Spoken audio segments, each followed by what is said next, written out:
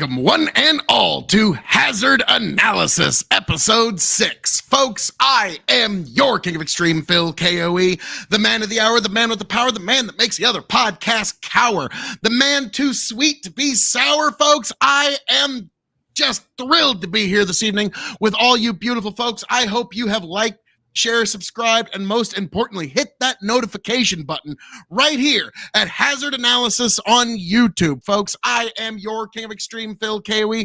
You can, of course, find me at KOE Nation on YouTube, TikTok, Twitch, and now Twitter. Yes, folks, your King of Extreme has joined Twitter and is well on the pathway to that blue check mark. So head on over. It's all very on brand. KOE Nation, YouTube, TikTok, Twitch, Twitter. Folks, it's where you need to be. And this evening, I am joined by my indomitable broadcast partner, the one, the only, the 14-time Revolutionary Wrestling Podcast champion, the non-copper-friendly, non-chill filtered, and quadruple distilled Tony fucking G. Find me at TikTok at Tony the Rod.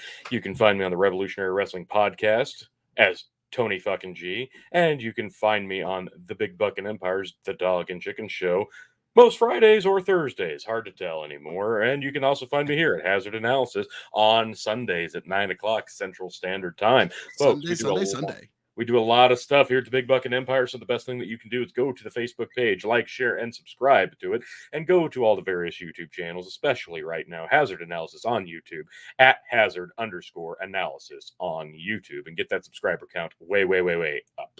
And we will do more shilling very, very shortly on some other things, but yes, we are back. Episode number 6, Hazard Analysis.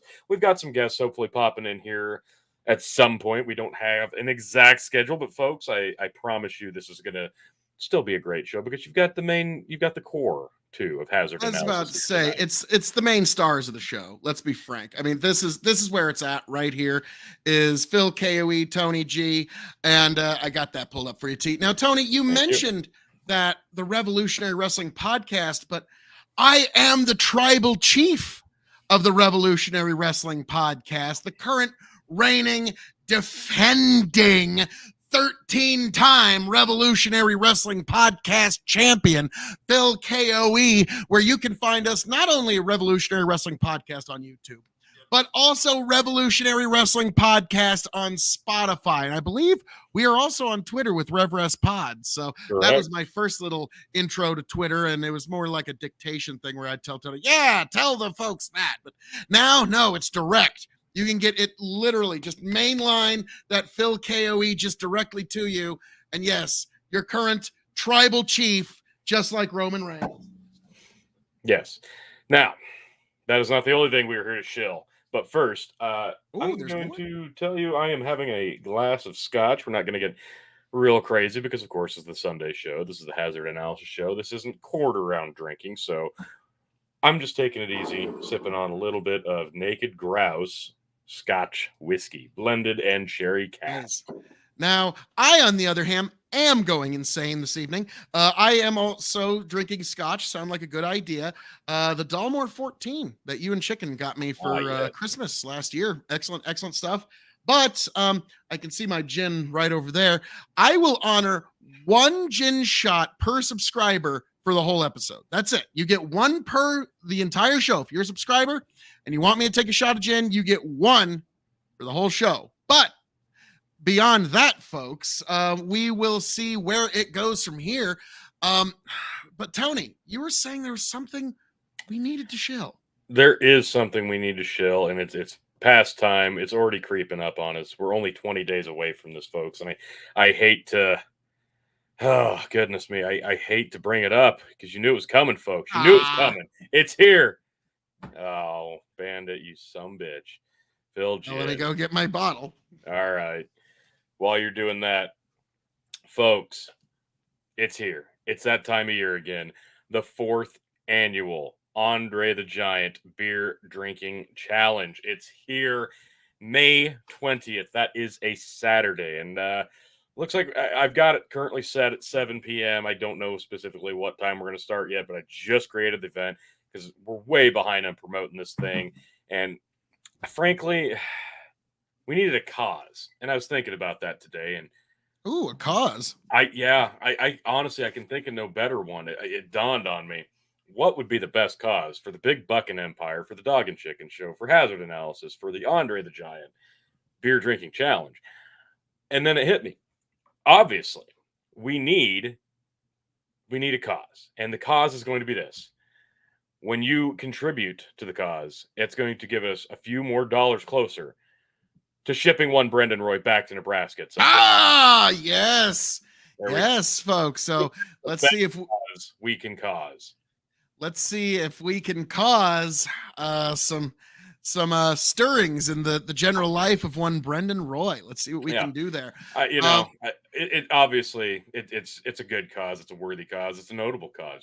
Get Brendan Roy back to Nebraska for another night or two of drinking with some seasoned veterans such as ourselves, folks. Go over to Big Buckin Empire page on Facebook and make sure that you hit interested on this event. This is one that you're going to keep in mind because this is a big one. It's one we do every year. This is going to be the 4th annual.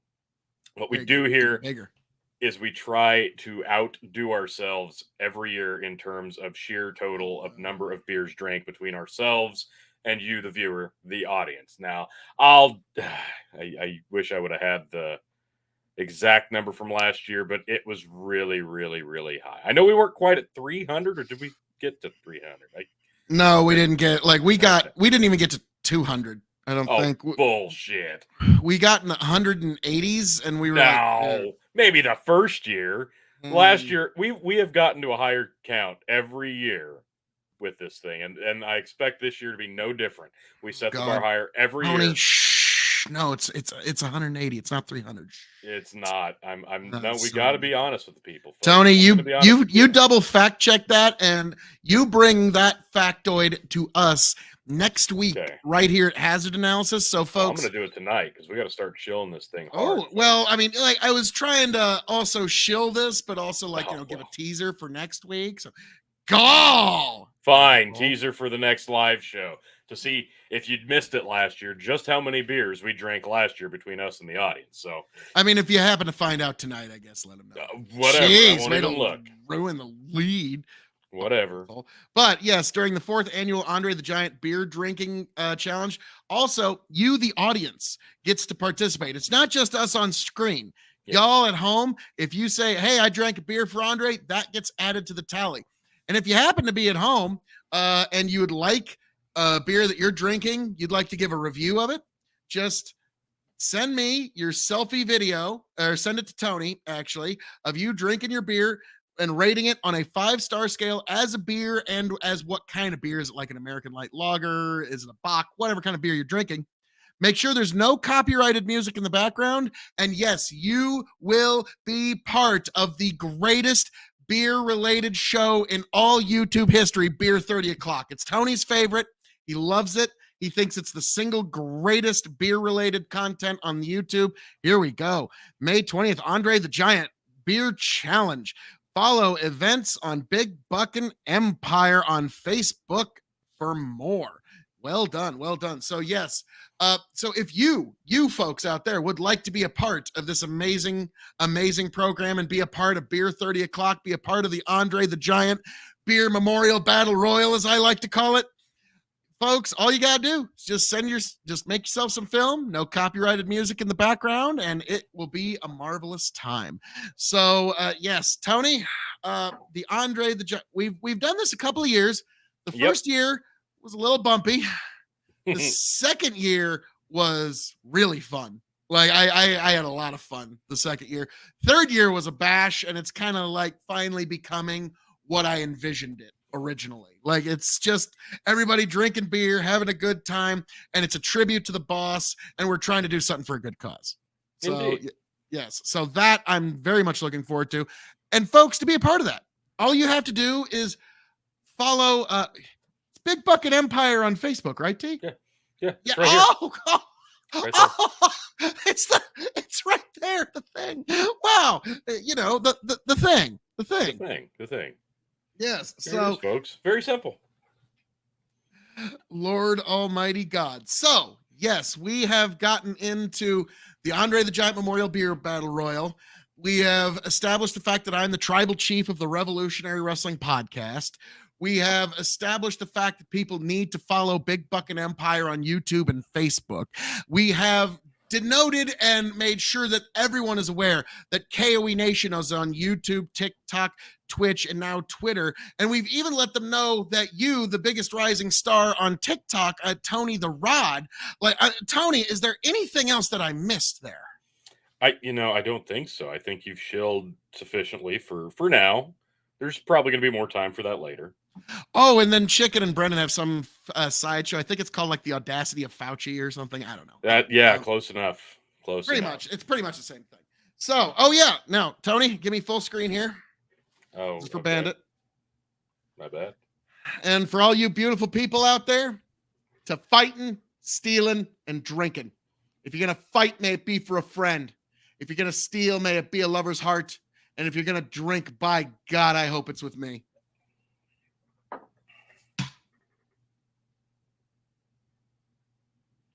How was that, Phil? Ah. Ah.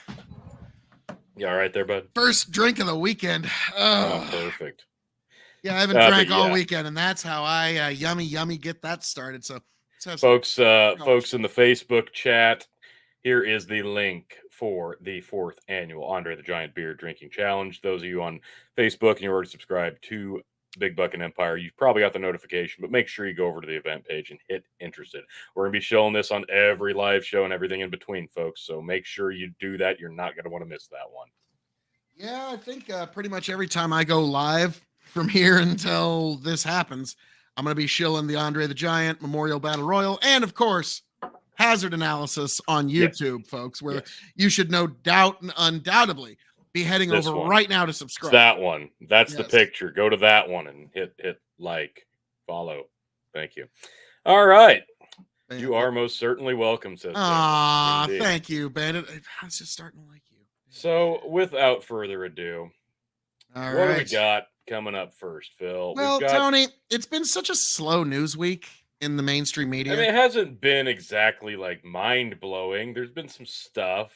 Oh, wait, Tucker Carlson. Oh, my God. Yeah, like on the right wing sphere.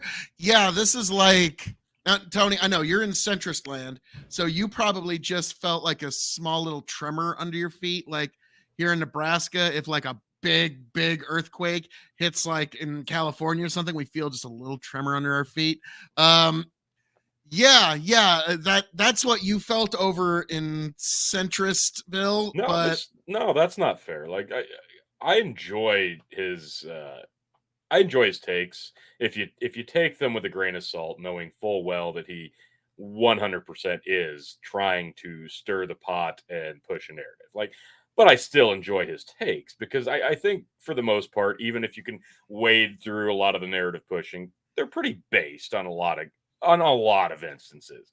I think if you unwrap the box that is the heavy conservative Fox narrative pushing, there is a gem of real base there. And I always enjoyed his take. I actually thought at all the shows that you'd see on Fox in that specific window of time, like his is probably the most entertaining. Even if you hate his takes, like he had the best delivery. This is a big gap. This is a big void. This is huge. This is not something that's going to be good for that network moving forward. They've lost there's different measures. Like some people say they've lost 200 million in market share. 787.5 million to be exact. Okay. Now, is that from the Dominion lawsuit or is that from the just market share?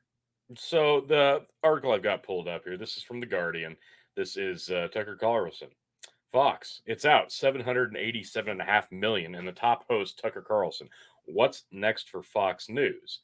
They ask. In less than a week, Fox News has agreed to pay out more than 787.5 million in a huge legal settlement and fired its most. According to an anonymous leak. So always keep that in mind, folks. In an unprecedented crisis for the U.S.'s most watched cable news channel, just as a critical presidential election cycle begins. With the 2024 election essentially already underway, right-wing Fox News must now wrestle quickly with how to hold on to its audience that Tucker Carlson, the incendiary right-wing extremist who was fired on Monday, captured and cultivated during his murky 7-year tenure as a primetime host. Early signs have not been great. Brian Kilmeade, a happy substitute, has already managed to lose nearly half of Carlson's 3 million viewers, who appear to have decamped en masse to Newsmax, Fox News' upstart competitor. So that really, to me, that's the big thing that you got to consider here. We are, like it or not, on the heels of a big, big, big presidential election, because they all are, let's be frank. And the biggest contributor to Republicans, conservatives, and the like on the voting sphere just lost its most popular talking head, a bunch of money. And frankly, they're looking at losing a lot of fans overall, depending on where Mr. Tucker Carlson lands precisely. So this is big. This, like it or not, this turmoil, this situation is already going to be a bit of a divide and a bit of a sidetrack for an already waning Republican base. Let's be frank. Well, because a lot of them are going to be diehard to Fox. A lot of them are going to be diehard to Tucker. They can't all be the same thing now. It's like Babylon B said, right now, millions of baby boomers are calling their kids, asking them how they can change the channel from Fox News. Bandit says, struggle bigly. Did Trump win this? Wiggly wiggly. Shit. I shouldn't tell, but yeah, Tyler, anybody on this show can get one gin shot the entire show if you're a subscriber on Big Buckin. You're not going to get one every hour, but you get one per show. Bandit's already got, but now, Tony, one thing I do want to say is when it comes to Tucker, now that he's left, ostensibly the main reason that conservatives would defend Fox News has left. Yeah. I mean, now, like when the left talks about like, oh, Fox News is just this den of vipers and evil folks who are just willing to sell you, and they're not trying to appeal to your best interest. Conservatives are going to be like, yep, totally with you. Now, conversely, on the other side of this, Don Lemon is also out on CNN. Now, his is a little more straightforward. Oh, I know, but worthless piece of shit, asshole, narrative pushing, racist dickheads of the talking head community is out at the worst news media outlet. Oh, say it's not so. I Phil. know, but my first thoughts were, Tucker, Don, there's an open time slot on some networks that you can jump at. Like Tucker just jumps to CNN and he's suddenly a little more moderate. And then Tony, you'd hate me if you saw it, but if Don Lemon legitimately got Tucker's time slot, you would see that guy just short of anything but put on a MAGA hat. Okay. Like that guy would he would pander to his audience like that. It would just be like magic. You would watch his politics change overnight if he suddenly had Tucker's time slot with Tucker's advertisers, with Tucker's payday. Oh yeah, Don Lemon would fucking flip on, like he would flip flop worse than John Kerry or Jeb Bush. Okay, like I think that's really the big reason people hated Don Lemon, not because of his shitty politics, and they are shitty, but because you could see through it. Call him Mr. Cellophane because this guy was as transparent as possible. This guy didn't believe a word he fucking said. This guy was the definition of talking head, not even knowing what he was truly saying. Talk about Don? Don Lemon's just worthless. That's why I enjoyed Tucker Carlson, because you could tell at the core of it, there was at least a shred of belief in what he was delivering message-wise. Mm-hmm. It wasn't just shilling nonsense at its core. He actually understood what he was talking about and had an opinion on it. Yeah, actually, what's funny is my daughter and her friends, they would sometimes hate watch Tucker. Don Lemon isn't getting Tucker's payday. That's because he's not valuable as Tucker's payday. But if he was getting Tucker's payday, he would change his politics like that. Yeah. But like, no, my daughter and her friends, they would sometimes hate watch Tucker and they tell me about it. And like, to me, I'm just like, good. Some of that common sense is gonna seep in there. Like now, granted, their politics are just completely opposite, so it doesn't usually line up. It's like, no, even if you don't like the guy, at least you're being informed as to what's going on, and at least you know what the other side's thinking. Like me, I always listen to Kyle Kalinske all the time because he's on the left, and I think it's good to know what the other side's thinking. But no, actually, of all the people, already at CNN a long time ago. Yeah, a long, long time ago in a galaxy far, far away, back when had a bow tie on. Oh, He yeah. was, Bow tie Tucker. That's right. yes, yes. So we could see the return to that gimmick. Tucker like, hey I don't. everyone, Bowtie Tucker's back here on CNN. Hey, they're offering me like 80% of what I was getting paid. So, like, oh, he would do that. But here's the thing: of all the people, Brian Seltzer had this to say when he heard about Tucker being outed at Fox News. He said, Tucker can literally write his own ticket. Oh, He yeah. can go anywhere he wants. Yes. And if he wants to start his own venture, it will be tremendously successful. I mean, Tony, if Tucker starts a new venture, there's a chance I'm going to start watching it. I mean, they're like, he will have the rights ear. Okay. And like, whether anybody likes him or not, whether you love him or not, hate him or not, he speaks to a segment of this country and this population that a lot of people don't. And Well, I think when that's what we need to talk about. Let's go that direction. Like, where is he going to go from here? Where's Fox going to go from here? Because that's what we need to think about. The damage is done. Fox did it themselves. They had a big blow, money wise, kind of. It sounds like a lot to you and I, maybe not so I mean, much. yeah, they lost 780 million in this settlement, but also keep in mind that Budweiser lost 6 billion in market share over 6 cans that they made. So yeah, the shit can move fucking crazy in today's modern world. See, so yeah, I think that's what we need to focus on. Dan says, I doubt Tucker's sticking with dinosaur media. I think this is important. Let's talk about where does Fox go from here, because it sounds like the replacement's not going to pan out long term. And what is Tucker going to do? Because he's not going to sit by idly. So let's start first with Fox. Well, it's like with Fox, it's like a TikTok that I saw earlier, just like 2-3 days ago, and they're talking about, oh my God, Tucker's out on Fox. Don Lemon's out on CNN. Well, I'm sure CNN's not going to be able to find somebody to read the teleprompter and spout left-wing propaganda. And I'm sure Fox is going to be completely unable to find someone to read the teleprompter and spout right-wing propaganda. I'm sure they're finished now. There's no way. Now, That's what I want so to that'll keep on going, but who's it going to be though? Like, who's going to be the one to step up? Because it sounds like Brian Kilmeade's not going to cut the mustard when it comes down to it.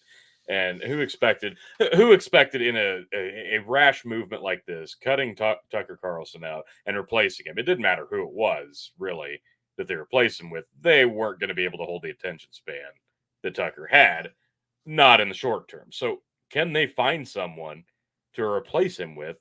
And does that person even exist yet? Or is this something they're going to have to grow organically? there is only one person left in the Foxosphere that has that level of like, and you're not going to get anywhere close to his star power as Tucker's, but you're at least kind of touching it.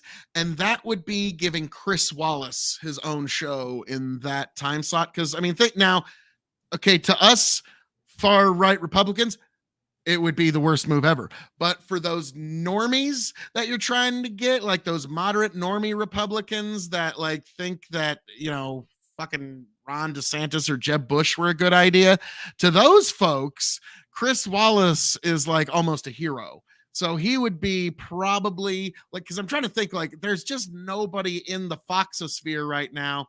Greg Gutfield, like the Five, has really good ratings, but I don't think you can pull one of those people from the Five, put them in Tucker's slot, and hope to find magic. And like, oh, he's no longer with Fox Bandit, but it was probably because of people like Tucker and the whole thing that happened with the election. But if you offer him a big enough check, I guarantee he's coming back. But in terms of people that you have there now, I have a Brian Kilmeade is not making up the difference. No, he's not going to be the answer. I do have a thought though. Now, I don't know. Tell me what you think of this idea. Maybe former press secretary Kylie McKinney. Easy I don't on think the she'd take the eyes. job. Easy on the eyes, and frankly, yeah, she can handle her own when it comes to the media. So I'm just throwing out. She would be a good pick, but I don't think she's going to take the job. Just because, like, Why? everybody that's kind of tied to the Trumposphere kind of sees Fox News as controlled opposition. Well, let's be frank. If the election cycle doesn't go in the Trump favor, and she's not, even if it does, and she's not the new pick, which she probably wouldn't be anyway, that's not a bad gig to turn down, Phil. Like, I don't know. Oh, I no, I Bandit. totally get it. Oh, Bandit. If only. If only. Jeez. The internet, folks. But no, she's sharp on her feet, and she was really good at what she did. She was basically, now granted, I loved Spicy. Sean Spicer, like I loved him for all the wrong reasons. Okay? He was like epically like way too combative, and like his first ever press meeting still goes down as one of the worst I've ever seen. And like, and it's epic. It's true. Like it's unto itself. But then when we got Kelly McEnany, she just fucking wiped the floor. Like she was perfect for that job. So yeah, she was amazing in a role. Now, when you do that job, basically your job is to speak a lot and say nothing. That's the whole job. Just like, and now the current lady that we got in there, I forget her name at the moment. She's perfect at that. She can filibuster for 2 hours, and you'll be like, what? Like it'll be like Jacanadar. Like, what the fuck did she just say? Like that meant nothing. We've had a very, very good long line of press secretaries that have not said much, but spoken a lot over the years. But no, Tony, I don't think she's going to take that job. That's a lot of pressure. You got to take Tucker's time slot. I'm just saying, I'm not saying throw her in right away. I'm saying maybe work her up the ranks, because I think that would be one that the demographic could get behind. She's held the captive audience before. She's got the look. She's got the tongue. I think it would work. Eventually. She's got the looks. So, okay. Fox, they're probably not going to be able to match the charisma. Not right away. Probably not for a long time that Tucker had.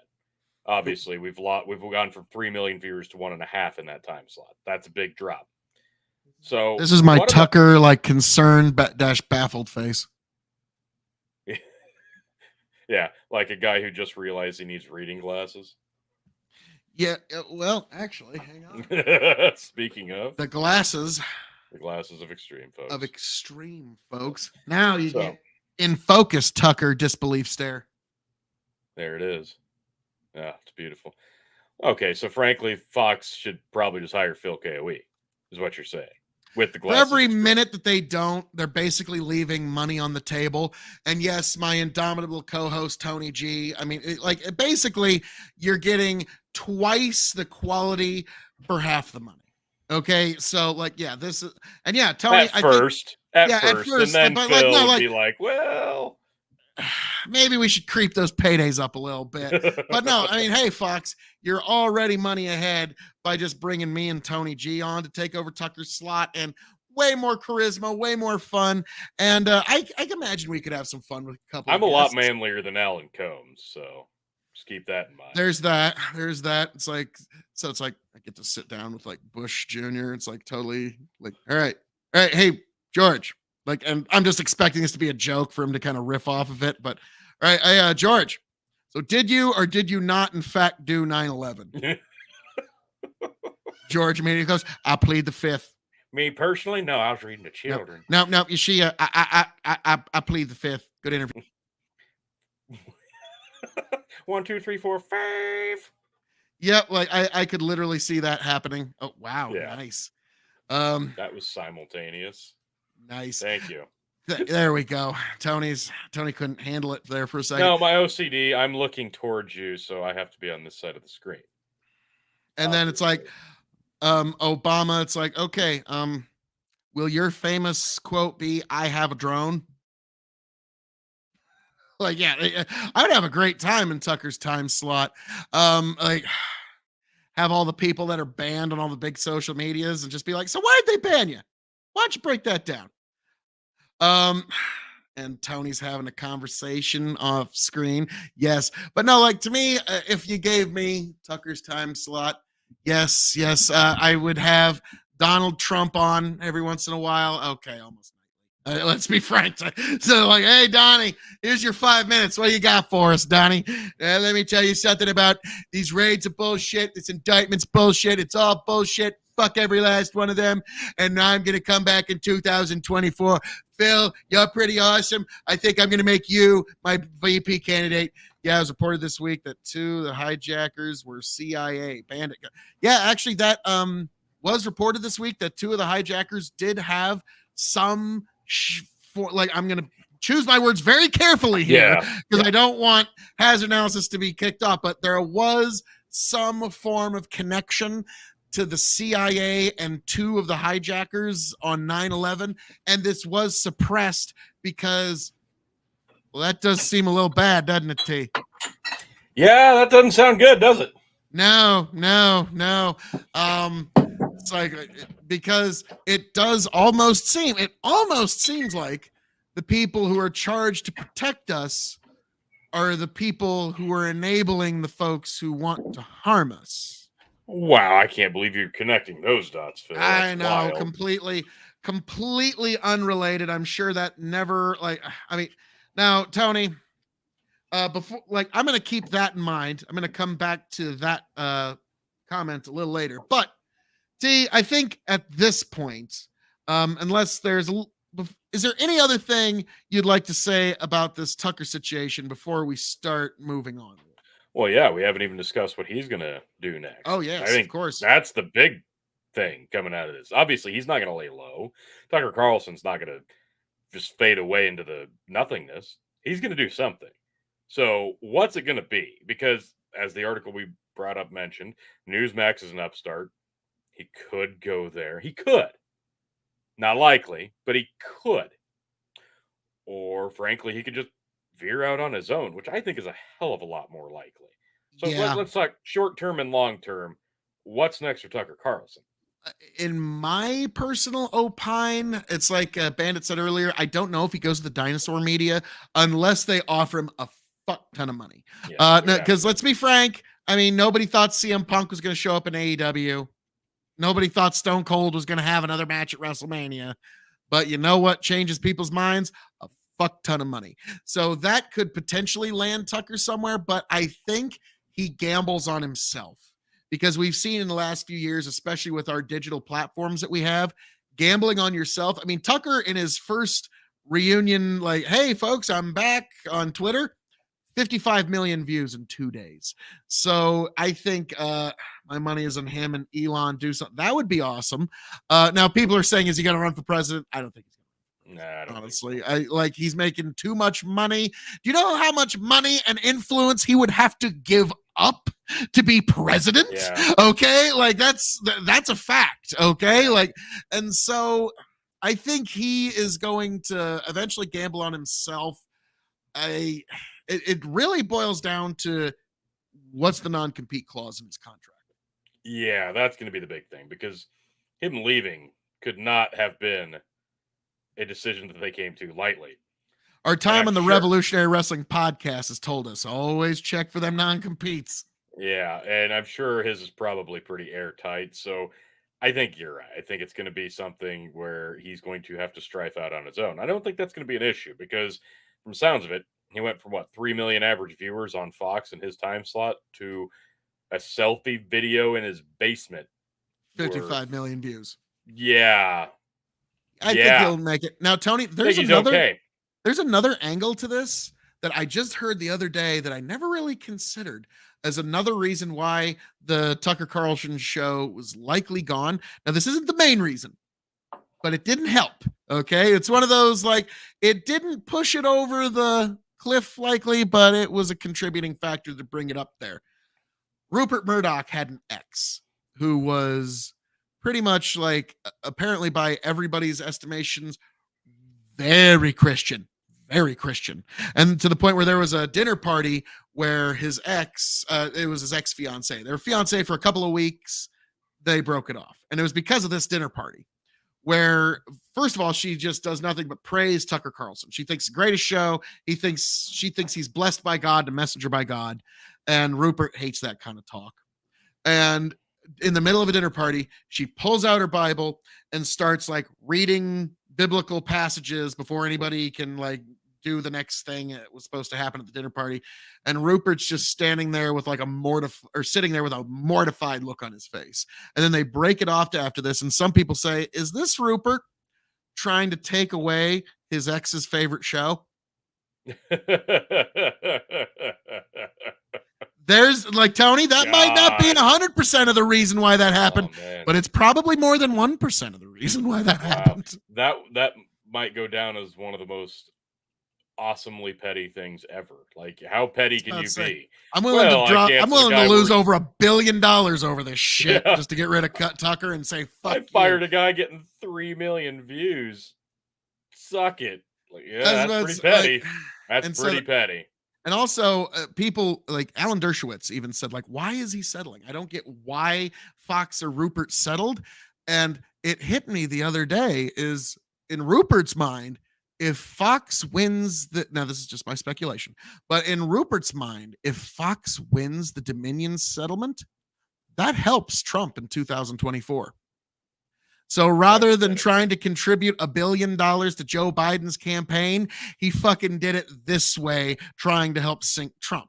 And so, like, to me, that's, and again, it's not 100% of the reason why they settled, but it's probably more than 1% of the reason why they settled. So it's fascinating, like, especially when there's a move this big to say, oh, it happened just because this. That's like saying the Iraq war was because of oil.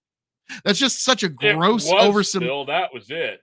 Well, it's just such a gross oversimplification of what's happened here that, like, I scarce think that you should try to find one reason. But Tony, now I turn it over to you. Like, what do you think Tucker does from here? Does he just fuck off and enjoy his money and do nothing? I think short term he's going to fuck off and enjoy his money. Maybe the stars going to line and we could get him on an episode of fucking Rogue, and I think that would be great. But I don't think he goes.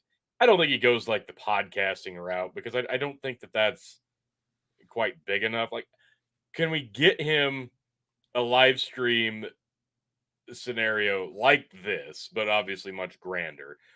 No. This'll do. Oh yeah, sure. We'll have you on Hazard Analysis, Tucker, or we'll even let him open the show. Can he find a way to promote himself on exclusives like Truth Social or Twitter, like Bandit was alluding to? Can he get a streaming deal in place where he's betting on himself until Fox realizes they fucked up Caves and offers him the job back at probably twice the salary? Like, to me, honestly, I think he just kind of goes and tries to build his own Daily Wire, for lack of better terms. Like the Daily Wire, like I've talked some smack on the Daily Wire in the past, but they do understand being a digital juggernaut. They do understand how to project themselves pretty far.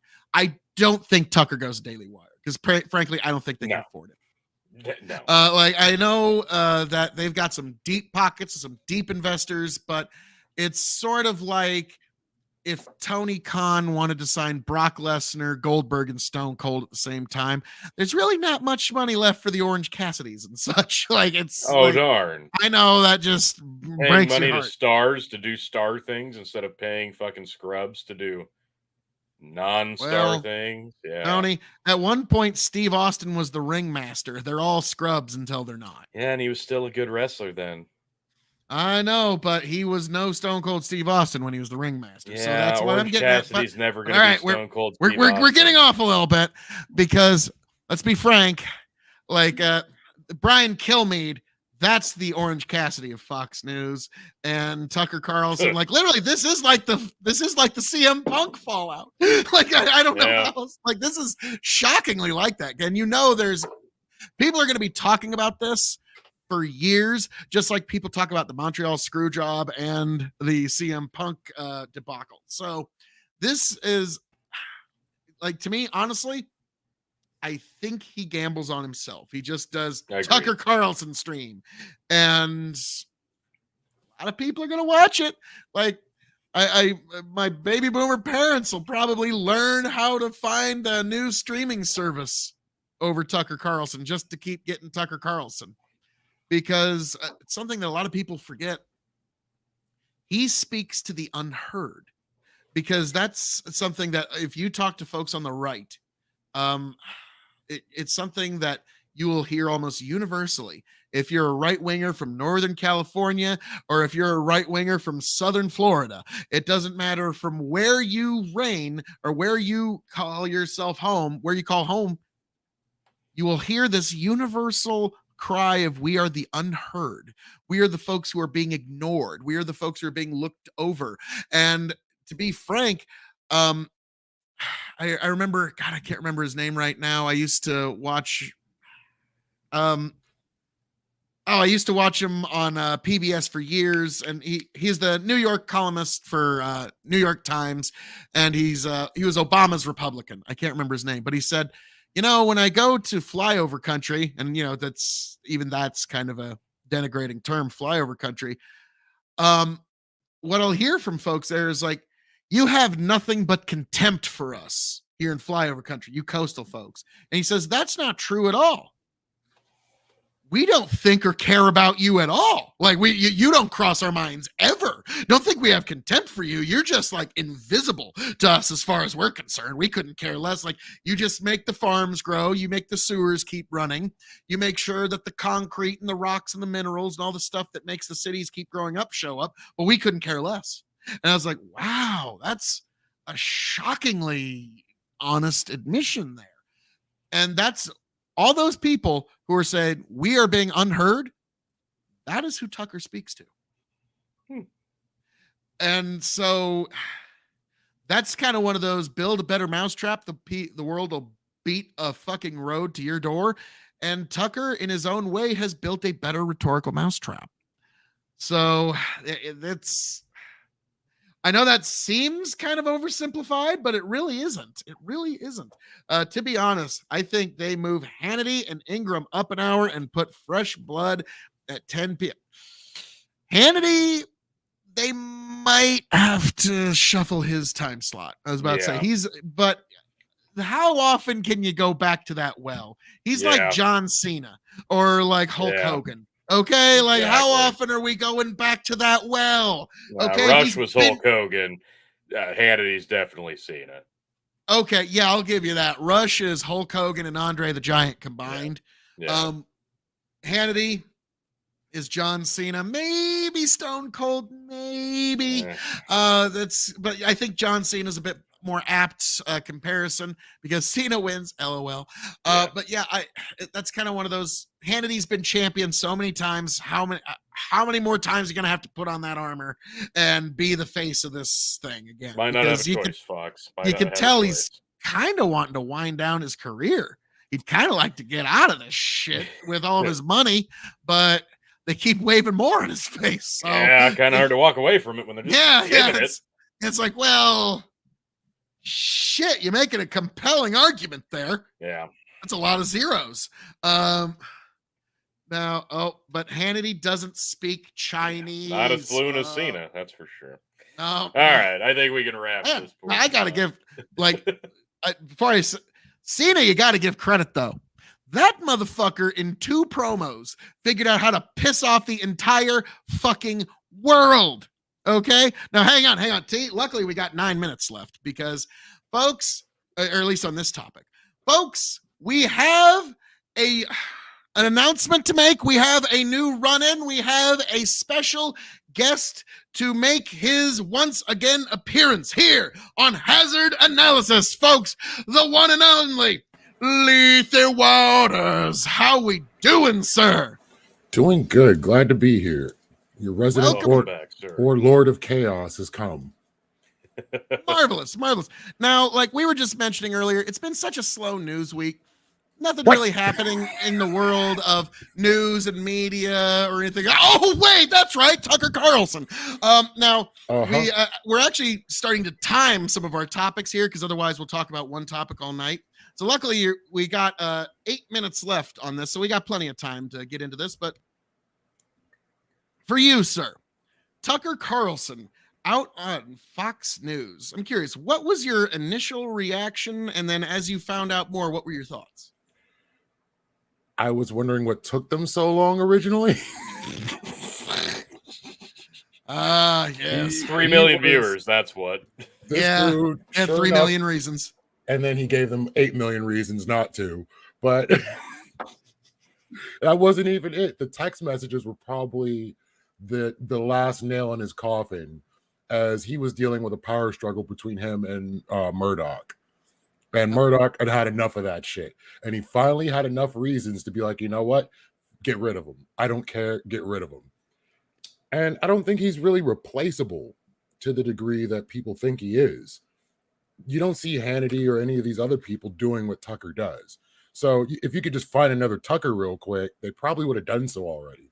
Yeah, exactly. But yeah, that's the problem is he, like I was telling Tony earlier, like he speaks to those who feel unheard on the right. And that is tremendously powerful. That's going to bring its own gravitational pull. And so Tony asked the question, we'll pose it to you. It's a twofer. It's a double header. Ooh. Where does Fox News go from here, and where does Tucker Carlson go from here, sir? Well, maybe Fox News will become a reputable news source again that no longer has to call itself entertainment. That would be a wonderful thing for them to do. I would be very happy to see some integrity going on there. Now, folks, if you can't tell, Lethe's a little bit on the other side of the political aisle than us, but we always love having him. All right, continue, sir. As for Tucker, the world is his oyster at this point. He could be on the Daily Wire. He could be over, in any of the other spaces that have been created since the fracturing began within the Conservative Party. And you know what I mean by the fracturing. The fractured butthole, like South Park. Exactly. So my biggest thing about why I don't understand why people on the right were really so pro Tucker, it literally came out that he was friends with Hunter Biden and his laptop and was asking him for help getting his kid in school. Come on. Yeah, but now here's the weird thing though is the text messages aren't going to mean much to folks on the right. First of all, most folks, most of Tucker's fans, have to call their millennial kids to ask how do they change their channel off of Fox News now that Tucker's not on anymore. So they're probably not going to hear too much about that. But also, second of all, private conversations, I don't think are really to me, it's if it's public, that's one thing. When you get into private conversations, I don't really know about how much stock you should put in that, because let's be frank, Lethe, if I find a private conversation from you, I can make you look bad. If I find a private conversation with Tony, I can make him look that's kind of the nature of a private conversation. But when you were talking about, Fox will get its reputation again. Actually, Lethe, you're going to see something very fascinating over the next year. And especially leading up into the election season. People on the left are going to talk about, thank you. Them being friends behind the scenes is not new to us. All right. But what you're going to see is the leftists attacking Fox News. Fox News, this, that, and the other thing. And then you're going to see the right going, yep, totally agree. Fuck them. Because with Tucker gone, ostensibly the only reason for the right to put any effort into defending Fox News is gone, because he was the personality that they liked. And with him gone, it's basically so who's going to read the teleprompter and tell us right-wing propaganda now? Pretty much. And we were kind of saying on CNN, it's kind of the same thing with Don Lemon. Now that he's gone, who's going to read the teleprompter and read us left-wing propaganda now? I'm glad you mentioned that. Everybody just forgets Don Lemon also got booted the same damn day. It's like Tucker here, Don Lemon here, in terms of importance to the media and their ability to shake and move things. Okay? Don Lemon's not exactly going to be able to churn out 50 million views on a selfie video and put out on social media. Don Lemon's not going to have offers coming in from the likes of a Newsmax or Daily Wire or anything on the other side of the spectrum. Don Lemon's probably going to be happy to get discounts on his DoorDash at this point. Ooh. Now, you hate to see it, folks. I said this earlier. You'll hate to see this worse, and just something to kind of think about. And Tony pointed out he'd never get this payday, but if you were to give Don Lemon Tucker Carlson's time slot on Fox News, give him Tucker Carlson's advertisers, his payday, everything, you would see Don Lemon just shy of put on a fucking MAGA hat and talk about how you need to fucking vote Donald Trump. Like, you would see him switch on a fucking dime like that if you pay him as much as Tucker was getting paid. I can't even say you're wrong. Yeah.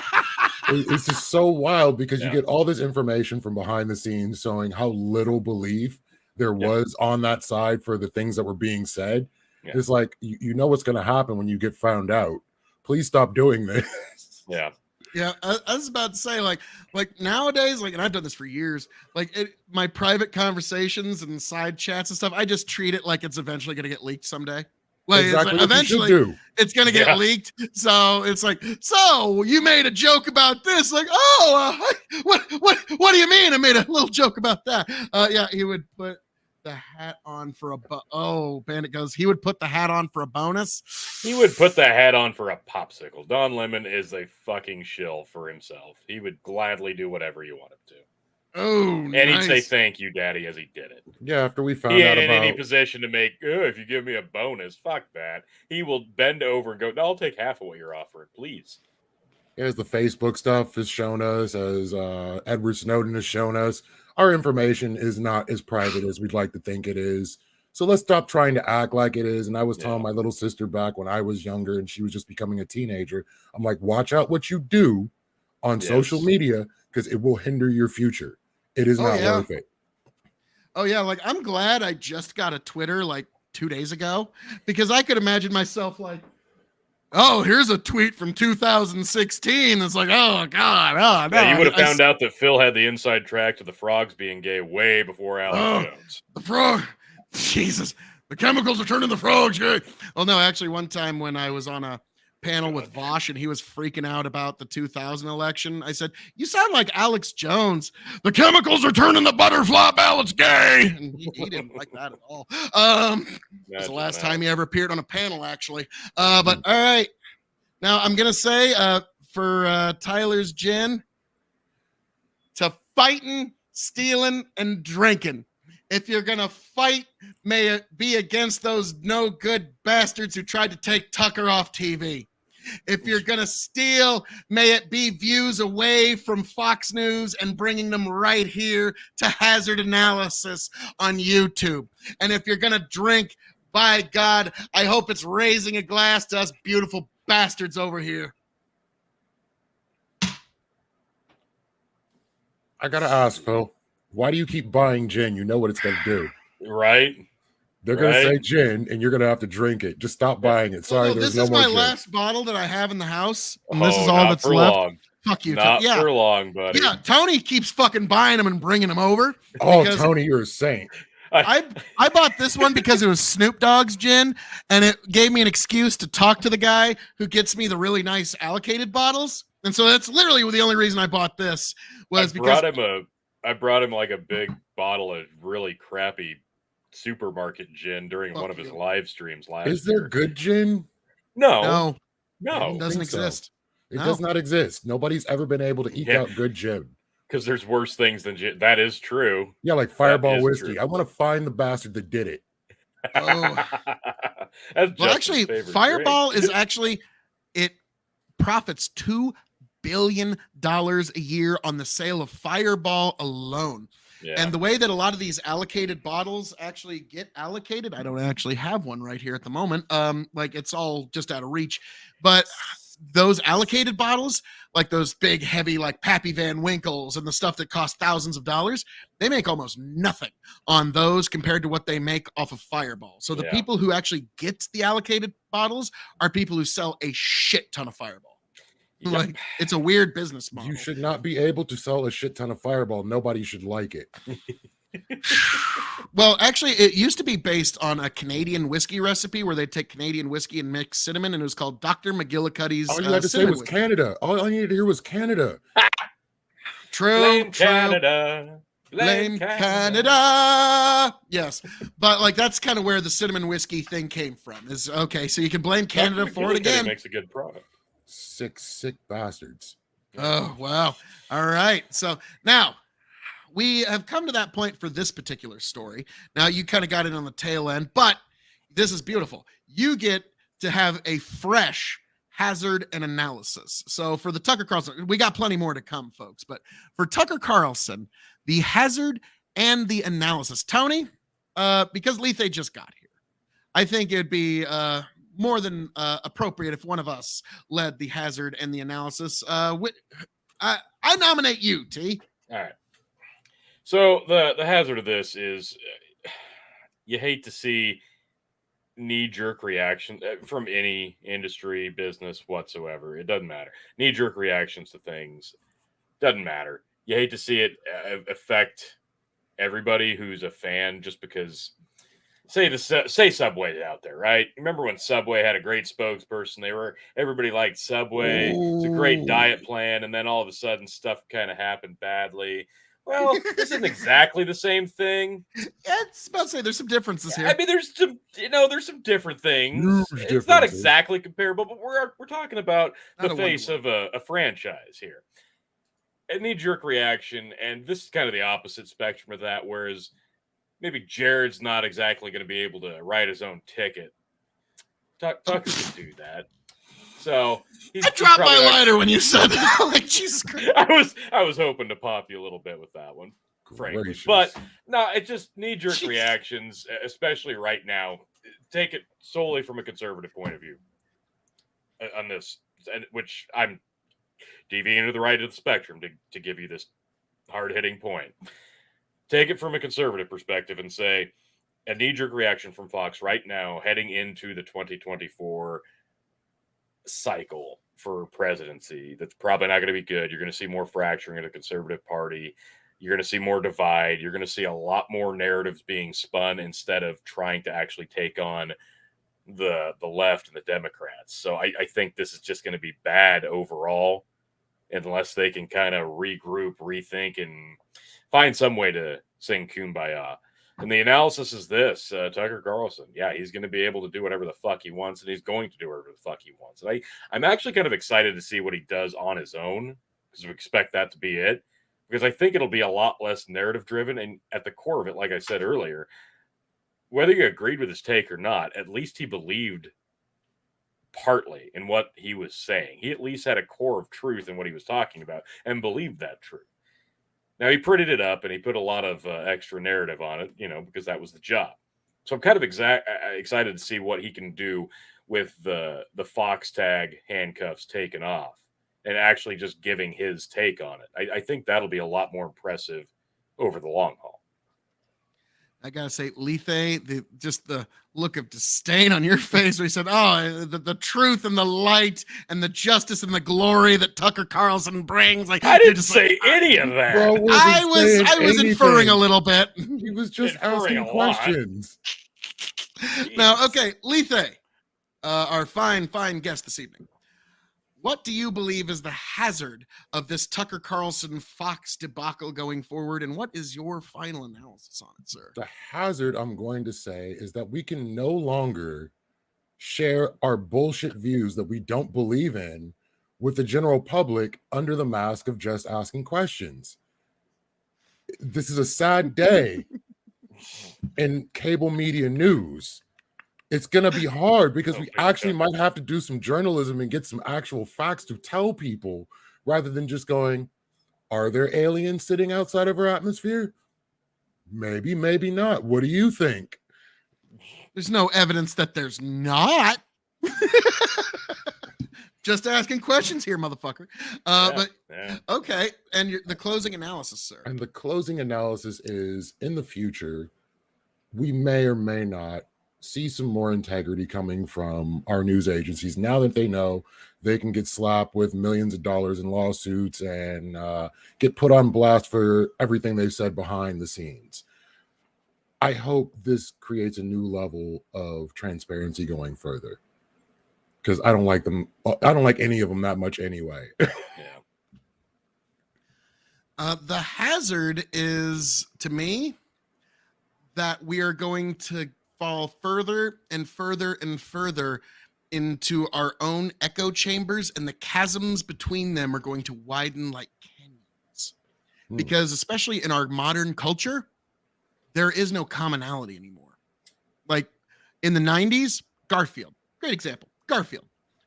whether you liked Garfield, hated Garfield, didn't give a shit, you still Loved had Garfield. some level of awareness of what Garfield was. And we all had that cultural commonality of experience. In the era of the internet, we do not have that. And Tucker leaving Fox News is a further balkanization of the American body politic and further balkanization of our minds.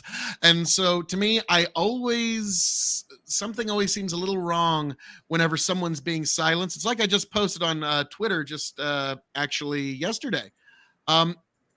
Banning people and censoring people doesn't prove that you're wrong. It just proves that you're scared. And so to me, I don't like what's happening here, but it seems like this is a multifaceted issue where, like Lethe said, and like I kind of touched on earlier, there's a deep-seated rivalry between Rupert and Tucker to the point where they don't get along at all, and they both just kind of put up with each other because they were just giving each other mountains and gobs of money.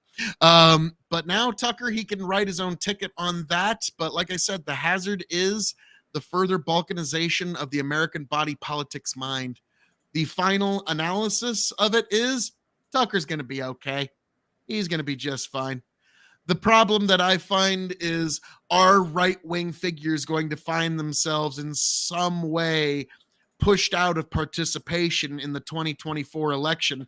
Just like in 2012, Obama essentially audited the right-wing organizations out of participation in the 2012 election, and how the Southern District of New York prosecutor basically prosecuted the NRA out of participation in the 2020 election.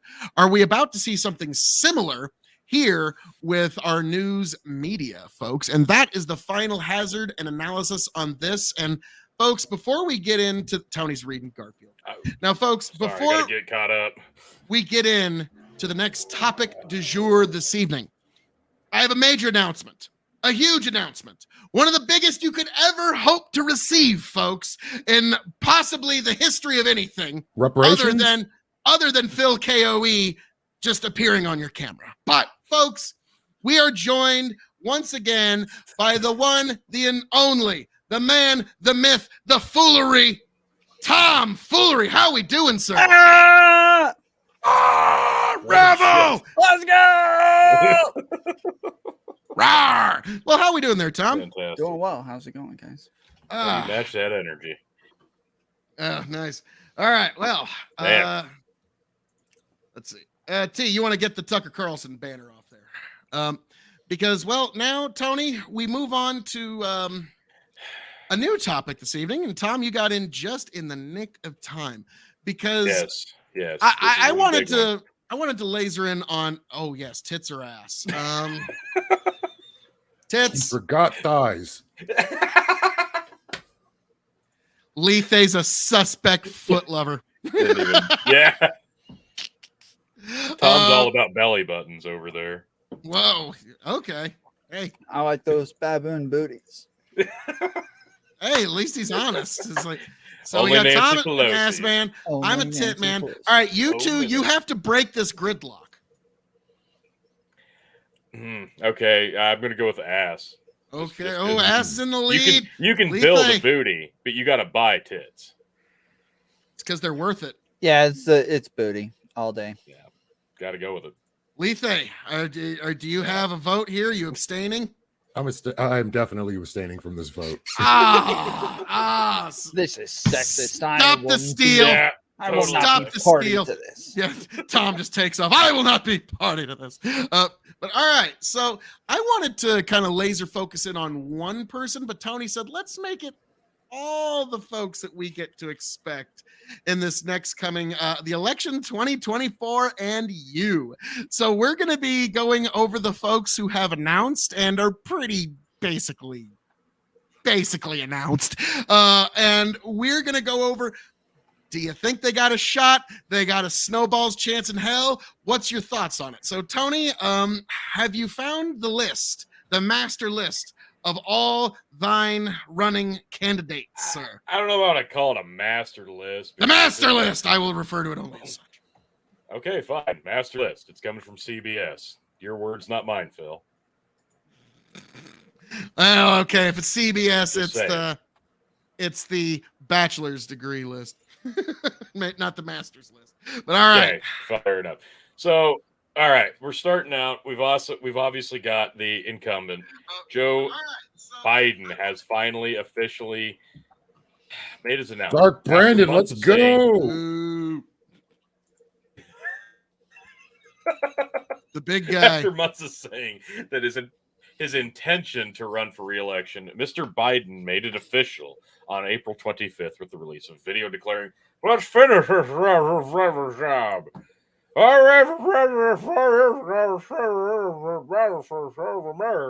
And then more. Like I'm right. It's like I'm right there. I understood know. all of it. We know. It swayed Tom. And, yeah. It's got his vote. He originally said when he was campaigning the first time that he would be a one-term president, or at least heavily implied so. So now No, that he explicitly said he would be a one-term president. So.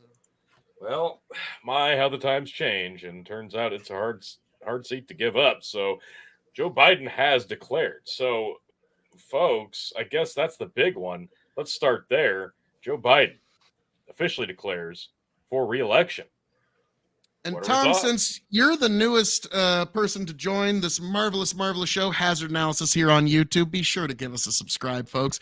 Tom, I'm going to give it to you first. Joe Biden, what are your thoughts on his potential as a candidacy? I know it's a long shot. Best president in the history of America. So I'm gonna No. go ahead and Well, give him Tony, you another vote. enjoy the rest. Oh my God. Yeah. You got Phil to leave. Like, honestly, that might have been the greatest comment You ever. literally got silence out of Phil. That was amazing. I never thought I'd see the day. Congratulations, Tom. You've done it.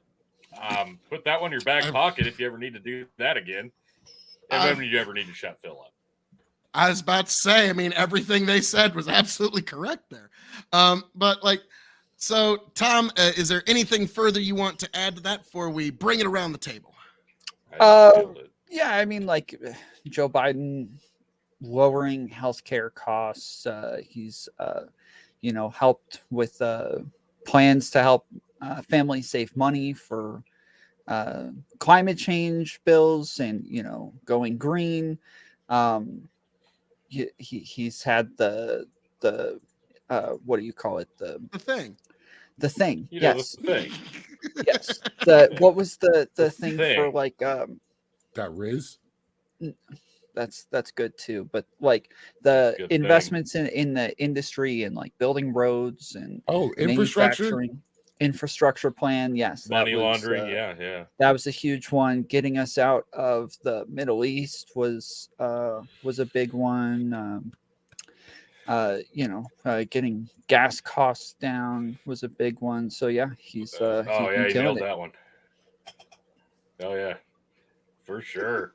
The Inflation Reduction Act, another great thing. Child tax credits, it's amazing. We all love children, right? Yeah, damn right. But well, sorry, I mean, Kill I'm encroaching on Tom. Kill inflation with more inflation. Yes. Well, no, like Tom, if that's okay, let's just segue right at Lethe, sir. Joe Biden. I know real long shot candidate. But like, what's your thoughts, sir? I mean, an incumbent president usually doesn't do very well, but I'm going to let that slide for now. Dark Brandon's myriad of accomplishments while just rocking aviators and pure Riz is amazing. I heard Infrastructure Week every week for 4 years. You know what I never got to see? Fucking infrastructure. Just saying. It's Infrastructure Week. We'll get to it. Our previous president, as amazing as he was, with every office in his White House filled to do the job the American people needed that White House to do, managed to iron out a deal with the Taliban against the Afghani government to release war criminals to basically overrun the country again after they told them when they were going to be leaving. Hey, bruh, we're going to be leaving on the 12th, so I don't know what you're doing that day, but we're not going to be here. And handed that off to the next president who went ahead and handled it like a boss. I can't even complain.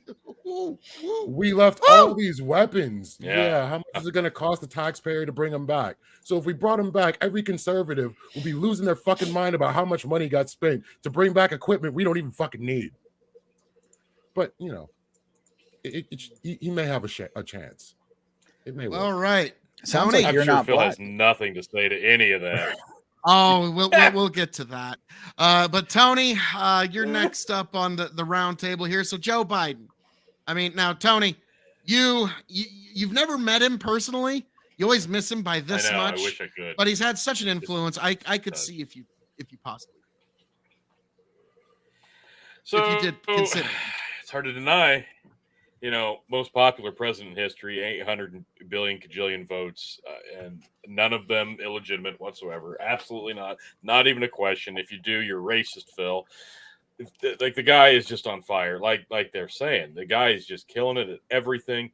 It's not like Donald Trump said, "Hey, we're going to get out of Afghanistan." Then he lost re-election. Joe Biden comes in and says, "Yeah, we're going to do that, but we're going to push it back like 9 months so we can make a publicity stunt with 9/11," and then fail miserably watching, the Afghani people fall off the plane. It's not like that happened or anything. I mean, he just crushed it. It was amazing. It was perfect exit. So good. So good.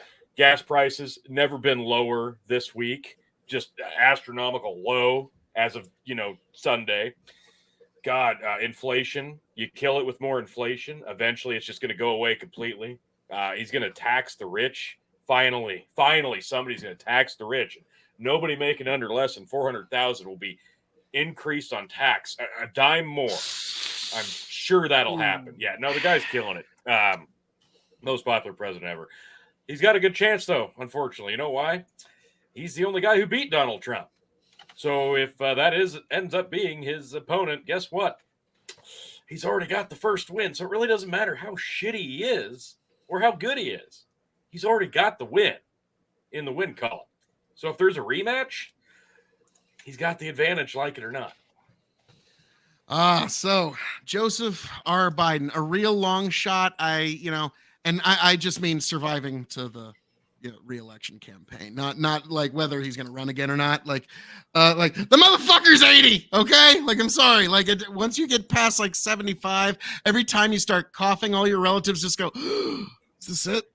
Like, so like that's a reality, and it's for both of them. Let's be frank. Like, it's a, kind of an older electorate as of late, but that's my G. But, let's talk about all the amazing things that Joseph R. Biden thus far, like diving us headlong into World War III with Russia in Ukraine. And it was just revealed on top of the special forces that we have there that they lied to us about. Turns out just a few days ago, Russian and American planes were in a dogfight where they were basically they did everything. They were getting into positions. They did everything but start to open seeking missiles on each other. So we're already getting into dogfights with Russia in the Ukrainian airspace. And so, yeah, Joseph R. Biden, thanks golly gee shucks for plunging us headlong into World War fucking III and this conflict that we're going to be playing hopscotch around for 20 fucking years. That's nice. Now, in terms of bringing those weapons back that you're saying, I'm sorry, but like in the art of war, you destroy your pots and pans and any swords that you're not going to use so that the enemies cannot use them against you. And don't bring them back because some people might whine about it isn't a good reason at all. To me, that's just a cope. The fact that whether we like it or not, the Biden exit of Afghanistan is unambiguously seen as a failure. Like, as the history books will say, 60 years from now, that was an unambiguous black mark on his tongue. An addendum on to the Afghanistan. Give me just one more thing. Because I have a response. Yes, but this is just my thoughts. I have a million my final responses. thought. My final thought on Biden is he promised he would be a one-term president. And I think, folks, this 2024, we, the American people, should make Joseph R. Biden keep his campaign promise by making him a one-term term president, folks. So yes, make Joseph R. Biden Nice. follow his own campaign promises for a change. And now, folks, let's open it to the opening Ravel. All right. I mean, I just want to point out that I knew that he was not only going to run a second term, but was going to finish this one. Tony, any thoughts on? Hey, It's not over yet. Before you start hoisting Any a thoughts on victory this flag, one? like it's only May of 2023, and he's like 100. So I'm just Falling saying. apart before our eyes. I'm just, and unless you want to start subscribing to the idea that they replace him whenever he keels over, theory, conspiracy, I'm just saying, it ain't over till it's over, Tom. It ain't over till it's over. And I'm sorry that I could not foresee that Kamala Harris would be this fucking unlikable as a human being. I knew she was unlikable, but to this extent, she's two things people don't tend to like: a woman and black. Like, what were you expecting? You forgot to mention liberal. Oh, man, I think she's actually like their looking, TVQ is just horrible. No, just it's the personality. Like, it's like her speeches are written by Chat GPT. Like, I am standing in a room here, and there's a flag behind me, and there's a microphone in front. Yeah. What's that? Agree. She'd be a lot better off if they were actually written by ChatGPT. Yeah. She must have had one of those early beta versions to write her speeches. The only addendum I wanted to add to the Afghani exit, I don't think Trump's exit would have been much better. I was about to say Trump literally would have done the same thing, and everybody would have been the best like, exit all ever. that matters is that he got out. That's it. That's all that matters. He promised we get out. That's all that matters. The difference being he would have done it sooner, and less people would have died. Hopefully, he would have because he would have done it sooner. I hope when he promised to do it. His 9 months. His timeline was 9 months shorter than Biden's. Didn't. So yeah, Trump's timeline was 9 months shorter, so it would have left in the early spring before the fighting season kicked off.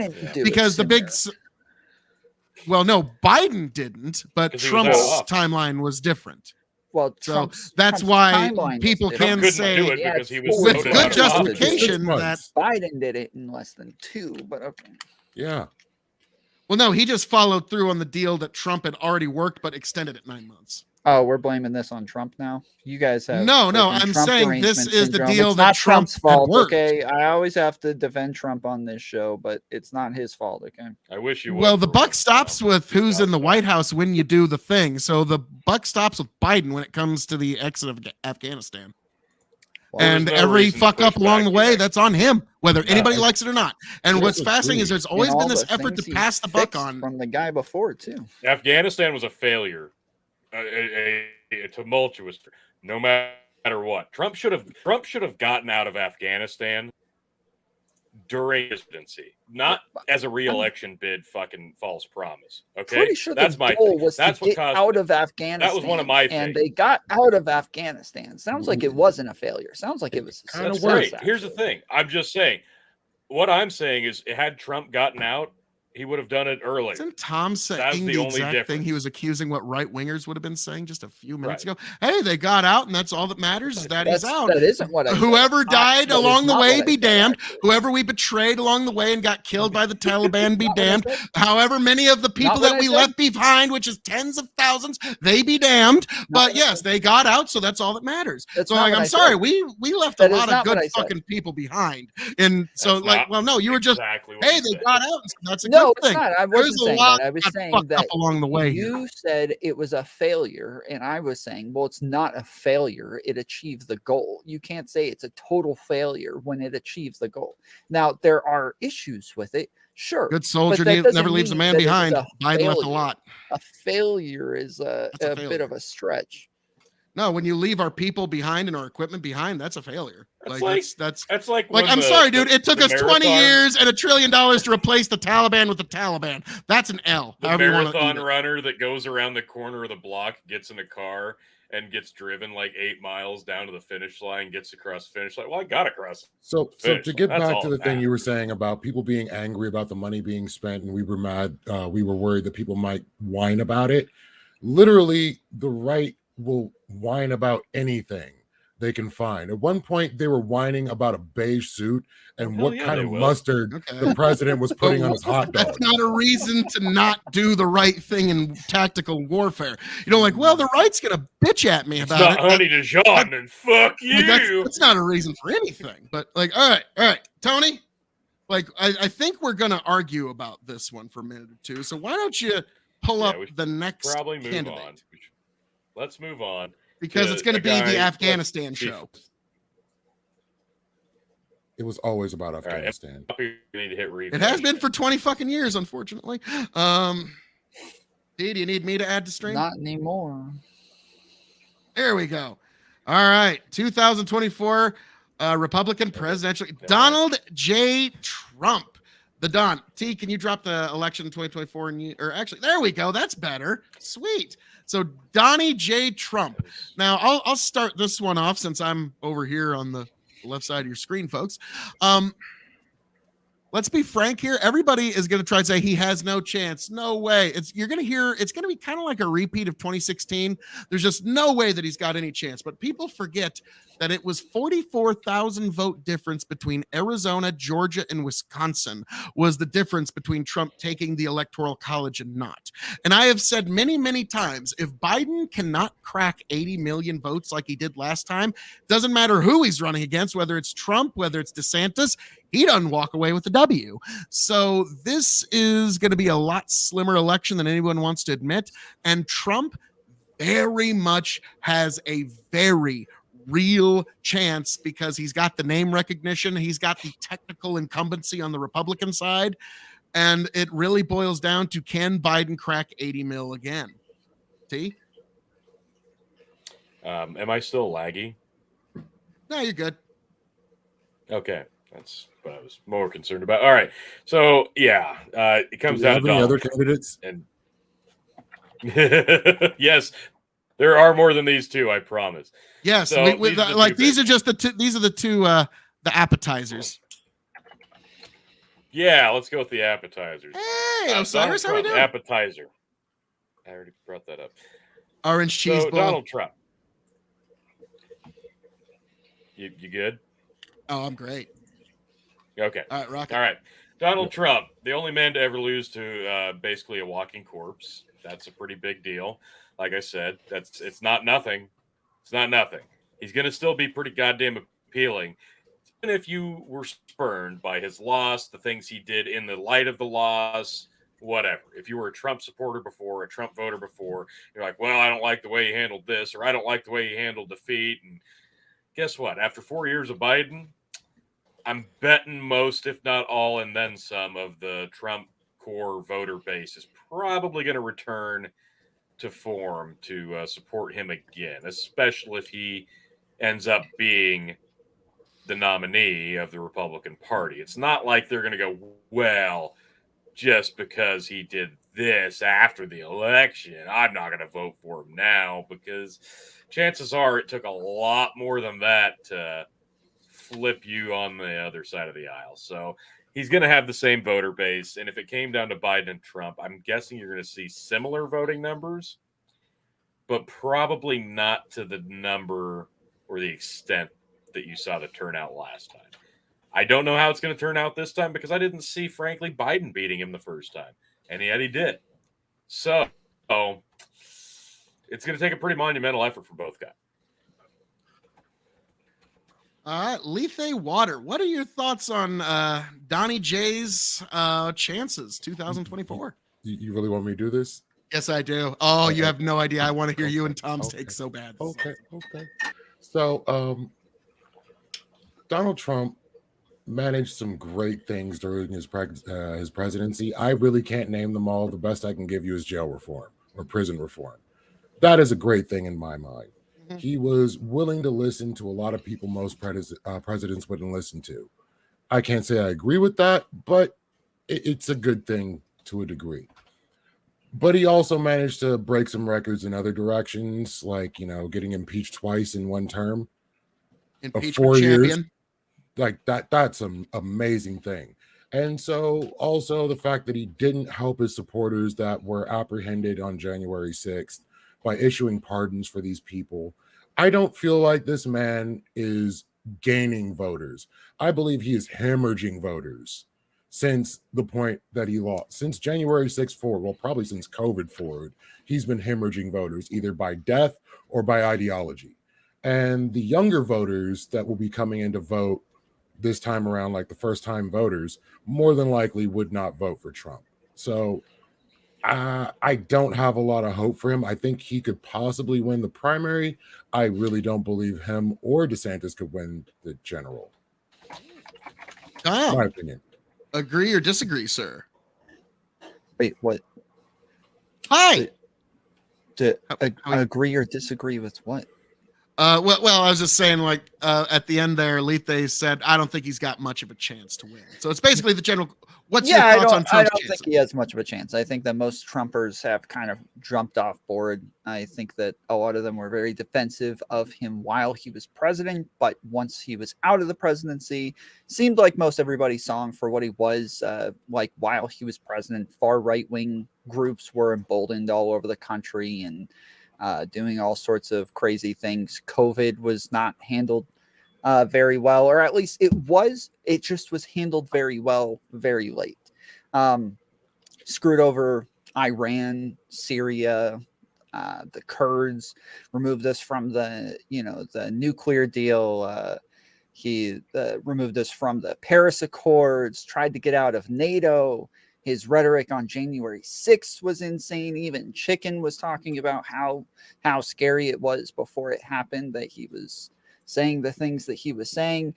But like most importantly, like the biggest deal for most people is that the Republican administration does not want to work with him. They don't trust him, and he's incapable of getting anything done. While he was there, he had the Senate, he had the House, he had everything, and still couldn't get anything done because nobody wants to work with him because he's incapable of being worked with. And so I don't think anybody wants to go through that again.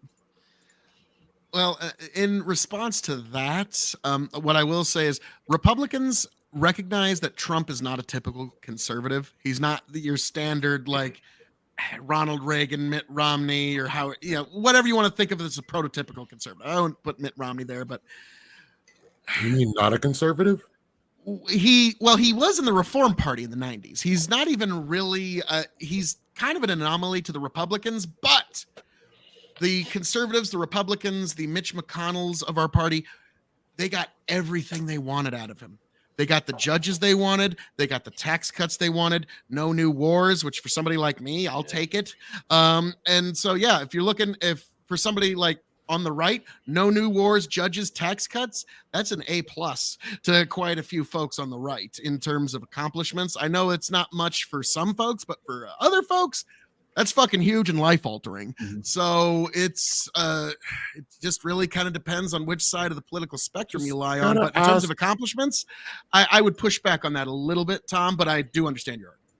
I think as far as judges, that was by far his biggest accomplishment. Oh, yeah. For sure. I mean, that the Second Amendment was saved and Roe v. Wade was overturned because of Trump. He said it. He said it. Clip that and ship that.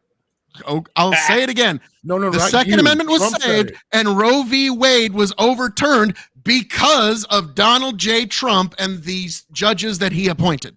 No, Trump claimed it. That's what I want you to clip and ship.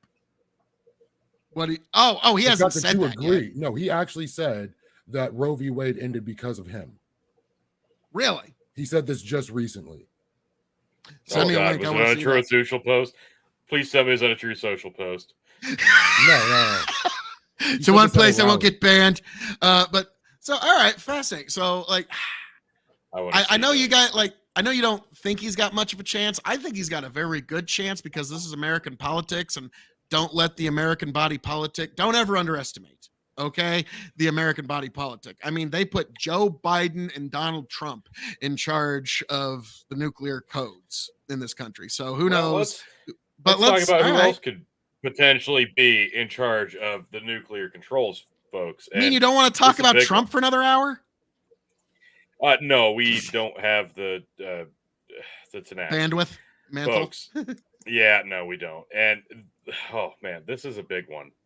This one feels good. This one feels right, folks. Nikki Haley. Like, this is huge.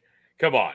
How do you not love Nikki Haley? She is an American politician who served as the 116th governor of South Carolina from 2011 to 2017. And she was, for God's sake, she was the 29th U.S. ambassador to the UN for 2 years. And she's the first Indian American to serve as a member as a presidential cabinet. So there, she's got so many qualifications. I'm so proud. Stunning brave. Let's see. Lethe, I'm gonna let you start on this one, sir. What's your thoughts on Nick? Oh, wow. Bandit says Nikki Haley is Dan Crenshaw in a skirt. Wow. Okay. Coming in hot and heavy. Lethe, sir, what's your thoughts on the Haley candidacy? Who? Yep. All right. All right, Tom. Tom. She's the 116th governor of South Carolina. Come on. Yes, she's a woman. Good for her. She's yes. She is female. She's not white. She was the first woman and person who's not white to ever get elected to South Carolina's governor place. She is of Indian descent. She is a female. Yes. Man, so many accomplishments. I don't want to take up all of the time, but yeah, I get it. I know. Like, it's now what I will say is she is in fact a woman that was elected in South Carolina. So that is very, like, now to be frank, if Ron DeSantis or somebody like him were to be the ultimate candidate, I'm sorry, Nikki Haley, you will never be the president of the United States, but you are a fucking shoo-in for a VP slot.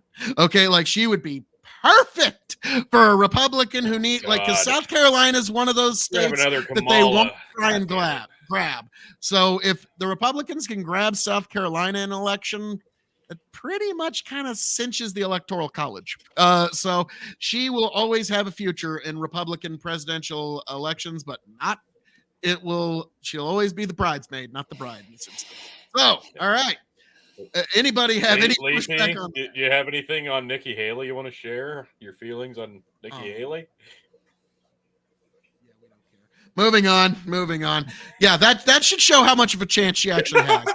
If she gets like 40 votes, I'm going to be kind of shocked. The fact that Nikki Haley hasn't dropped out yet actually kind of surprises me. I'm going to be completely honest. The fact that she's still in it, the fact that she announced to begin with, kudos to her. Yeah. And anybody else? Yeah. We're good. Keep rolling, T. All right. Another one that really, frankly, needs no introduction. I mean, this is incredible stuff, folks. How do you not love Vivek Ramaswamy? Vivek Ramaswamy. He's a 2024 Republican presidential candidate. He's the author of Woke Inc. and Nation of Victims. He's an American entrepreneur. He was an investment partner of something, biopharmaceutical. Now, wait. Sciences. Unless he's been divorced twice and then remarried a third time like Trump, I don't know if we're ready for another Phil, he's barely older than you. Holy shit. Okay. Like by a month. Now, like, this is one of those that, like, it's like Lethe said, who? Exactly. Like, why is this guy running? Like, it's like, it's kind of like, well, I mean, like, okay, Tony, he has, like, I'll be honest. Me, Phil KOE, running for president in 2024 has a better chance than this guy. Agreed. Sorry, dude. You'll never be president of the United States. I don't know which one of your friends put you up to this, but it's not going to happen. Fair. Tom, what's your thoughts here? Do you know, like, you seem to know this guy better than the rest of us. He's brown and is not white. And right. very young. Yes. Youngest guy to ever he was be born brown. in the 80s. That name starts with a V. Name starts with a V. That's very rare. Yeah, it's true. We need V name representation. Well, T, let's just scroll right on down. Oh, okay. Lethe, do you have any thoughts on Vivek?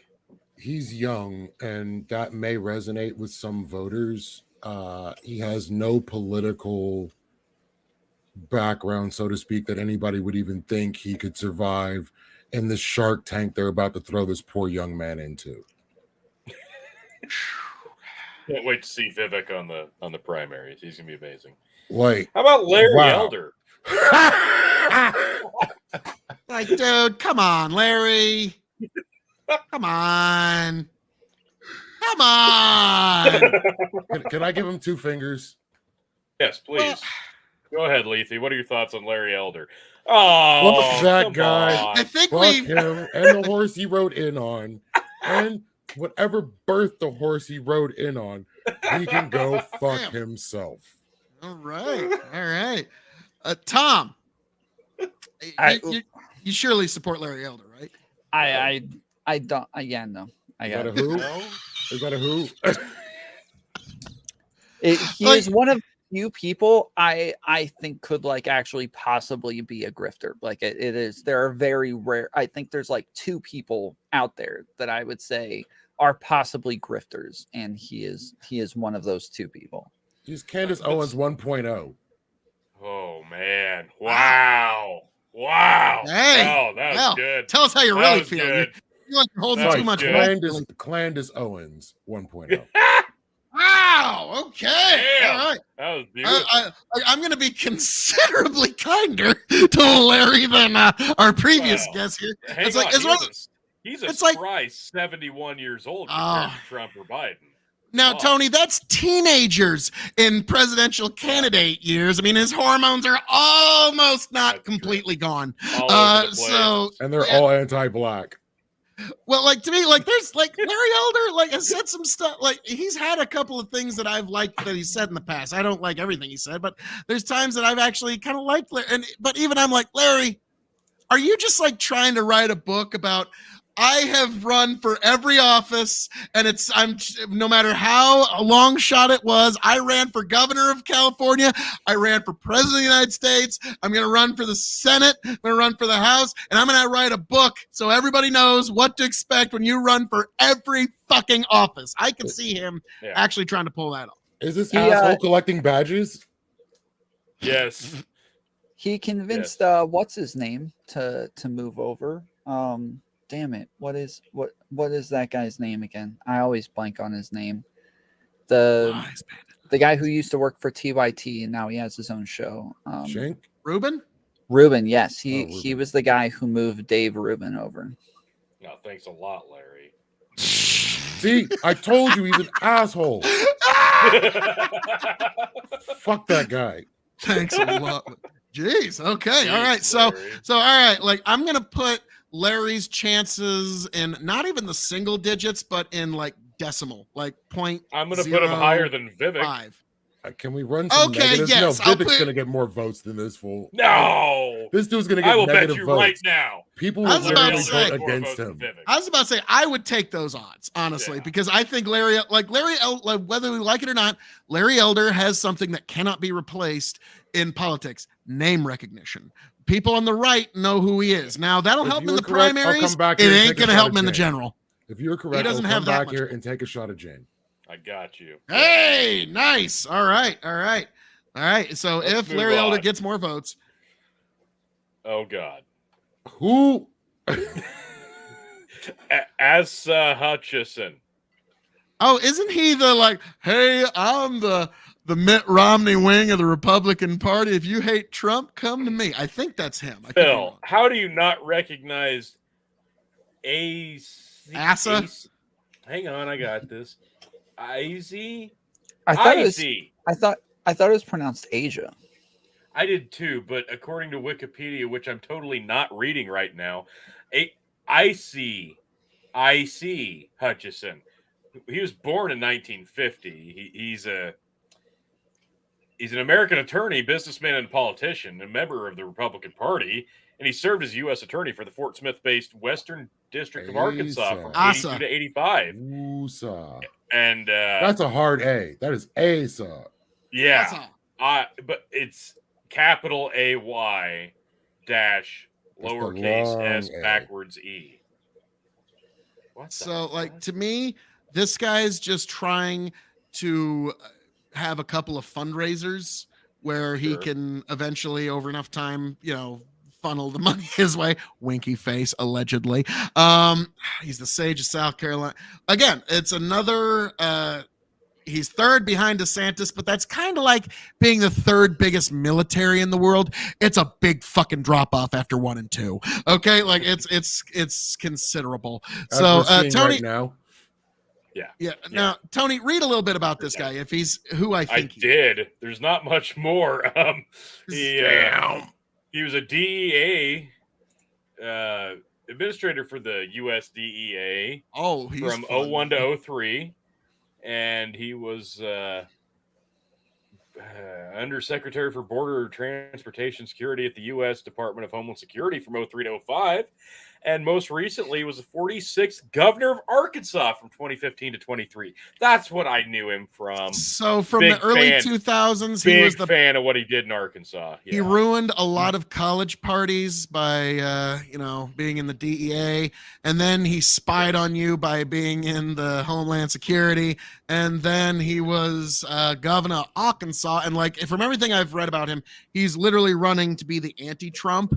And to me, it's like, okay, the super anti-Trump wing of the Republican Party is about that big. That big. A lot of people like to act like it's way, way bigger than it actually is. It's not nearly what people like to pretend it is. But anybody else have any final thoughts on Asa before he goes away and sells his books? Yeah. Anybody that wants to vote for a half gallon of vanilla ice cream, by all means, enjoy your boring experience. Well, that's who won last time. Nice. Tom, not even Bluebell. It's just off-brand store. Got anything to say about Asa, or can you give a fuck? Like, yeah, he's one of those candidates. So yeah, fuck him. Smile. He'll probably drop out before he gets vote 1, but he will fundraise a lot of money. So, all right, T, keep on the hits on a rolling. Next up, the Democratic presidential candidate, Marianne Williamson. Yes. I knew you'd be excited. She's fucking 1,000 miles out of her goddamn mind, and I love every second she's on the stage. It's just yes, please, like, let her moderate the debates from now on. Like, let's be honest, like, because be in the debate while moderating the debate. Now, let me tell you, as Marianne Williamson, I need to tell you that I believe my chakras are in line, and they've been telling me that this is the policy for America. Like, all she is she's a feeler for Oprah. She's going to go through the process and take the lumps so that when Oprah does eventually decide to run, she knows what to expect when she gets the again. What do you mean by that? She's going to feel it out again. It's a different world than it was first time she ran. Okay. Did she bring her crystals? Probably. So Tom, so you think she's a bit more serious candidate than just an Oprah feeler then? I think she thinks she is. Okay. Yeah, that's fair. That's fair. I got this shit, baby. In 2014, Williamson unsuccessfully ran as an independent for California's 33rd congressional district in the U.S. House of Representatives. That's a notable achievement, I guess, according to Wikipedia. She also announced her first presidential candidacy in 2019 and suspended her campaign in 2020, a year later, before the Iowa primary, and endorsed Bernie Sanders. So, I mean, the accomplishments, I mean, they list themselves. I could go on and on, but I don't think you can, Tony. I just don't think I would vote for anybody that would ask me what my sign is. Well, then you would not have gotten along with Nancy Reagan very well. Also true. Any Reagan, I'm not a fan of. Lethe's like, yeah, Phil, it's not for the reasons you think. Oh, okay. There's many reasons. So Tony using my template. So sweet. Nice. Oh, well, Justin, we miss you. I'm trying to make your job easier, fucker. Producer Supreme. But, all right. Tony, I think we, let's talk about Marianne Williamson. No, keep going. Keep going. I'm only going to give it. She has a Gwyneth Paltrow vagina scented candle. Does she really? I'm sure of it. Yes, I think. God, I hope you're right. Hell, I'm sure she was probably somehow responsible for releasing it. Okay. All Here's right. the one, Phil. We're finally there. All Oh, right. This is no. what Phil's been waiting for. RF. Robert F. Kennedy Jr. RFK. I'll set the table for this one and kind of rip the Band-Aid off here. RFK Jr. is an anomaly in this particular election. Now, what's fascinating is people are going to say RFK Jr. has no chance. There's no way he's going to win because he's only polling at 19%. But if you look on the Republican side, other than a few outlier polls, DeSantis for at least a year now has been polling at about 19 to 21%. And all we hear is, oh my God, DeSantis is just going to defeat Trump. And so it's fascinating that Robert F. Kennedy Jr. right now sitting at essentially the same 19%. You're going to be hearing how he has no chance. Now, two things. Just the other day, because Robert F. Kennedy Jr. has been making some interesting news this weekend, whether anybody loves him, hates him. He said that he doesn't believe that biological males should compete against biological females in sports.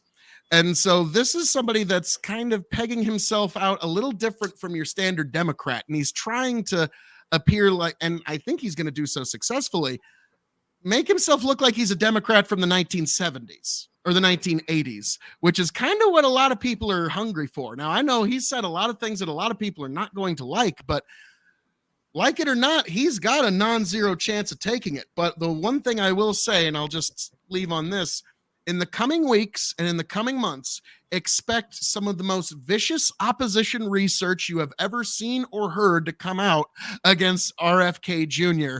pretty soon, because he's polling a little too high for the Democrats' comfort here. So with that, gentlemen, what's your thoughts on RFK Jr.? Oh, how much time do I get? Go ahead. The Tom. good news is that he's polling as high as DeSantis, so that's that's a plus. You got Ico Rich. Right. So I'm gonna send Ico a link. So I'm gonna start with, if somebody told me in life, and I'm talking by repetition, I believe in patterns. I believe patterns are a thing. If somebody told me I can live as long as I never try to be president, guess what I wouldn't fucking be doing? Yeah, that motherfucker is tempting fate a little bit, ain't he? Moving forward from, I wanted to start with the funny part of it. That was perfect. This dude is running debunked bullshit. He's the wackadoodle that could probably pull over some Republicans. So in general, I think if anyone should be afraid of this man, it's not the Republican, it's not the Democrat Party, it's the Republican Party for pulling people from their side over to split their vote. I feel he's a Q plant. You guys should be dealing with this shit right here, right now. Yeah. Q sent him. Avoid. Oh, Bandit says avoid tall buildings and hotel kitchens. Shit. And also turnpikes. Rides. Wow. But yeah, grassy knolls. And like, hang on, folks. Before we get into anything else here, I have another amazing introduction. The one, the only, the indomitable, the incredible, the powerful, the one, the only, Ico Rich. I mean, sorry, Tom kind of encouraged me.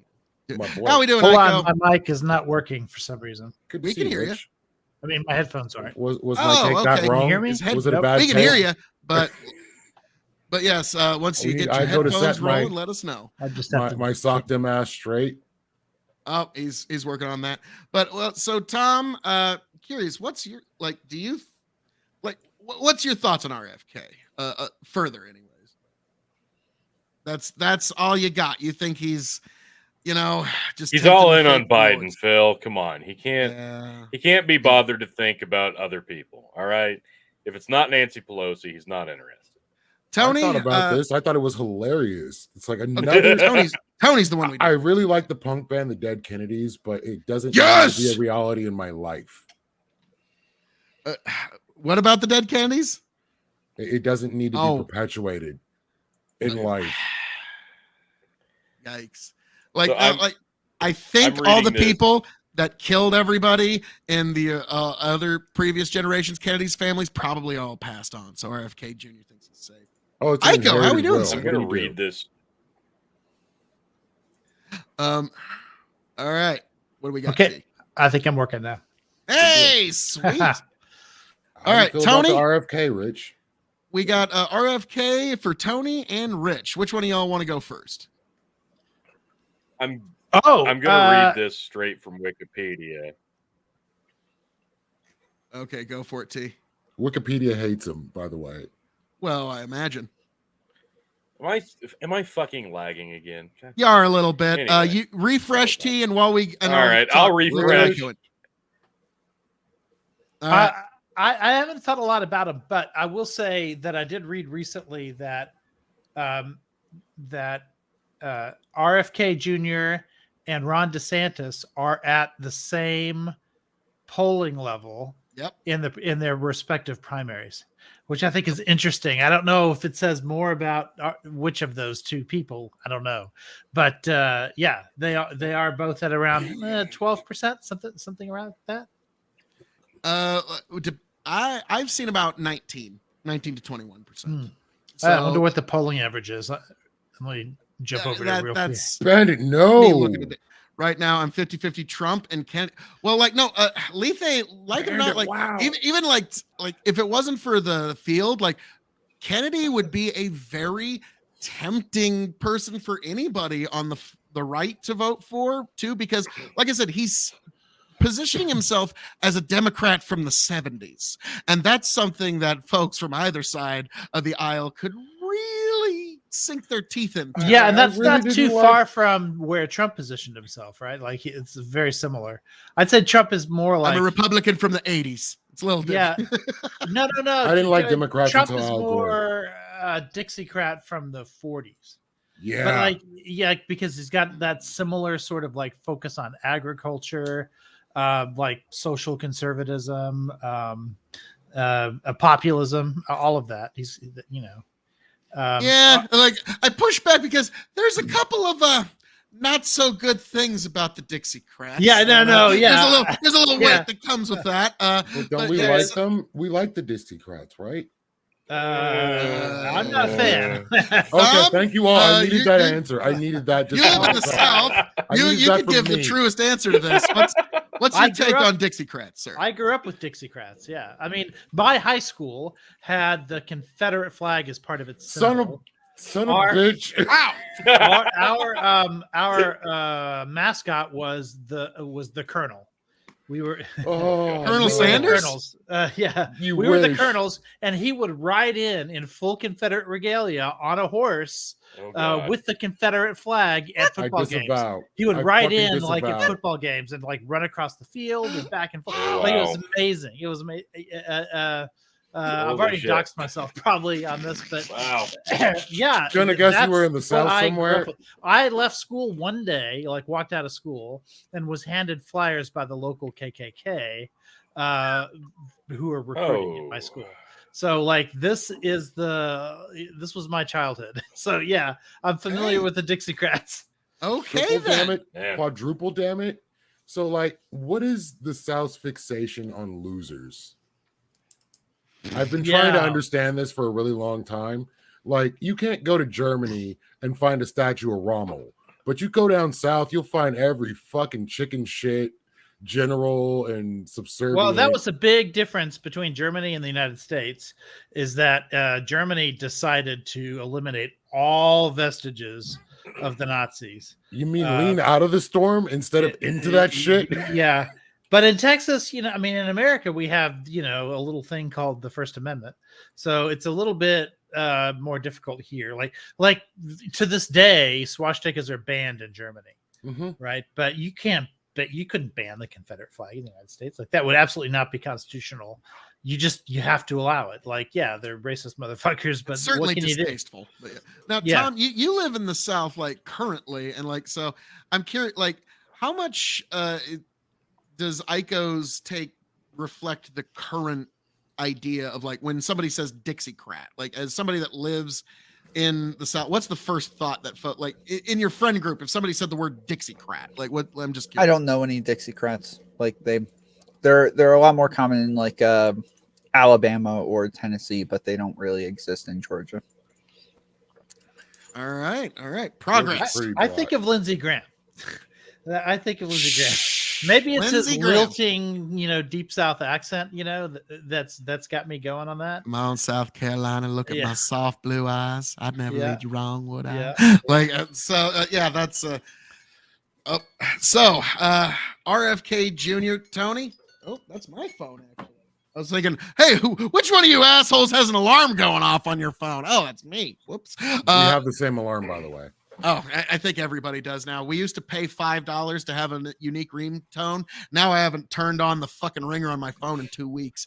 All right, Tony G, RFK Jr. What's your thoughts on him? So, if there was an answer to the Trump DeSantis dichotomy, this is it. RFK to Joe Biden.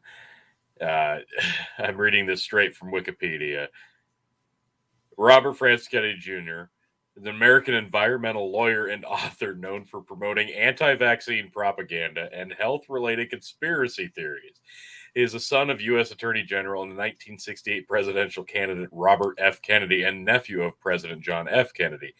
Helped found the nonprofit environmental group Waterkeeper Alliance in '99 and has served as the president of its board.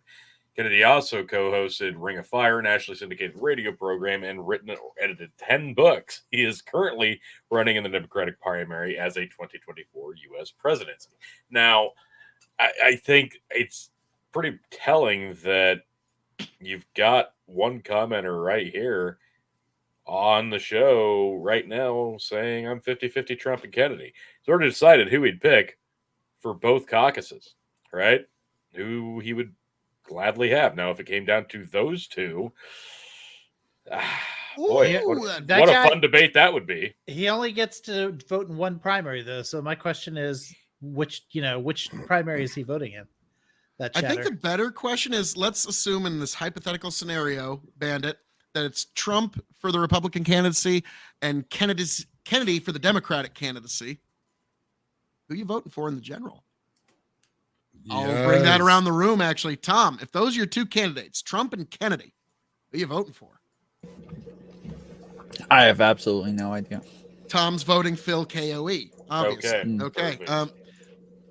Lethe, do you want to even touch that one with a 10-foot pole? Because, yeah, everybody's like, God, I don't know. I would, if I had to vote Republican. It's either Trump or Kennedy. Well, see, that's not even an option. Like, I vote Biden. Like, so what's even the point? What, does Biden run third party in this scenario? Is that what's Yeah. happening? We're Yeah. assuming Biden So doesn't if these were survive the- another party if these were two. the Write 'em only in. two, if these were the only two, Yeah, and it's a hypothetical, it's a ballot. thought experiment. It's all. yeah, that's where I'm trying to get at. Like, I want to just be sure on that. If these were the only two people I could vote for, Not a wrong answer. I'd probably have to vote for RFK because he's probably going to get. He's not going to be there very long. Or something else is going to happen. You're anticipating Oh, another man. single-term president. As normal as Not even a That's single it. term, like 30 day. oh, or he's 30-day thinking of the president. things that normally happen to Kennedy. Yeah, That's I think what- he's thinking in patterns, Phil. I'm just He's like, all I right, said that make from the sure, jump.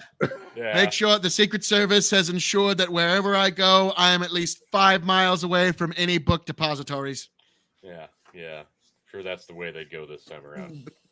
Yeah, winky face. Yeah. So, okay. So now, Aiko. So between those two choices, well, let me just say before I say this is going to be interesting because I live in Dallas, and I've met many protesters here, like when their time for protesting was happening, which was I think last year, 2 years ago, of people in Dallas downtown who were insisting that John is not dead, and he's going to be Trump's vice president. So in 2024, that's what the QAnon folks believe. So in that case, I mean, if we're going down this scenario, right? Because you didn't say who the vice presidential candidates are. I'm assuming that it's Trump and John on one side of the ticket.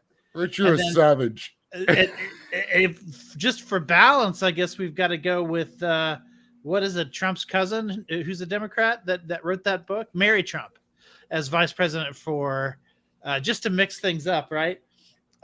Gosh, in that scenario, I guess I'd have to go with RFK and Mary. Okay. All I right. can't either. All right. And This- just hope we don't get another like COVID wave. I was about to say it's like Oh. under the Ico that Trump timeline, win, lose, or draw, it delivers. Yeah. It does. Hey, Yeah. Jake, how we doing, sir? Good buddy of mine, Jake. But so all right. And then Tony, I think there's really only one guy left that we haven't talked about, and that is Ronnie Ron.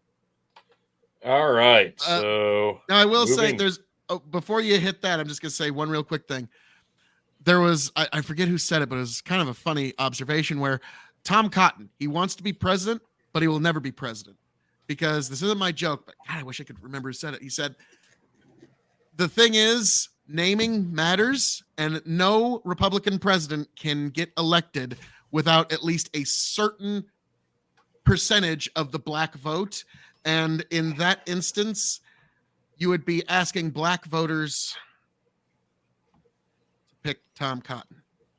You just sound super racist, you know. Like, yeah, it's Yeah, just like, it yeah, does. it's You like, just yeah, sounds like somebody jokes who right That's themselves. Not, Yeah. I Wait, don't- wait, I'm wait, not wait, comfortable wait. with Did that. Lethie like anticipate this joke, and that's why he Yeah, logged he off? just like, Yeah. no, I'm done. No, nice try. No, he's gone. Yeah, like so that's why Tom Cotton will never be president of the United States because names matter. Like it or not. I think there might be other reasons why black voters won't vote for Tom Cotton. I think that Yeah, but at least 90% of them. well, You're saying he'll lose the other 10% because of the name? not all 10%, but it's not going to be zero. I don't That is know. gonna Maybe be- zero. I don't know. I mean, Ye's going to be on the ticket too. He's going If to. it's Hey! between Larry Elder and Tom Cotton, Oh, God. I only have one middle finger for Oof. Tom Cotton. Oh, The other wow. one just isn't presenting himself. I'm not a fan of voting like third party or whatever. I think it's a waste of a vote. But I mean, in that scenario, I think I'd have to go third party.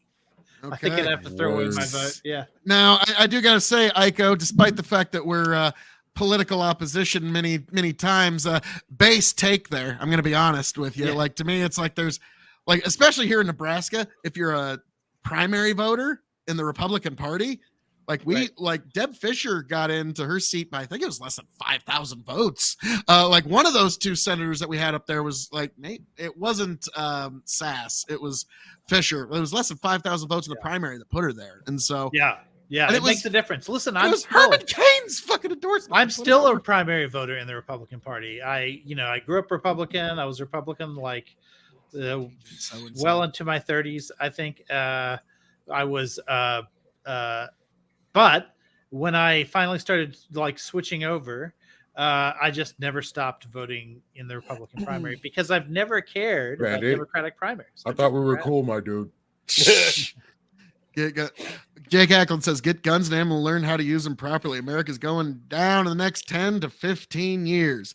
Now, Jake, I remember hearing that about 10 to 15 years ago. It's kind of funny about that Yeah. particular projection. But like, now don't get me wrong, folks. The Second Amendment, it's awesome, and exercise it responsibly. But now, folks, we move on. Yes. The final candidate, Ooh. Ronnie Ron. He is Yes, the the final oddball, candidate. the It's anomaly. about damn time we talk about this guy. Like, this is big, folks. You can't avoid this guy. He's going nowhere. It's Chris Sununu. Oh Like, wow! this guy, he's an American politician engineer who served as the 82nd governor of New Hampshire since 2017. Member what? of the Oh. Republican Party. Chris Sununu. He was a member of the New Hampshire Executive Council from 2011 to 2017. Oh wait, is this not who you were talking about? No, Tony. No, that wasn't like. Oh Yeah, that shit, that. my bad. My But bad. let me just I'm say, as sorry. long as that name is up there, he's the red governor of what was a blue state. He has flipped that state into a Republican trifecta, and New Hampshire is a swing state. It very well may determine the 2024 election. So, He'd be a you great know. VP candidate, but no, not a. well, he wouldn't. Yeah, he might be a good VP candidate for somebody, but I doubt he'd be a VP for DeSantis, and I know he wouldn't be a VP for Trump. So It would have to be like if Chris Christie was top of the ticket or something, then you could have the two Chris's. I don't know, but he's strategically very important. Like if you're a Republican, you want his endorsement because you want New Hampshire. Yeah, but like in terms of which one of his friends convinced him that he needed to run for president? That's not a good friend. Chris, you've got yes men. You don't have friends that tell you like that don't do Yeah, that. my issue would okay, if I were still a moderate Republican, I wouldn't want too many moderates because the big advantage of the ones on the right is going to be that the moderates are going to like split the vote. Like there's going to be like 5 or 8 moderates running, and that's just going to guarantee Trump gets the nomination, like or somebody on the right, on the far right. So I don't, I don't necessarily think it's a great thing unless he can clear the field, and I don't know that he can. He doesn't have the gravity for that. No, and like I've said, like after all this, like after the raid, after the indictments, after everything, I'm gonna have to like this is bold prediction, but so long as he actually registers the paperwork and decides to run and actually runs for president in 2024, the Republican primary is essentially over and its winner is Donald Trump. Yeah, I've been saying that from the beginning too. Like, and it's mainly because everybody else is going to split the vote. Now, like, unless the only way they've got a shot is if everyone drops out but one person. That's the only way they even have a shot. And I just don't see that happening. There's too many egos in politics. The only time people generally get that kind of gravity is if they're like an incumbent president, right? So like Trump was able to avoid primary debates and everything, and just like every president does, but no one else really gets that. So I just don't see people dropping out. Everyone thinks it can be them, and that's going to be their big mistake. I was about to say, like that sounds like a lot of fucking truth right there. Does anybody have anything they can push back on that one? Nah, that's how Trump will probably ultimately secure it. Now, Tony, can we scroll past the Sununu, death by snoo snoo? I'd love to. Let's get on to the meat of the matter. Hey, that's a rhyme. Indeed. Let's get on to the meat of the matter. Tim Scott, folks. God damn it, Tim Tony. Scott, he's an American businessman and politician serving as a junior United States Senator from South Carolina since 2013. Member of the Republican Party, Scott was appointed to the U.S. Senate by Governor Nikki Haley, the connection, in 2013. Retained his seat after winning a special election in 2014 and was elected to full terms in 16 and 22. How you liking the Tim Scott? No? I wanted to clown on DeSantis a little bit, so I got him some mouse crotch. Tim Scott is capable. God damn. Fucking great. That's how I feel about DeSantis. You guys heard that joke from the Correspondence Center, I assume. Which one? About Mickey Mouse. The only DeSantis joke in the whole bit. Oh, no, didn't hear that. Yeah, I can't remember. It was like It was the best. He was explaining why he didn't have any DeSantis jokes in his speech, and he said it was because he's too busy getting teabagged by a mouse. Yeah, something like that. Yeah, he said like Mickey Mouse like beat him to it or something like that. So that was it. His jokes were really he really like clowned more on the media than he did on candidates. Although he did have some Trump jokes if I recall. But he was really going after both Tucker and who was the guy at CNN that they got rid of too. He was going after the two of them for the most part. Hold up, I'm the herd. Don't do that. Don't cleanse me. Oh, What Jesus. the fuck, Jake? Oh, Jake. so let me just say, Knock it off, Jake. What the fuck was that? Jake, you been drinking that hard corn whiskey again? Jesus Christ, Jake. Oh, God. He's been drinking the stump corn whiskey again. I like All your right. chat, but I don't want to be cleansed, and I want to be able to go to the store nobody and should buy be my We pre-bought. disavow. No. Disavow. Yeah, No violence. disavow. But no, all right, let's What get to the the meat of fuck? the matter here. The main event here. Fucking Ron DeSantis here. He is, like I said, he's the anomaly here. He's the wild card that can kind of throw a wrench in all these gears and where it all lands. Tom, you have been like Job, like in your silence and in your meditation. So I'm going to let you go first here on what are your thoughts on DeSantis's chances going forward? I mean, I think he has a chance. He is a wild card, but he's polling insanely low right now. He looks dead in the water, but once the debates start, anything can happen. The last couple elections had a bunch of nobodies that ended up doing really well once the debates started, and so maybe he'll be able to make up for it once we get the gears turning. But right now, he doesn't look good. Interesting. Now, He's still probably like the best. He's still probably the best option against Trump. All righty. Now, Tony, you're going to have to take off here in a little bit. And so before you do, I'm going to give you what's your final word on Ron DeSantis, sir? So I remember back to the height of COVID scarcity and COVID trauma and COVID propaganda and COVID terror. And there were two names that really kind of stood out amidst the terror. And it was Chris Cuomo and Ron DeSantis. And at the time, in the moment, Cuomo, man, we were like, wow, this guy's really just crushing it in terms of what he's doing and the way he's handling things and the way he's addressing the media and the public and blah, blah, blah. Boy, how the times changed on that. And we're like, wow, Ron DeSantis, he's just being a pile of shit, just putting everybody at risk, just ruining lives, killing people and grandma. And yeah, things definitely turned on that. And Ron DeSantis, pretty charismatic fucking dude. It doesn't matter if you like his politics or not. If there's a guy that's going to be able to upseat Donald Trump, regardless of how poorly you think Donald Trump can vie for a re-election campaign or vie for a nomination again, he did once. There's no reason he can't after a Joe Biden presidency. But if there's one person who could possibly take that seat away from him, especially from the pool that we've already talked about, I got a spoiler alert from you. It's not this guy. It's not Mike Pence. It's not the fucking goddamn actual living, breathing, well, not breathing android. It's Ron DeSantis. Like, it doesn't matter if you like his politics. It doesn't. You want to talk about the likelihood of him? Oh, I really want to talk about Mike Pence. We'll get to him next. No, we're not.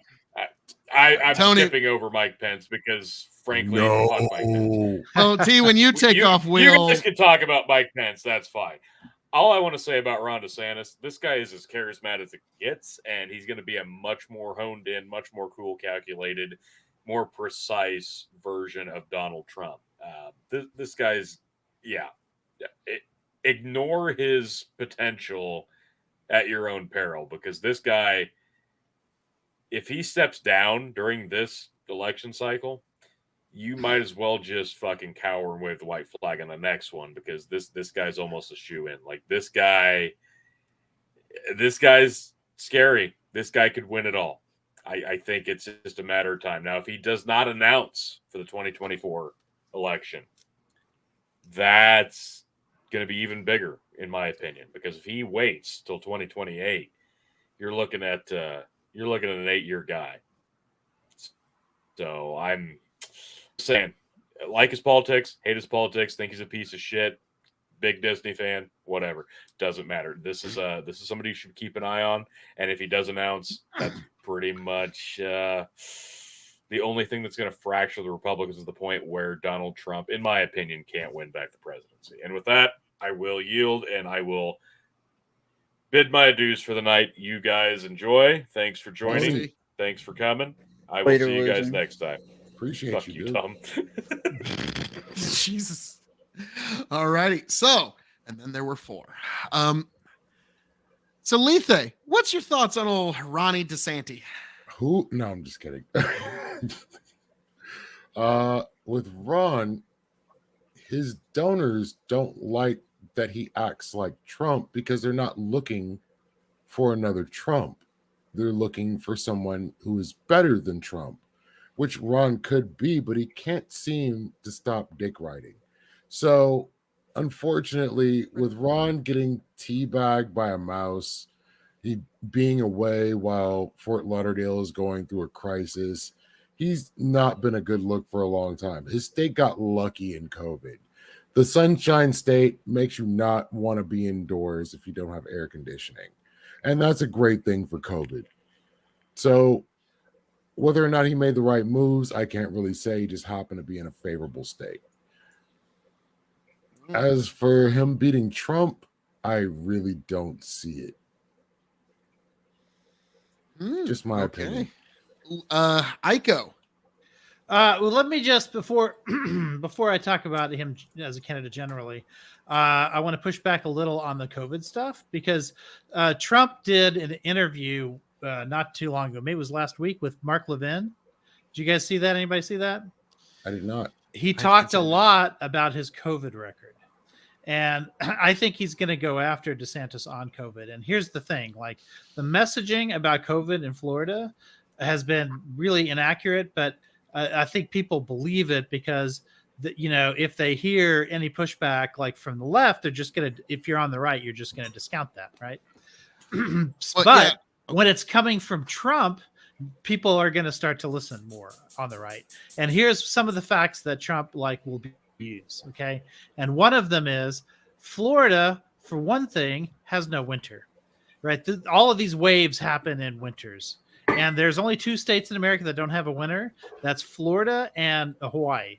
And Hawaii is just about at the bottom of the number of people who have died from COVID, if you rank it by state per capita. So if you go to Real Clear Politics, or if you search Real Clear Politics and COVID, you'll get a list, and they're a conservative website. And you'll get a list of total COVID deaths per capita in the country. Florida ranks 12th with a little over 4,057 deaths per million population. Now, the fact that they have no winter means they should be 49th or 50th, just about tied. Easy peasy. Yeah, with Hawaii. So the question is, why does Florida have so many disproportionate deaths? And you want listen, when you want to talk about how bad of a job New York did, I agree. Especially in the early days, New York really sucked in terms of its COVID response. But Florida is ahead of them in deaths. They're below 2,000, below that 4,000 number. Well, I would have thought Florida. New York would have been higher. Florida is number 12. New York is 13. When you look at per capita 15. versus raw numbers, it does kind of tell different stories. But what I am going to say, of course, because if you had if you have raw numbers, it makes. If you compare California to Wyoming, then of course, California is always going to have more deaths. So you have to look at per capita, right? Because you can't just say, "Oh, look, they're the biggest state, so they have the most deaths." Well, that's not. I mean, you do kind of have to look at who has the most deaths eventually. But you do. But even if you look at raw numbers, because even they're if similarly you don't sized agree states, with it, hold even on. if you don't agree with it, what I'm going to say is Ron DeSantis, like it or not, is unambiguously throughout the whole country seen as having handled COVID well. Now I know there's all these explanations to try and hand wave it away, but or not, you said he's going to be able to campaign on that. You said look at raw numbers. Florida still in raw numbers has more deaths than New York. It's 500,000 rough, dude. 500,000 more than 500,000 more cases than New York, and total and in total deaths more than New York. So it's even in raw numbers. In fact, if you go with raw numbers, it's second or third in the country, right? Or it might even be number 1 because it's such a big state. So raw numbers makes DeSantis look way worse. I was giving you per capita because that's a kinder number for DeSantis. But if you want to go harder on Florida, you can. Yeah.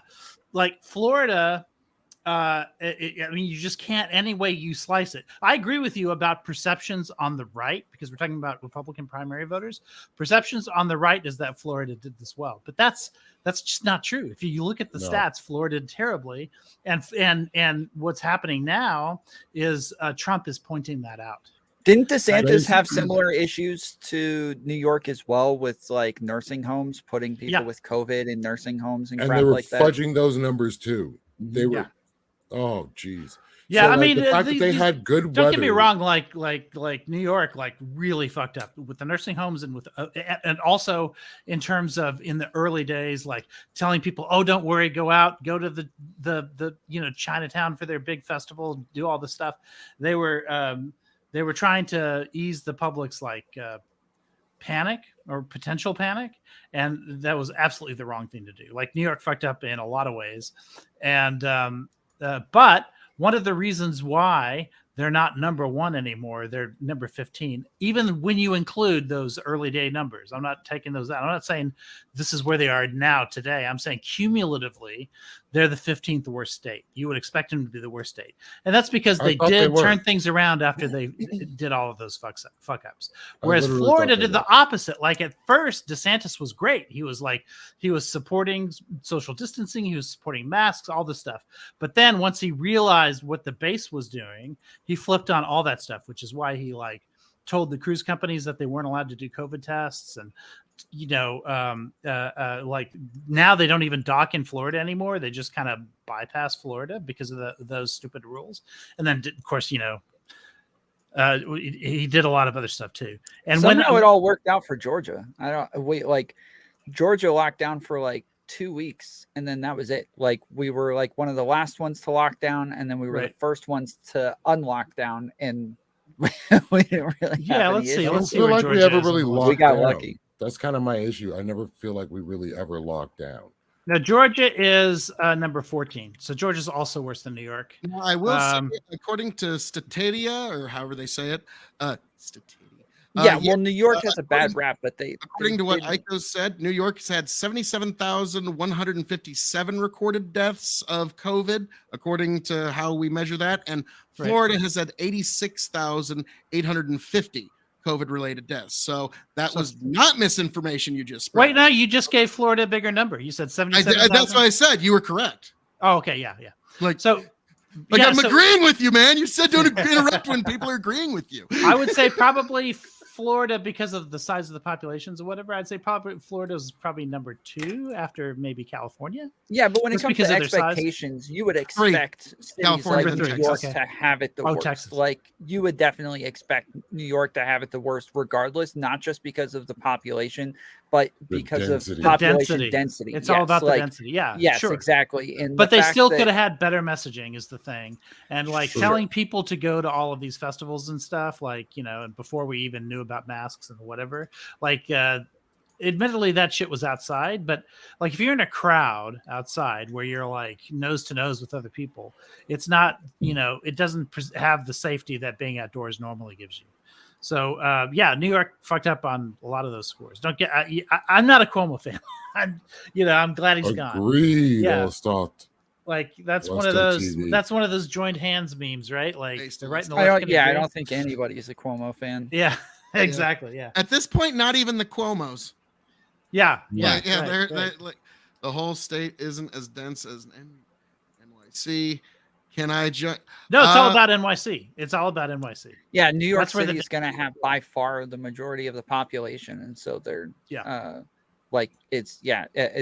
they're so insanely dense that you would expect them to have the worst case, and the fact that they don't is just a testament to how well they actually ended up doing. But a lot of that was locking down. Streets were freaking empty out there for a long time. They had vaccine stations all over the place. They really turned things around really well. Yeah, no, they did. They fucked up at the beginning, and they kept fucking up because the nursing homes was later than that. But then they did turn around after that, and that's one of the reasons why they've been they're better than Florida. But no one's gonna know that, right? Unless somebody on the right is talking about it. But that's what Trump is doing. He's starting to talk about that. He talked about COVID a lot with Mark Levin, and he started talking about how he was able to provide PPE to everyone. He was able to get masks out there. He was able to, warp speed with the vaccines, all that stuff. Trump's in a weird place because his base doesn't want him to talk about those things. They don't like it that he They don't like it that he takes credit for the vaccines. They don't like it that he talks about the PPE. They don't like it that he talks about like all of the stuff that he did for COVID, because they look back at all of that and say, well, it was all just a waste and we shouldn't have done it. And the vaccines were bad and all of this stuff. And he's out here taking credit for all of it. Allegedly. And it's pissing a lot of people Let me off. just throw in allegedly and all that. Right, but he's been doing that. Allegedly what? Well, no. When you were saying, I got you. TOS. Like, Yeah. But he's been doing that, right? But he's been like talking about COVID and vaccines and stuff like that. In contrast to, but I mean, while this conversation's been happening, his popularity has been rising, and DeSantis's has been falling. So I don't know. I think they can be moved on that topic. It just has to come from the right person, and that right person is Trump. I mean, DeSantis was at the height of his popularity when he was doing those. I know. What do you call it? Like those weird promo stunts, like like dropping off a bunch of Mexicans in the middle of rich neighborhoods and crap like that. Like he was doing really well when he was doing stuff but at like that time Trump wasn't really talking about it, right? So the base could continue to move against vaccines and shit like that.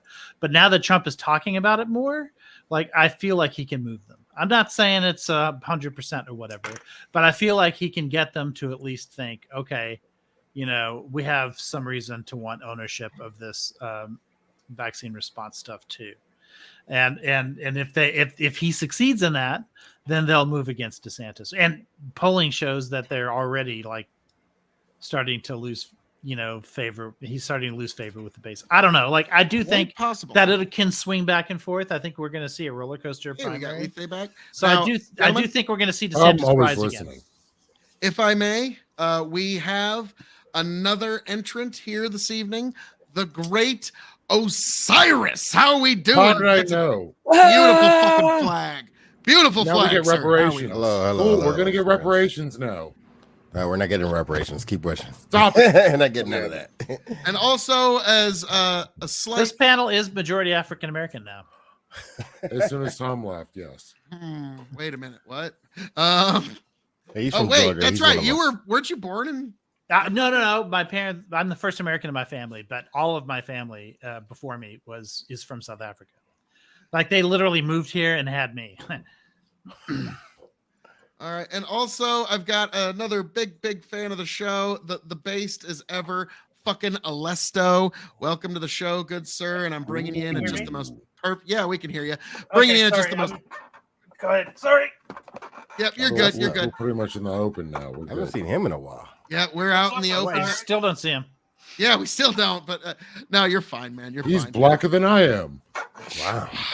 No, that is a fucking Mel Brooks joke. Okay, before I come on camera, I have a question for y'all. Are you okay with me being in a muscle shirt, or do you want me to put a shirt on? Please put a shirt on because I'm a scrawny human being and I don't want to be. I could do that. Feeling, I was about to say, like, if you're not wearing a full tuxedo and a top hat with monocle, I'm like, no, fuck that. No, Phil. What you need is a Mr. Rogers jacket. This is considering I wear tank tops like Mr. Rogers wears I'm cardigan sweaters, sir. Hold on. This is a Walmart sweater, and I don't give a fuck. Hold on, I got a sweater. I'll go put it on. When I was a kid, I wore cardigans all the time, especially to debate tournaments. There you go. Yes, I was a debater even back then. And people called me Mr. Rogers. I wish I had a debate class in my school. I think that might have been something I would have took up. It's fun. It's a lot of fun, I tell you. I loved it. I had a speech class in high school that like we got to get up and do like monologues of Shakespeare and that kind of stuff. And like me, I always knew my lane. It's like, all right, I know you want me to do the serious stuff, but no, I'm doing comedy. But yeah, debate would have been awesome. But no, like I just came out of the womb just ready to debate anybody in God's creation. Like I believe that 100%. Hey Phil, let me tell you, debate kids generally are like pretty progressive. Like debate tournaments are like really biased in that way. Oh yeah. But I have a kid now who's the high school freshman who came out as a Trump supporter. and I'm really like want to be protective of him in class because I don't want him to. Well, I just don't want him to feel like he can't express himself in class because everyone, kids are. There's not a lot of conservative like teenagers. Let me tell you. I that. feel Kids like are Phil kids, would have been so- an interesting kid. So, Oh yeah, I Are was you a saying- Republican back then too. When I was actually 12 years old, I read Rush Limbaugh's book "See, I Told You So," and I was like, "Wow, Oh my god! This Hey, motherfucker's Phil got- was that kid. Hey, believe Phil was him. that kid. The teacher would be like, "This is why the sky is blue." But teacher, is the sky Yeah. really blue, or should I just believe is that you? what the liberals told you to say?" Like, yeah, like, it People was- denies the sky is blue all the time. oh, Jesus. Yeah. Well, I mean, when I was a kid, It's I more was of a light blue. I was a member of the Reagan Youth when I was a kid, but back then, teenagers were like mostly for Reagan. So like that's why the Reagan Youth was a thing. It was old people who didn't like him because they were afraid he was going to take away their Social Security, Metascare, and all that. I don't know if you guys remember Metascare. I mean, I know you don't remember it because you're not old enough, but I don't know if you I'm probably guys the oldest have one read here about it or besides you, heard and I about don't it. remember it. Yeah. Metascare It was might a have been a thing. speck in the eye. So roughly. older, right? So seniors, Not even that. it was seniors were liberal, and it was the youth that was rising up, like the boomers, really, who were conservative. So people think it's because people got older and then they became conservative. That's not it. Like the liberals stayed liberal, but they just as the boomers got older, now they've become old conservatives So, instead of young. This is what conservatives. I've been trying to figure out because I always considered punk to be counterculture, anti-conservative. They hated Reagan. They hated Thatcher, which Yeah. we're looking at both sides of punk. Yeah. But then all of a sudden you have Tom Lydon. Well, they hated Johnny the Rotten. establishment, so they wouldn't like they wouldn't like labor as it is today any better than they would like Tories. So you're having a lot of old school punk people basically saying what you're saying right now. Yeah. I mean, they would probably not vote. That would be their first option if they're punk. And then if they were to vote, like it'd be like, I don't know, fucking Green Party, Libertarian, something like that. Oh yeah, that's real fun. Because Like, I used no, to look up to unfortunately, these like people. I said this years ago. Tom, you were actually there. It was a debate you, me, and Hans of Harkir said, and he was like, "Fuck, I hate the fact that you're right." And I said, like it or not, support for Donald Trump is the new punk rock because it's the biggest middle finger you can send to the political establishment with your ballot that you can possibly use in America. If you got a better use of your ballot to send that big middle finger to the political establishment that's actually effective and has a chance of working, I'm all ears, but I don't think that exists. I think that's only Not- if you're I a don't- punk anarchist. I don't know how Well, it's going to be this no, year I coming just up, think they but don't like vote. 2020, it was. Well, no, I'm just, if you got a better one, I'm all ears. Yeah, I don't think one exists. Yeah, I just think they don't vote. I mean, those You have to types. be an anarchist at that point. You have to want the system to fall apart. You have to want everything to fall apart to vote for Trump.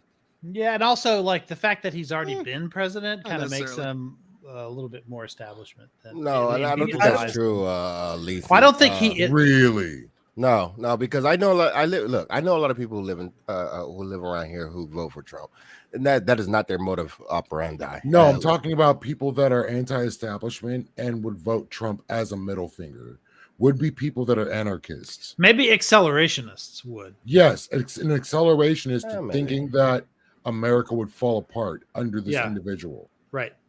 That's what I'm Yeah. stating. I know accelerationists who do. Well, no, like even exactly in that. 2016, quite a few people voted for Trump because, like, you know what? He's a bull in a china shop that we're sending to Washington, D.C. And you know what? Them fuckers deserve it for a change. And so, like, yeah, that's a real reason. Yeah, like, it not, reminds if the us- left could figure out a way to tap that and find a candidate that they could convince people of that, they'd win every election. But I don't Well, know. they did. The I left think Rich did. would agree with me. I think Rich would agree with me. Whereas this president had the fewest people employed within his White House. They were all acting this or that within that White House. A truly understaffed White House that the Biden administration is now taking advantage of. Yeah, listen, Are there you was. talking about Biden there- or Trump? I'm saying under Trump, the White House was understaffed. Oh, okay. Well, not And yeah. we The did White not House have a was, but functioning government. more importantly, the agencies were understaffed, right? Yes. the people, as people were leaving, they would. Trump didn't appoint enough like undersecretaries and assistant secretaries and shit like that to get it, because all of those people come in and then they hire the people underneath them, right? And that's usually how like these agencies get staffed up. Trump very kindly left those positions For Biden. vacant for Biden.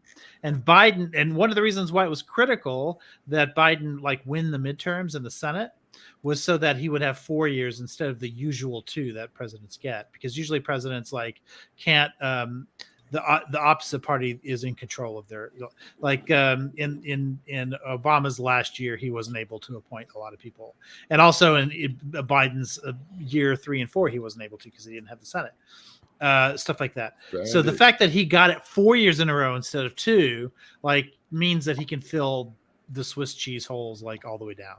It's before kind of his presidency's ridiculous. over. Yeah, So this is the problem that I have. I'm going to shift to Biden a little bit. His Yeah. appointees, some of them are fucking garbage, and I could argue most of them are. But at least they're there. I would definitely agree with you. yeah. You know what? Could, Let's talk about the previous and the current. When they weren't there, did we have a problem? Yes. well, no, we didn't, Problem. because what we had was positions that were waiting for Biden to fill. So the fact that Trump didn't fill them, Oh, in my view, the fact that Trump didn't fill them, yeah, you're right. It was a good thing. Yeah, like Trump is incompetent as a president. I'll be honest with you. He put people like Rex Tillerman. Tillerman, is that the right name? Tillerson. Tillerson. And Tillerson was famous for not filling any positions. Well, he's famous for being incompetent at his job too. He wasn't Yeah. good at his Well, job. he thought he was making State Department leaner, but really what he was You doing can't was make the what I State said. Department leaner with I know. the I know. way it works today. Like you'd have to just reform the Right. State Department. Yeah. This is incompetence at its highest. And the fact that he didn't understand that, or maybe he didn't, I don't know what I can't know what's in Trump's mind. But the fact that this went on for 4 years is ridiculous. Can I Fucking tell you ridiculous. something about Tillerson, though? I don't think it was incompetence in terms of Tillerson. No, Tillerson is not incompetent himself. I Yeah. think he's incompetent at his job. Well, no, I don't know. I don't think so. Did you know Exxon is such a big entity that it has its own office? I had a friend of mine who was like an executive in Exxon. She's not there anymore, but they have an entire like office that is essentially the private sector's version of the State Department. Like, Yeah. and it like I it get. had all kinds of like basically ambassadors like in Russia and in Saudi Arabia and all these different places that were like petrostates, Venezuela, all these places. And he understood, at least from because of he understood the economic conditions of these petrostates, including Russia and the entire Middle East. And so he like, I don't think he was the worst choice for secretary. I didn't at the time think he was the worst choice for Secretary of State.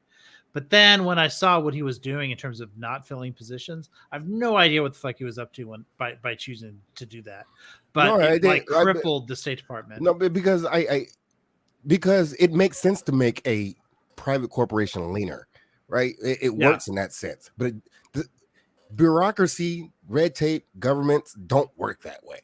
And and I know a lot of people, or they might if you understood bureaucracy well enough to be able to reform it. But he didn't understand that particular State Department's like internal structures, and that's where I was kind of like mistaken on Tillerson. I still think he was real and intelligent and has a lot of knowledge. But I think he had some intentions for the State Department that were maybe not. He's a good old Texan. I respect the dude. Yeah. But there we go. I think he might have had ulterior motives. Like, I don't know what to say to you, sir. Oh, yeah, for sure. Yeah. I don't know if Kaylee was or is a Trump supporter. I just think that a president that is not able to get people to want to work for him is probably not an effective communicator. Cyrus, do you want me to break it to him? Yeah, I mean, I don't know how he doesn't know that. I think he might be able to figure that one out. Look, firing people was his brand, not hiring people. Firing people was his brand. You're fired. Well, and to be honest, that should happen in our government. There's some people that just shouldn't have a job because they're just sitting there but then you taking got to a paycheck. replace those people. So should you No, not you don't. replace You don't have to them? replace them. Yes, you do. No, you I don't. think you kind of do to have a functioning Like Ronald Reagan fucking said, a government. government. It's a good like thing that Reagan he said, didn't replace him. a government program is the closest thing to eternal life that we will ever find on this Yeah, earth. there's- And so there are times that, like, there are times that certain things have to end. Now, the people who are in those jobs, you should see them through to their pension. But there are certain, like, you know, the guy who like oversaw the telegraphs. Eventually, might be time to phase that out. Obvious, Yeah, you right? just move him over to phones. Like, that's fine. But listen, Now you just retire that one out and bring in a new phone kid. No, learn to code, buddy. Just learn to Learn code. to Oh code. God! No, Hey, listen. I'll get I kicked think off Twitter. there's a reason the government is structured in such a way it's statutorily illegal to go in and like just do these mass firings and then replace them with your own people. You can't do it. And there's for obvious reasons for that, right? We would never have contiguity of government if every time a new president took over, everybody got fired. Now it does happen sometimes in certain levels, like for instance, U.S. attorneys. U.S. attorneys always get fired. Like as soon as the president comes in, he might keep them for transition purposes or whatever, but he'll get rid of them in his first year and replace them with his own guys. Okay, that's U.S. attorneys. But within agencies, statutorily, it's illegal to do. And so what Trump did instead was he just let like the natural what do you call it when people just like leave naturally? It's attrition. He just lets the natural attrition take place. And then I think maybe in terms of Tillerson, it was intentional, but I think in terms of most of the agencies, it was just, they didn't know like how to find the right people and put them in place. And in some cases, how to get them like confirmed through the Senate and stuff like that. And in the first 2 years, Trump was actually playing ball with Paul Ryan and the establishment people and all of that. So it really took a while before Trump decided that he was like, fuck everybody. And at that point, like then COVID hit and like, he just didn't have time to do whatever it was that he wanted to do once he decided that he was going to fuck the establishment. I have to say this because I hear this all the time. People think that the United States of America, the greatest country in God's holy lands that ever existed, is a fucking business. It's not a business. This is not a business. This is a government. Governments don't. That when people say stuff like that, it means they never work in government. You have never worked in government if you think this is a business. It doesn't work that way. It just doesn't. And I wish it was a business because then Donald Trump would have been the most amazing president ever. Maybe. Probably not, but maybe. He's not a good businessman either. No, he's not. But I'm trying to give him some, affordability. I just need to push back on one thing, and this is whether we kind of like it or not. It's like, let's say the communist Chinese or even the North Koreans or any communist nation in this world. What do you think they talk about when they have their meetings of heads of state? Karl Marx? No. What they do is they pull out their balance sheets, look at their assets, their liabilities, their profits and losses, and decide what will be the best transaction, just like we do. The world, whether we like it or not, runs by the immutable bylaws of business. No, stop. No. You don't have to like it. No, because business has a different goal than a government does. Fundamentally, you have to think of it entirely different. Now, do they have some overlap? Like, is there some Venn circle thing going on? Yeah, sure. Yeah. Government doesn't have an incentive to create a profit of any kind. Well, Yes, that's one Right. thing, but That's the right. institutions within businesses are completely different. The way that you hold people accountable within businesses are completely different. But within a democracy, the way that you hold people accountable is totally different. And especially like when we're thinking about hiring for Shareholders somebody vote you out, like too. Trump, who was supposed to come in and drain the swamp, but then instead hired a bunch of people like special interest groups and everybody who is already funded by a bunch of other people. He did the exact opposite. The guy was not somebody who I wanted to be hiring anybody at all whatsoever. He was. That's the problem with like the Good thing last he did. I mean, he did handful of pull the presidents. plug on the swamp, but they plugged it pretty quick. But I mean, he did pull the plug with Comey. That was nice. I mean, Like, we can all agree. He Well, it was dirtied the nice 'cause it swamp got- up as much as literally anybody he is ever the dirt had. in the swamp. Yes. But anyways, Now, so- like Osiris, you also said that he was incompetent, but whether we like him or not, whether you hate him or not, his 3 Supreme Court picks are going to be affecting didn't pick us them. in one No, he way didn't or pick another them. for the rest of our lives. No, So I mean, those- that those incompetence justices is going to have Osiris is going to Osiris have picked an them. effect for the rest of our lives. Those That's justices fine. You know were what? a If you like his big judges, gift that's to the great, but that doesn't Democrats mean in he was competent for 2022. picking those judges because he didn't pick them. Yeah, I'm yeah, gonna nobody give thinks it he to picked them. Osiris McConnell picked those fucking judges. Not Yeah. The Federalist McConnell Society is and the McConnell and biggest the At the weapon end Republicans. of the the day, he Republican nominated Party them. He has. was the one who put them there. We can like it or Oh, not. so but he's Well, just as that's a stupid as Biden. He huge, could If sign he's the huge one that signed influence the on our paper, he's country. not the one that did the paper. Yeah, Well, he's like, a you could placeholder. He's a you- placeholder. You can say it's incompetence, but this man's incompetence, like I said, gonna affect you for the rest of your life. You don't have to like it or not. That makes him as smart as Biden. Yeah, he can sign papers. Good job. I don't. Well, Biden's Whoa, into year 2, and he's whoa. only had one. So no, that- thus no, far, no. Trump's Comparing up. Trump to Biden, don't do that. No, they're incompetent for different reasons. Again, that was McConnell, right? Like McConnell, one of those Oh, he's a justices stone was cold operator. one of those justices was assured before the election even happened. So that was absolutely McConnell. Was that Um, Kavanaugh? No, Gorsuch. Gorsuch, yeah. Oh yeah. They Gorsuch. took Merrick Because Garland's seat. It would have been Garland had it not been for McConnell's maneuvers. We dodged a bullet with Garland. Look, it was a boss Not move. kidding. Listen, he said you cannot do this during an election year, right? And it happened like in February or something. And then when If it the happened Senate and again in President are different 2020, parties. like a month before the election, then it's fine. Let's be honest. McConnell is the Sith Jedi Lord of Yes. fucking He Senate. Yeah. really I was Like just fucking gonna say, Palpatine. I am so glad he is on my side because holy Really, shit, though. I can He's imagine what it's like having to go against this guy. He's a smarter this dude is Palpatine, playing right? Because 40 chess. Palpatine like put himself in the front, and made himself the face of the Empire, right? McConnell's like the guy behind the scenes, sort of like an evil wizard from the Wizard of Oz, pulling all the levers and stuff. He's absolutely Palpatine, but he's Palpatine he's Palpatine in the last movie, not Without the the one that we ego. knew where nobody knows who he is and just stuff is happening. I gotta head out. That's McConnell. Appreciate Tom, it, guys. thanks for All right, stopping Good by, talking man. with you again, Yeah, Tom. thanks for God All right, bless. Tom. Have a Later. good KW one. Nation on YouTube. Friend me sometime. I'm never Yeah, above hold on. shameless Tell me self-promotion. who Tom is. He seems cool. Oh, Tom Foolery. Yeah, I like Tom Tom. Foolery. He's a nice guy. He keeps getting kicked off of every fucking platform. He's banned on Twitch, so I'm not streaming this on my Twitch right now. But Oh, nice. we're not supposed to do that shit. I'm not Whoopsie streaming daisy. at all. You're bad. But no, he's all right, Cat. And he's He was cool today. Yeah.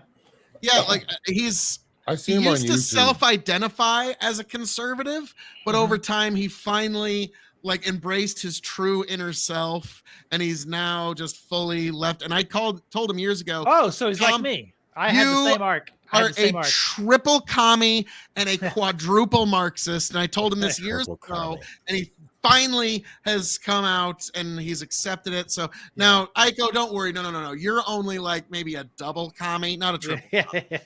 Well, You're I like- gotta Wait, say, how many my commies do I arc- get? I want some I was commies. wondering the same too. Okay, Lethe.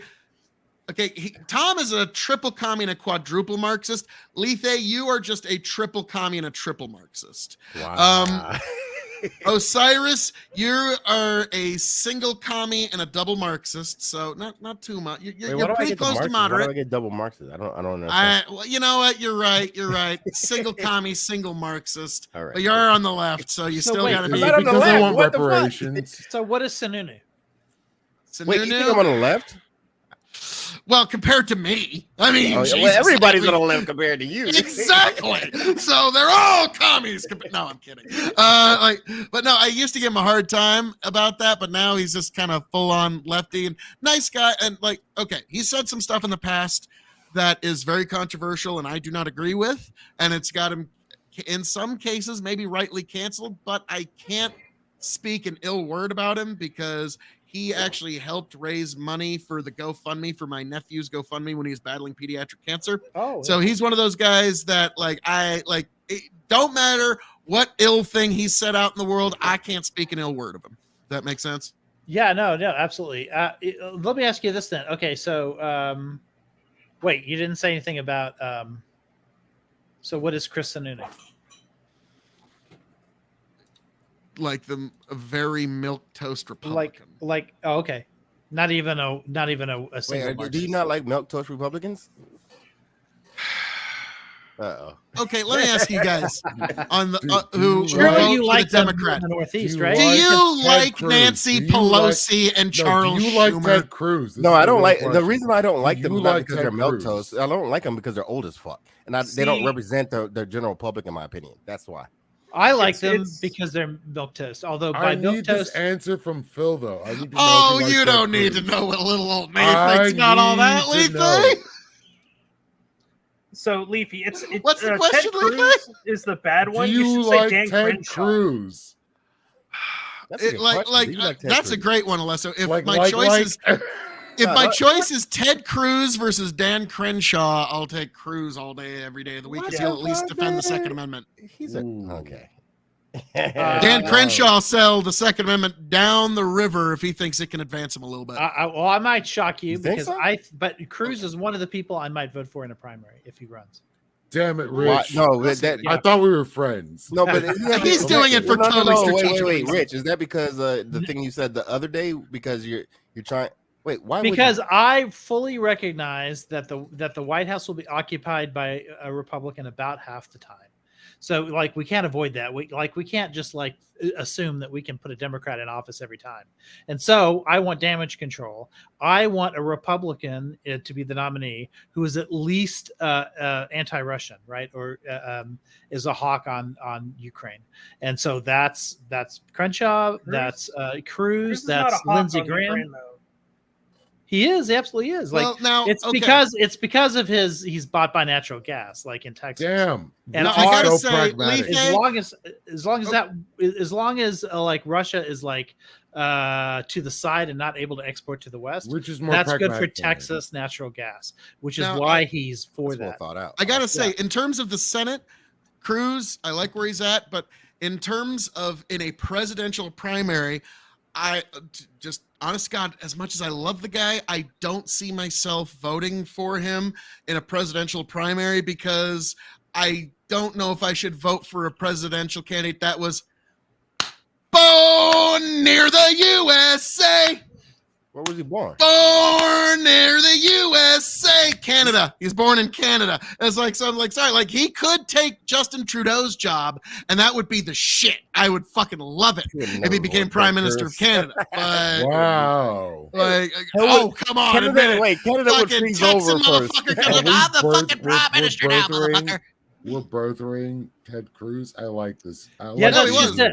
There's Wait, a how is fear he that born the in Canada and birthers he's Cuban there's a too? fear that the birthers won't vote for Cruz even in a general because of what they believe about Obama, and they're trying to be. I don't think birthers are actually consistent on this. No, so, I don't think birthers are real. I think they won't birthers give a just hated shit. Obama. That's it. Yeah, that's right. And so if it's somebody on the right, in fact, I've seen interviews with people when they pointed it out because when it looked like Cruz might be, I almost voted Romney. and they were I asking held my nose. and people would say, "Oh, well, he's born in North America, so that counts," or something. It was ridiculous. Yeah, it's a little much. He's like, Yeah. no, because one of my parents is an American citizen. I'm an American. But like, I don't know. I think it's pretty, like you got to be born in the place to get it. Like that's been a thing for a while now. Well, no, because John McCain, like I mean, Well, yeah, it but was still a long base is before that. technically American soil. Yeah, but but if your parent, there are two ways I to don't be a think that's natural born true. citizen. Because I This can't. has I don't been think I can settled. run for United States president. And I was born in Okinawa on the Marine base. Yeah, but do you have American parents? But I Of course, can. but I don't Then- think it works that then- way. No, Yeah, it you does can work run. that way. Yep, They you That can worked does run. that work out. that way. They worked that out with All right. McCain. Osiris, you're in the administration of Okay. extreme now. All right. All right, let's go. With They worked that out with McCain, and also fucking Hamilton had if he hadn't died. like there was talks about him running for president. Nobody thought Hamilton wasn't eligible to be president. He just, died first. But he could have been president. Yeah. And he was born outside the United States. What did I just read? Fair enough. Let's see. Wait, so Cruz wasn't born in the United States. No. nope. Was he was born born in in America? Then Canada. how did he run for president? Because his parents Why do you think he didn't Thank win? you. he's a natural born citizen because his parents are American and he was born to American parents. That's one of the two ways that you can become an American citizen. And in fact, there was a time when it both was the parents- only way, right? Because it was So what was this whole birthday dumb it- shit then? because they think that the 14th. Is it 14th or 13th? 14th.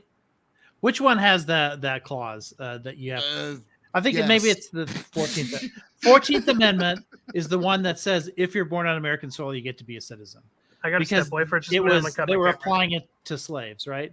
Prior I'll to be that, right the only way Yeah, to be a citizen. I was about to get like real heated about that. Prior to that, the only way to be a citizen is if you were born to citizens, and so that rule still applies. But now there's a second rule, which is you have to be born on American soil. Phil, I'm gonna say the 14th Amendment is the same reason why we didn't bring the equipment back from Afghanistan. It cost too much to send them back. Oh, it is 14th Amendment is. Let me look up the text of that one. Yeah, it's the hold on. Freedom from slavery one, isn't that? Yeah, it basically said that Freedom from slavery. The idea was they were trying to say they were trying to find a way for slaves to be citizens. And so the way they did it was they said, if you're born on American soil, you're a citizen. And boom. Well, couldn't they just rescind the 2/3 rule? Okay. Or Yeah, 14th. They did that 14th Amendment. Oh, No state shall make or enforce any law which shall abridge the privileges or immunities of the citizens of the United States, nor shall any state deprive any person of life, liberty, or property without due process of law, nor deny to any person within its jurisdiction the equal protections of the law. So yeah, that's the Equal Protection Clause, but this is another one. Hold on, I'm just gonna look it up. Yeah, because we're like, is that the one? It's like we're starting to get into like, it's 13th. Is that the one for quartering soldiers or fuck? Yeah. What are we doing? Like, yeah, Exactly. like we're starting to get a little confused here, but no, it happens. Jake is just calling bullshit. It is 14th Amendment. It is 14th Amendment. Bullshit. It's section bullshit. 1. It's section 1. All persons born in the United States are U.S. citizens. Yep. And like I remember, like honestly, okay, I've always liked Rand Paul as a politician. I've always liked just generally. I loved Ron Paul. Okay, like I supported the shit out of him. I wrote him in 2008 because I could not vote for John McCain. I really thought Ron Paul was the guy. Rand Paul, when he gets into the Senate, I'm like, all right, we got one of ours in the Senate finally. And then he turns around and he introduces we want to get rid of birthright citizenship thing. And I'm like, wow, Rand. Why? Yeah. Wait, how why? unbelievably un-American of you. What the fuck? Like what? Yeah. Like that's one of the things. It's like, we don't care how you get here. If you're born here, you're just one of us now. Welcome to it. Like that's the American magic. And all the statistics show that if you're born here, you're more likely to be a citizen, more American than the Americans who've been here. And there's one qualification that a lot of people misinterpret. So the section 1, the very first sentence, all persons born or naturalized in the United States and subject to the jurisdiction thereof. And what that means is if you're immune from the law, like if your parents have diplomatic immunity because they're ambassadors or something like that, then being born in America does not confer citizenship to you. That's the only instance in which it doesn't happen. But some people think that it means that if you're an illegal alien and you have a kid, that kid is not subject to the jurisdiction since they're living outside the law. That's what some people think that it means. But the courts have established that it doesn't mean that. So anyway, that's it. But the question then becomes, if you think that you have to be born in the United States, then what the heck is how did you become qualified to be president of the United States prior to the 14th Amendment? Yeah, like you had to be born from an American parent. That was the like I pointed out to because I remember somebody saying well, this person shouldn't be allowed to be in Congress. I mean, they weren't born here. I was like, right. Well, no, that's not really a thing because the founding fathers, none of them were born here. Right. So but also everybody they had to make that a law after the fact. Right. Well, not even then, because everybody up until the 14th Amendment also wasn't a citizen by that qualification, like that, because that wasn't the way you became a citizen. You only became a citizen by being born by a citizen, except for the founders, of course, because they were the first ones. Familius. Here's a fun fact. So it is true that I am a citizen because I was born on American soul, quote unquote. Right. And I have 2 American parents, but I also had dual citizenship up to the age of 18. Yes. I don't become an official American citizen until I signed up for the draft. Right. The draft, yeah. So Yeah. that was- So you were still a natural born citizen because you got your citizenship naturally, which is to say you didn't have to become naturalized, right? You didn't have to like take an oath and learn all this stuff. You just were naturally an American. That means you're a naturally born citizen. That means you're eligible. Not only are you a citizen, you're eligible to run for the presidency if you want. yeah, that I didn't know, but fact I was also checked. dual citizenship too, so I could have defected and became a Japanese person. You can be president of the United States and still be a dual citizen. Like that is, in fact, I think it was Cruz who just for rhetorical reasons, like renounced his Canadian citizenship. Yes. Don't fucking tell he was running for fucking president to get around to doing that shit. Yeah. That's pretty funny. That's actually. And you see why some folks were a little trepidatious, like, yeah, Ted, you could have literally flipped the coin and said, fuck it, I am just going to Canada and I'm going to be their prime minister. And it's the funny thing, Lethe, the Ben Shapiro impression and the Ted Cruz impression, they're the same impression, but it's you just got to go very nasally. Listen, gang. Let me tell you something about it. The liberals have lost the debate, full stop. And so, yeah, it's pretty much the same impression, but 2 different speeds. But yeah, I really 1,000% encourage Ted Cruz to run for prime minister. That would be best. For the record, I do not renounce my Japanese citizenship. I think you don't have to. You can be president of the United States and still be a dual citizen. You don't have to give it up. It's just that some people rhetorically give it up. I think Japanese culture is second only to American culture. In 1861, Ooh, I disagree. In 1861, former president. Oh, hold on. Yeah. So former President John Tyler presided over the Virginia Secession Conference. So he was like a Confederate at one point. Yep, so he's my least favorite president. He had to renounce his Confederate citizenship, even though the Confederacy was already gone. Jesus. In order to not in order to be president, but he just did that for rhetorical reasons. There's actually no reason to renounce. Was there a Confederate citizenship? Well, yeah, of course. Yep. Of course. Oh, they thought they were There was a real Confederate country and money, shit. my dude. There was Confederate money. Oh, okay. Now, I would love correct me ready if to I'm go. wrong. It's either Tyler or Taylor. I believe it's Tyler. I'm getting my presidential names mixed up. John here, Tyler? but, yes, where Tyler he Durden. was one of our presidents and then joins the fucking Confederacy during their whole and so to me it's like, if you want an actual honest candidate for worst president in all fucking history, it's kind of got to go to Tyler for literally actually factually measurably being a traitor to his own nation after serving as its president. Listen, here's another. There's so many reasons to believe in horseshoe theory. One of the reasons I believe in horseshoe theory is because one of the many pieces of evidence is the fact that people on the far right now fly the Confederate flag, which Weird. which Wait, other. now? Yeah, you saw. They've been doing it for flags. years. Of course, I gave pre-2000. I gave the story. I gave the story earlier about how I grew up with this shit. This is my childhood, literally. I went through. My high school had the Confederate flag as its official symbol, and Really? also, Shit. and our mascot was a full dressed Confederate colonel. And we were the colonels, that was our football team or whatever. And he would run across with the giant Confederate flag, run across the football field back and forth. I understand how old these traditions are. So yeah, but to this day, they're still flying the Confederate flag. But now when I was the kid, it was conservative, blue dog Democrats who flew that thing, diehard, and they were starting to come over to Reagan, right? And now it's Republicans flying the flag of people who are primarily Democrats, Southern Democrats. I know. I don't like that. I don't like that narrative. Go ahead. Which narrative? I gave several narratives. Yeah, you got to be more specific. Which narrative do you not like? Oh, I think Osiris is frozen. Ah, shit. No, he was Yeah. just frozen in just awe of how amazing Yeah. our arguments were. About the Democrat. Wait, hold on. Wait, he's lagging. Hang He's on. lagging. He's not frozen. He's lagging out. You're Yeah, you're in and lagging, out. Osiris. We can't. We Maybe can't hear you. refresh, Osiris. Yeah, maybe Go like, slap or that even hamster a log little out bit. and come back in. Yep. And I'll So, pull him back are in. you okay saying where you were raised?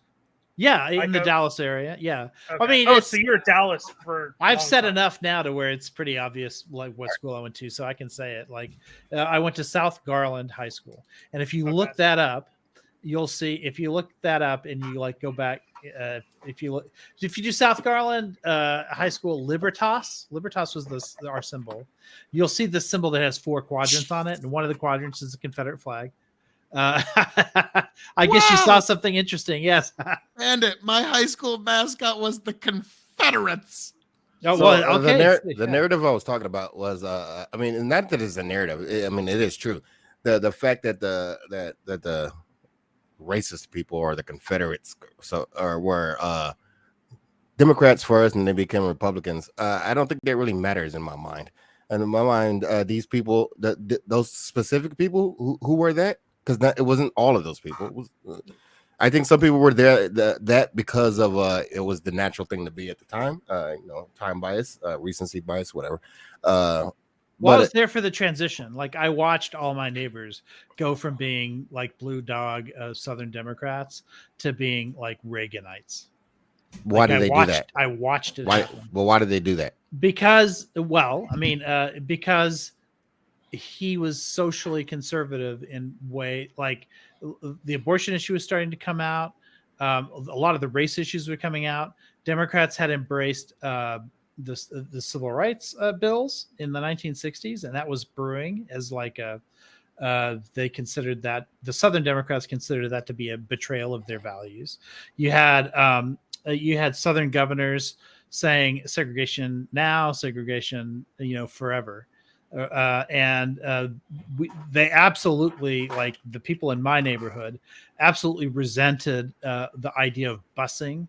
In fact, our school district was what was the first of what was called a school choice district, and that went all the way to the Supreme Court. Our district went all the way to the Supreme Court on the issue of school choice, and so they absolutely like hated busing. And they hated like integration efforts, and Reagan came out against all of that. And so it was race issues, it was partly abortion, and it was it was him picking up all the people that got pissed off over where the Democratic Party was going. So do you think, at least in your own personal opinion, you think that the race issues are still kind of prevalent, especially older Southern Americans?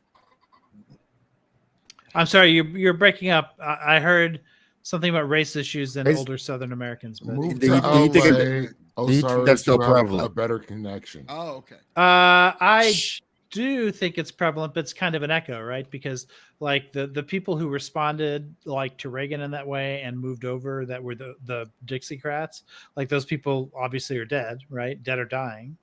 But they're like the people that inherited a lot of those ideas they inherit the echoes of those ideas. So they don't talk about race in the same way.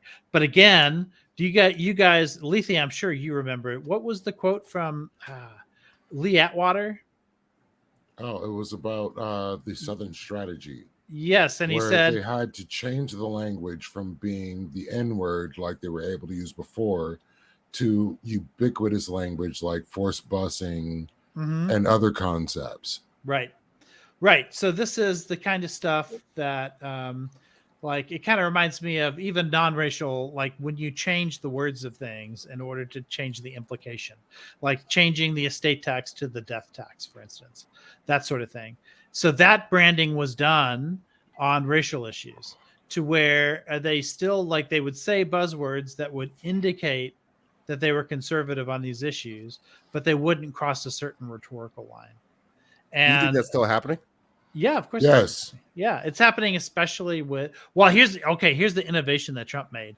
Trump is saying a lot of things out loud that the party wouldn't have said before. Because the party Like was the Muslim ban. Yeah, I kind of learned on that, right? Because That included North the Korea. Supreme Court kept striking it down, and then eventually he said, "Okay, we'll just add North Korea." And okay, yeah, it's not a Muslim ban anymore. That's what happened. So, like the 5th time it went to the Supreme Court or something like that, I can't remember. Maybe it was just the 3rd, but eventually, a version of that ban had the appearance of not being anti-Muslim enough to where the Supreme Court. It's wild to me that we're anti-Muslim before 9/11. Nobody cared about Muslims. Yeah, it's kind of crazy to me. They also turned Muslim youth in America far to the left because, like, the people that were coming here who are Muslims, like, were, I think, natural audiences for the right because Muslims are generally conservative, Like especially on Hispanics, just like black people, there's like almost everybody who yeah. So you're But saying that Republicans may not have exactly been receptive at that time. yeah, throughout the last 50 years, yeah. I mean, if you look at, stop it. Look, if the Republicans could shed the weird people and the racist people, they would dominate 100%. Because I think immigrants are going to naturally vote Republican.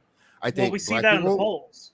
I think immigrants, and I think black people would vote more Republican.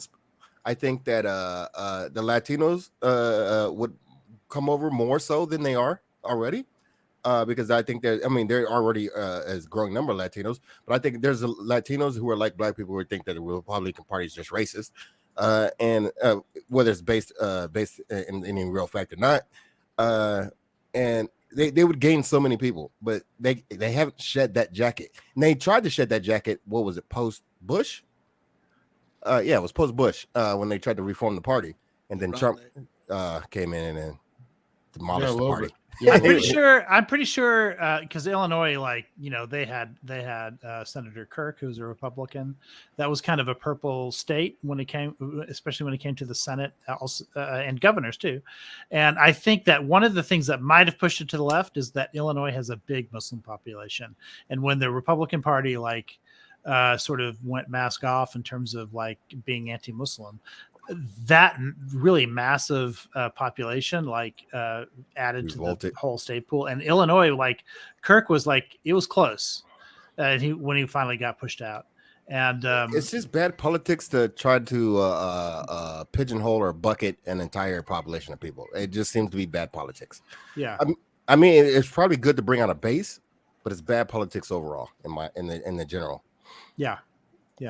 It's something that it's heavy diminishing returns, and then you've lost a voter base. So yeah, it's one of those. Yeah. I mean, like in the immediate aftermath of 9/11, boy howdy, the only time I saw the fear amped up that much and people were freaking out that bad was 3 years ago. That's the only other time I've seen people freak out. What happened 3 years ago? Oh, COVID. This little thing. That thing. Oh, that C word. Cough little thing. It's a thing that kind of sort of happened. You know what the running so joke was in the black students... community, though? The funny thing is, I've said this plenty of times. After 9/11, I was like, damn, at least they're not looking at black people anymore.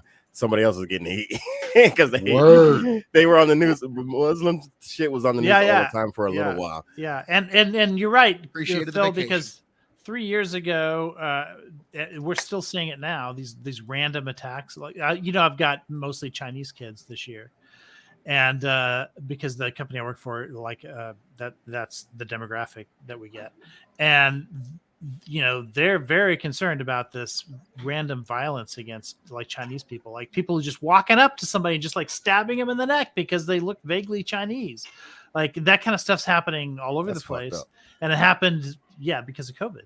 And not only that, what's worse than that? Most Americans probably don't know the difference between a Chinese person and a Taiwanese person and et cetera, et cetera. This is why I really wanted to talk about Mike Pence, because he's the only white. No, I just wanted to say this one little thing. He's the only white person I've known of that was in fear of being lynched. Lynched? He may be able to feel for the Black experience in the future. Took me a minute to get that one. But Oh, damn. That's a good one. That's like, okay, I'm going to be honest with you, Lethe. I hate the content of that joke, but I have to appreciate its construction. Like it's well constructed. Okay, what's great about that joke is there's zero fat to it. You need every word of that to make that joke work. no, Like, there's no he fat. almost got lynched on January 6th. Yeah, Well, they had gallows built. That's If the that isn't joke. lynching, I don't know what is. He was hey, look, if they let's be honest. What do you think would have happened if they had caught his ass? If anybody wants anti-lynching laws, it's gonna be Mike Pence. No, Mike Pence is such a fundamentalist, orthodox guy. He's like, no, it's all good. I was gonna take it. I was gonna take it in the name of Christ. It'd have been okay. We're good. He's gonna be a martyr. Remember that video of Josh Hawley running from the crowd, and when a couple hours earlier he was doing a fist bump, that fist raised to Dude, them. That's shit. That shit, yeah, it was amazing. I don't. I can't see how anybody can defend the people who went there to do fucked up shit in January 6th. Ashley Babbitt. No, needs I defend your right to assemble and protest, of course. But the people who went in there and then hurt the state, the DC police, the people who went in there and defecated inside the Capitol building, the people who went in there and defaced the Capitol, the people all that shit is indefensible. I don't care. Yeah, I don't want to hear the whataboutism. I don't said care the about day that it happened, it's like, well, anybody that was violent that day, bury him under the jail. Like that's like, if you were violent or hurt anybody that day or did anything like that, bury him under the jail. Because there's no need for that. But like, violence is one thing, but metaphor. violence with the purpose of stopping the peaceful transition of power, that's sedition. that rises to another level. Yeah, that's sedition, and we've already got a lot of convictions on sedition. We're going to get some more, and I think in the next few weeks. So now, the thing here's that's the so problem I upsetting have. is like that. Well, give me just one moment here, Lester. Then Sure. because I've said this a couple of times, and we can not like it, we can all hate it, we can say it's this or it's that, but whether anybody likes it or not, the truly chilling thing about January 6th that has kind of shaken the halls of power is that whether anybody likes it or not, it's probably one of like the protesters who went there that day actually accomplished what it was they set out to do. What they wanted to do was make sure that on the 6th of January, no confirmation vote was had that day. And on the 6th of January, no confirmation was heard. And that is unique to the American experience. Yeah, and one it did. that is, I'm not saying it's good. I'm not saying that is not what I'm saying. But what I'm saying is that, like, No, they did history count the books are vote. going to No, look they at did. it a lot They different. did than count the vote. did. They did count the vote. Yeah, It was happened. in the early morning of the next. It was like No, 3 in the morning. No, it was the same day. It was before midnight. Mhm. I'm Because pretty- once everything got quieted down, they finished because that was because I think that the Senate, right? they the ran right back in. Yeah, Like, because were- they they as understood much what as was at you want to stake. think about how terrible these people are, the Senate and the Congress to some certain extent, I think that they take there is a level of pride that and that they take in what they do, and for that, you have to respect it. Even like who just had a medical issue recently, and Fetterman. was it Fetterman? Yeah, Fetterman's even like stroke, pretty much. Yeah. Well, so even the Democrats were amicable and outreach to him. Like and this is what we want to see in our leadership. The problem is that doesn't get shown a lot, or it doesn't happen enough compared to the divisive stupid shit that we hear and see all the time. And I think people like McConnell, who is a mastermind of politics, True. but he's also one of he's the been people. in it for like what, 60 years? Like most of his life. Oh, So is I just Pelosi, want by to the say way. for once, I get to fact check you, Aiko. He's fucking The Lex Luthor. electoral votes were not actually announced and counted, and it wasn't actually announced by Mike Pence until January 7th, 3:42 a.m. So motherfucker, after all this time, I gotta fact check you for once. Don't worry, he's still way You're up. muted, on me, Iko. but, Iko, you're still muted. But anyway, I'm sorry. super good. I had to get that in. Keep going. While right. he's working on that. Well, so hold the on. problem What do you mean announced? Pence calls majority of electoral college votes for Biden. The announcement of the state of the vote by the president of the Senate shall be deemed a sufficient declaration of persons elected president and vice president of the United States. Pence said and officially affirms the election results, certifying Biden as the 46th president at 3:42 a.m. January 7th. So, Yeah, like but I you said said- earlier, you said they that's been wanted the- to get it done on January 6th. No confirmation was had that day. So whether we like it or not, they kind of succeeded. Wait, but when you said the vote happened on the next No, I said they want the confirmation. what time did the vote happen? The vote happened the same day. The confirmation happened apparently that morning. Yeah, that makes sense. Next morning. So yeah, they wanted to see that there was no confirmation had, and the court stenographer will see that I did not perjure myself. But that's an but- admission. Hold on. You're going further than I am on this, then, Phil, which surprises me a little bit. You're telling me that the crowd in general wanted to interrupt an official proceeding because that's That's felony. certainly what the people who seem to breach Oh, the Rich. wall wanted. All right, so you I'm not speaking for everybody, but seems to be what at least a cadre wanted, and whether we Yeah. like it or not, they succeeded. No, I'm not saying it's a good thing. No, I'm not saying I endorse it in understand. any way. I But I'm understand. saying I understand. But what I'm saying is you're disagreeing with Tucker there because Tucker is saying they committed no crimes. I can't do that. Oh, I'm sorry. I cannot disagree with Tucker. Wait, Allow me to I missed readjust that. my arguments I missed to that. agree with the Tuck. That was No, good. I actually I'm missed. kidding. Wait, unless I had something to say. But Oh, I I want was to go just- back to Tucker because I missed the Tucker part. So, Oh, Go Tucker Tucker, just- because I'm going to Tucker move to said- sedition. That's where I'm going. Tucker's basically saying that the people that were in the Capitol on January 6th did nothing wrong. And no, what- no. That's not what I mean about Tucker. I missed the part about Tucker. What these guys, him and his extraordinary co-host had to say about the firing of Tucker and Don Lemon. Yep. That's What was the thoughts on that? Wait, was Tucker fired? I thought he's still getting a Yes. paycheck. Oh, That's okay. fired. Well, I'm sure he give me, has. Give He's me, not on give me one TV, moment on let's this. put it that way. I'm going to say Osiris, and even Lethe had to begrudgingly admit. Now, I don't know. Don Lemon, Tucker, they should probably exchange numbers because there's open time slots on different networks. So Tucker could just go to CNN, put his bow tie back on, bring back that old gimmick, and be a lot more moderate. And then you're going to hate me. You're going to hate me. But Don Lemon's not worth this much, but if they were to bring Don Lemon into Tucker's time slot and pay him Tucker's money, give him Tucker's advertisers and everything, that motherfucker would do anything short of put on a MAGA hat, okay? Like he would be Trump 2024, just main fucking man, okay? If you paid him Tucker money, but he's not worth Tucker money. Well, so you we know, don't have to worry about interestingly, that. Tucker didn't get what you would expect somebody with his ratings to get in terms of his salary or whatever. He was actually paid like less than you would expect. It was like 15 to 20 million a year, something like that. Oh no! Yeah. Was it a justified firing? That's Like what I wanna know. Maddow makes, I think Maddow makes more money and she doesn't have his ratings. So Phil, was it a justified firing for Tucker and Lemon, or Tucker and Don? Lemons is a little more straightforward, to be honest with you. Like He's a like, diva he bitch, seems to. He there was was just creepy. some Like he pretty was- bad branding and straight insubordination in some instances with Lemon.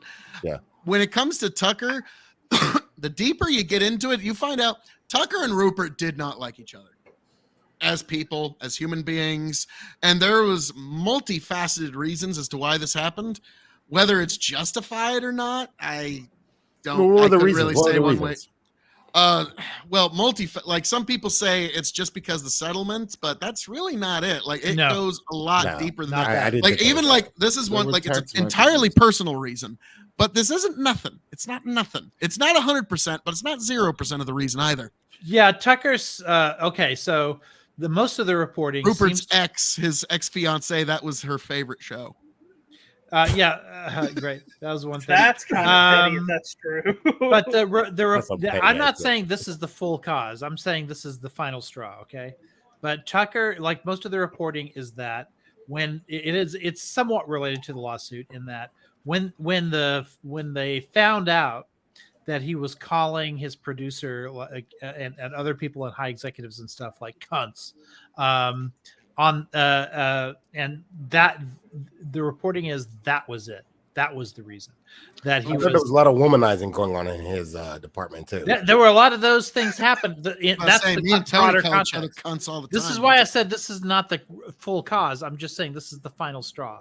Now, When the they one saw lady that was that, alleging they were done. misconduct that was suing her or suing him, turns out she has never met Tucker Carlson or been in the same room. So, like, it's Well, I mean, but I think it's long been known that Fox has had a Yeah, of course. womanizing problem. now, I said this to Lethe earlier, but I'm gonna say it to you guys here because you're gonna hate me when you see it, but it's gonna be so right because, like, on the far right, now that Tucker is gone from Fox News, ostensibly the only reason to defend Fox News, as far as the far right is concerned, is gone. So Aiko, Osiris, Lethe, over the next couple of months and into the next year and a half, into the next election season, you're saying Fox News is a bunch of no good rapscallion ne'er-do-wells. They don't wash their socks often enough, and they're a bunch of no good sons of bitches. The right is going to be like, yep. Well, first of all, I'm offended that you keep putting me on the left. Stop. I'm not left nor right. I'm Not a just me. curve, I'm so. me. Okay. Okay, Second of all, yeah, Fox is bullshit, but so is CNN. And moving past that, I think Fox is more bullshit than CNN. But moving past that, they had the. Are we talking they had the- pre-Russiagate or after Russiagate? Because pre-Russiagate, I probably agree with you. After Russiagate, fuck CNN and their fucking lies. You want to talk about what Fox News did? CNN shouldn't be a CNN's fucking always news been agency. Hold on. You got to Here, buy here. CNN dinner first if you're gonna. No, so they had That's Bill gorgeous. O'Reilly, right? Then they had Tucker Carlson. They'll find a new guy. Trust me, they will. Yeah, that's just it. I Who's got remember the star every. power? None of them are Tucker. I Yeah, remember. who's It got doesn't that matter. star Neither was power? Bill O'Reilly either. O'Reilly was absolutely a massive star. He Mm-hmm. was doing those like debates with Jon Stewart. Like everybody knew who he was. Everybody was rooting for him. They believed the Fox News viewers believed everything he believed until he was gone, replaced by Tucker. Then they believed everything Tucker believed. Like that's how malleable. There's quite a gap from O'Reilly to Tucker. It wasn't quite that seamless. Yeah. 'cause Tucker didn't have that street cred yet. But with the people right. said It took years to build that, But and it's going to take years to build a new star. But people said when O'Reilly was gone, they were like, "Oh, that's the end of Fox News. Like, no one's going to watch Fox Yeah, that's News the now last that thing. O'Reilly's gone." That's what I heard everywhere.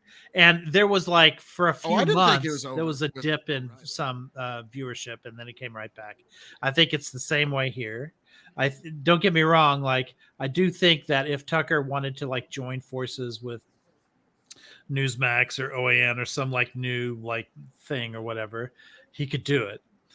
He could run for some No, office. he could. There's lots of stuff he can do. He could do an internet presence. He could. Yeah. He could slay on YouTube. Make If your he own just made his studio own and just version of the make- Daily Wire, just the Tuck Wire or something He like has that. he has that. Oh, it's going to get a lot better. He has what's his Daily Caller? That's his website. Oh. So he could absolutely turn the Daily Caller into a vehicle for his like he could. That's what O'Reilly did too. O'Reilly still does his show. He just does it. Was on the O'Reilly internet. fired? Yes. Or let go? He was absolutely fired. Oh, yeah.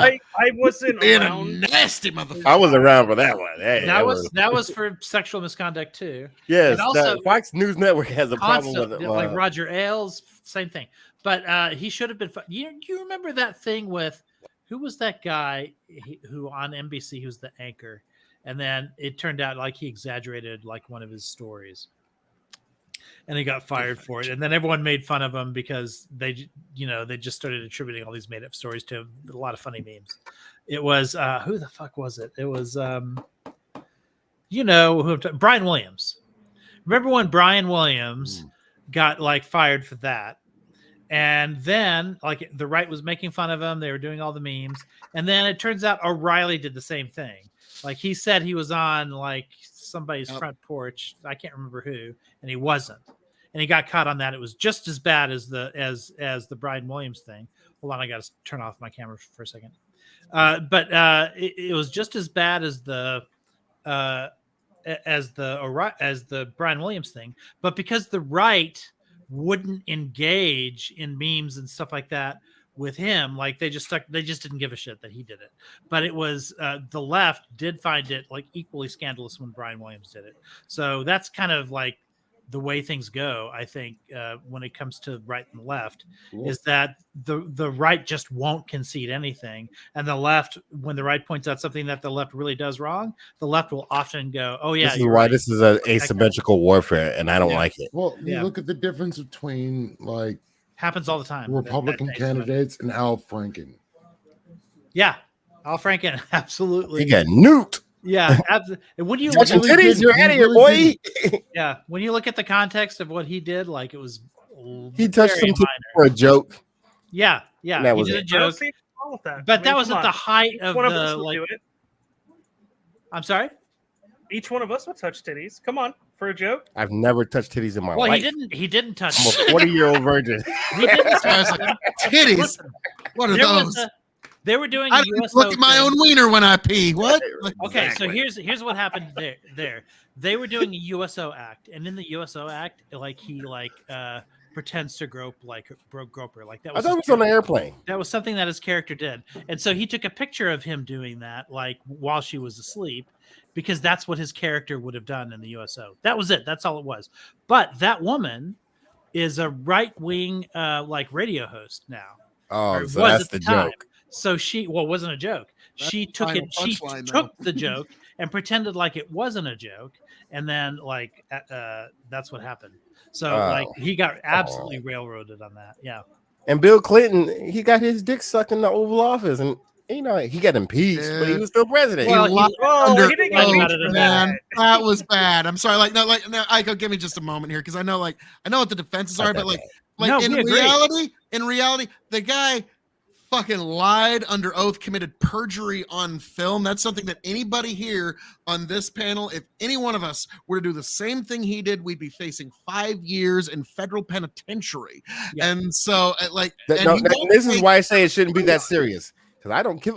Nobody gives a fuck about this. Nobody actually gives a fuck. Nobody did at the time. In fact, the Osiris, I pray you get jury duty every week. Well, Okay, because Jesus Christ. Unfortunately, our justice system. does wait, not hold on a agree second, with Phil. people. Hold on.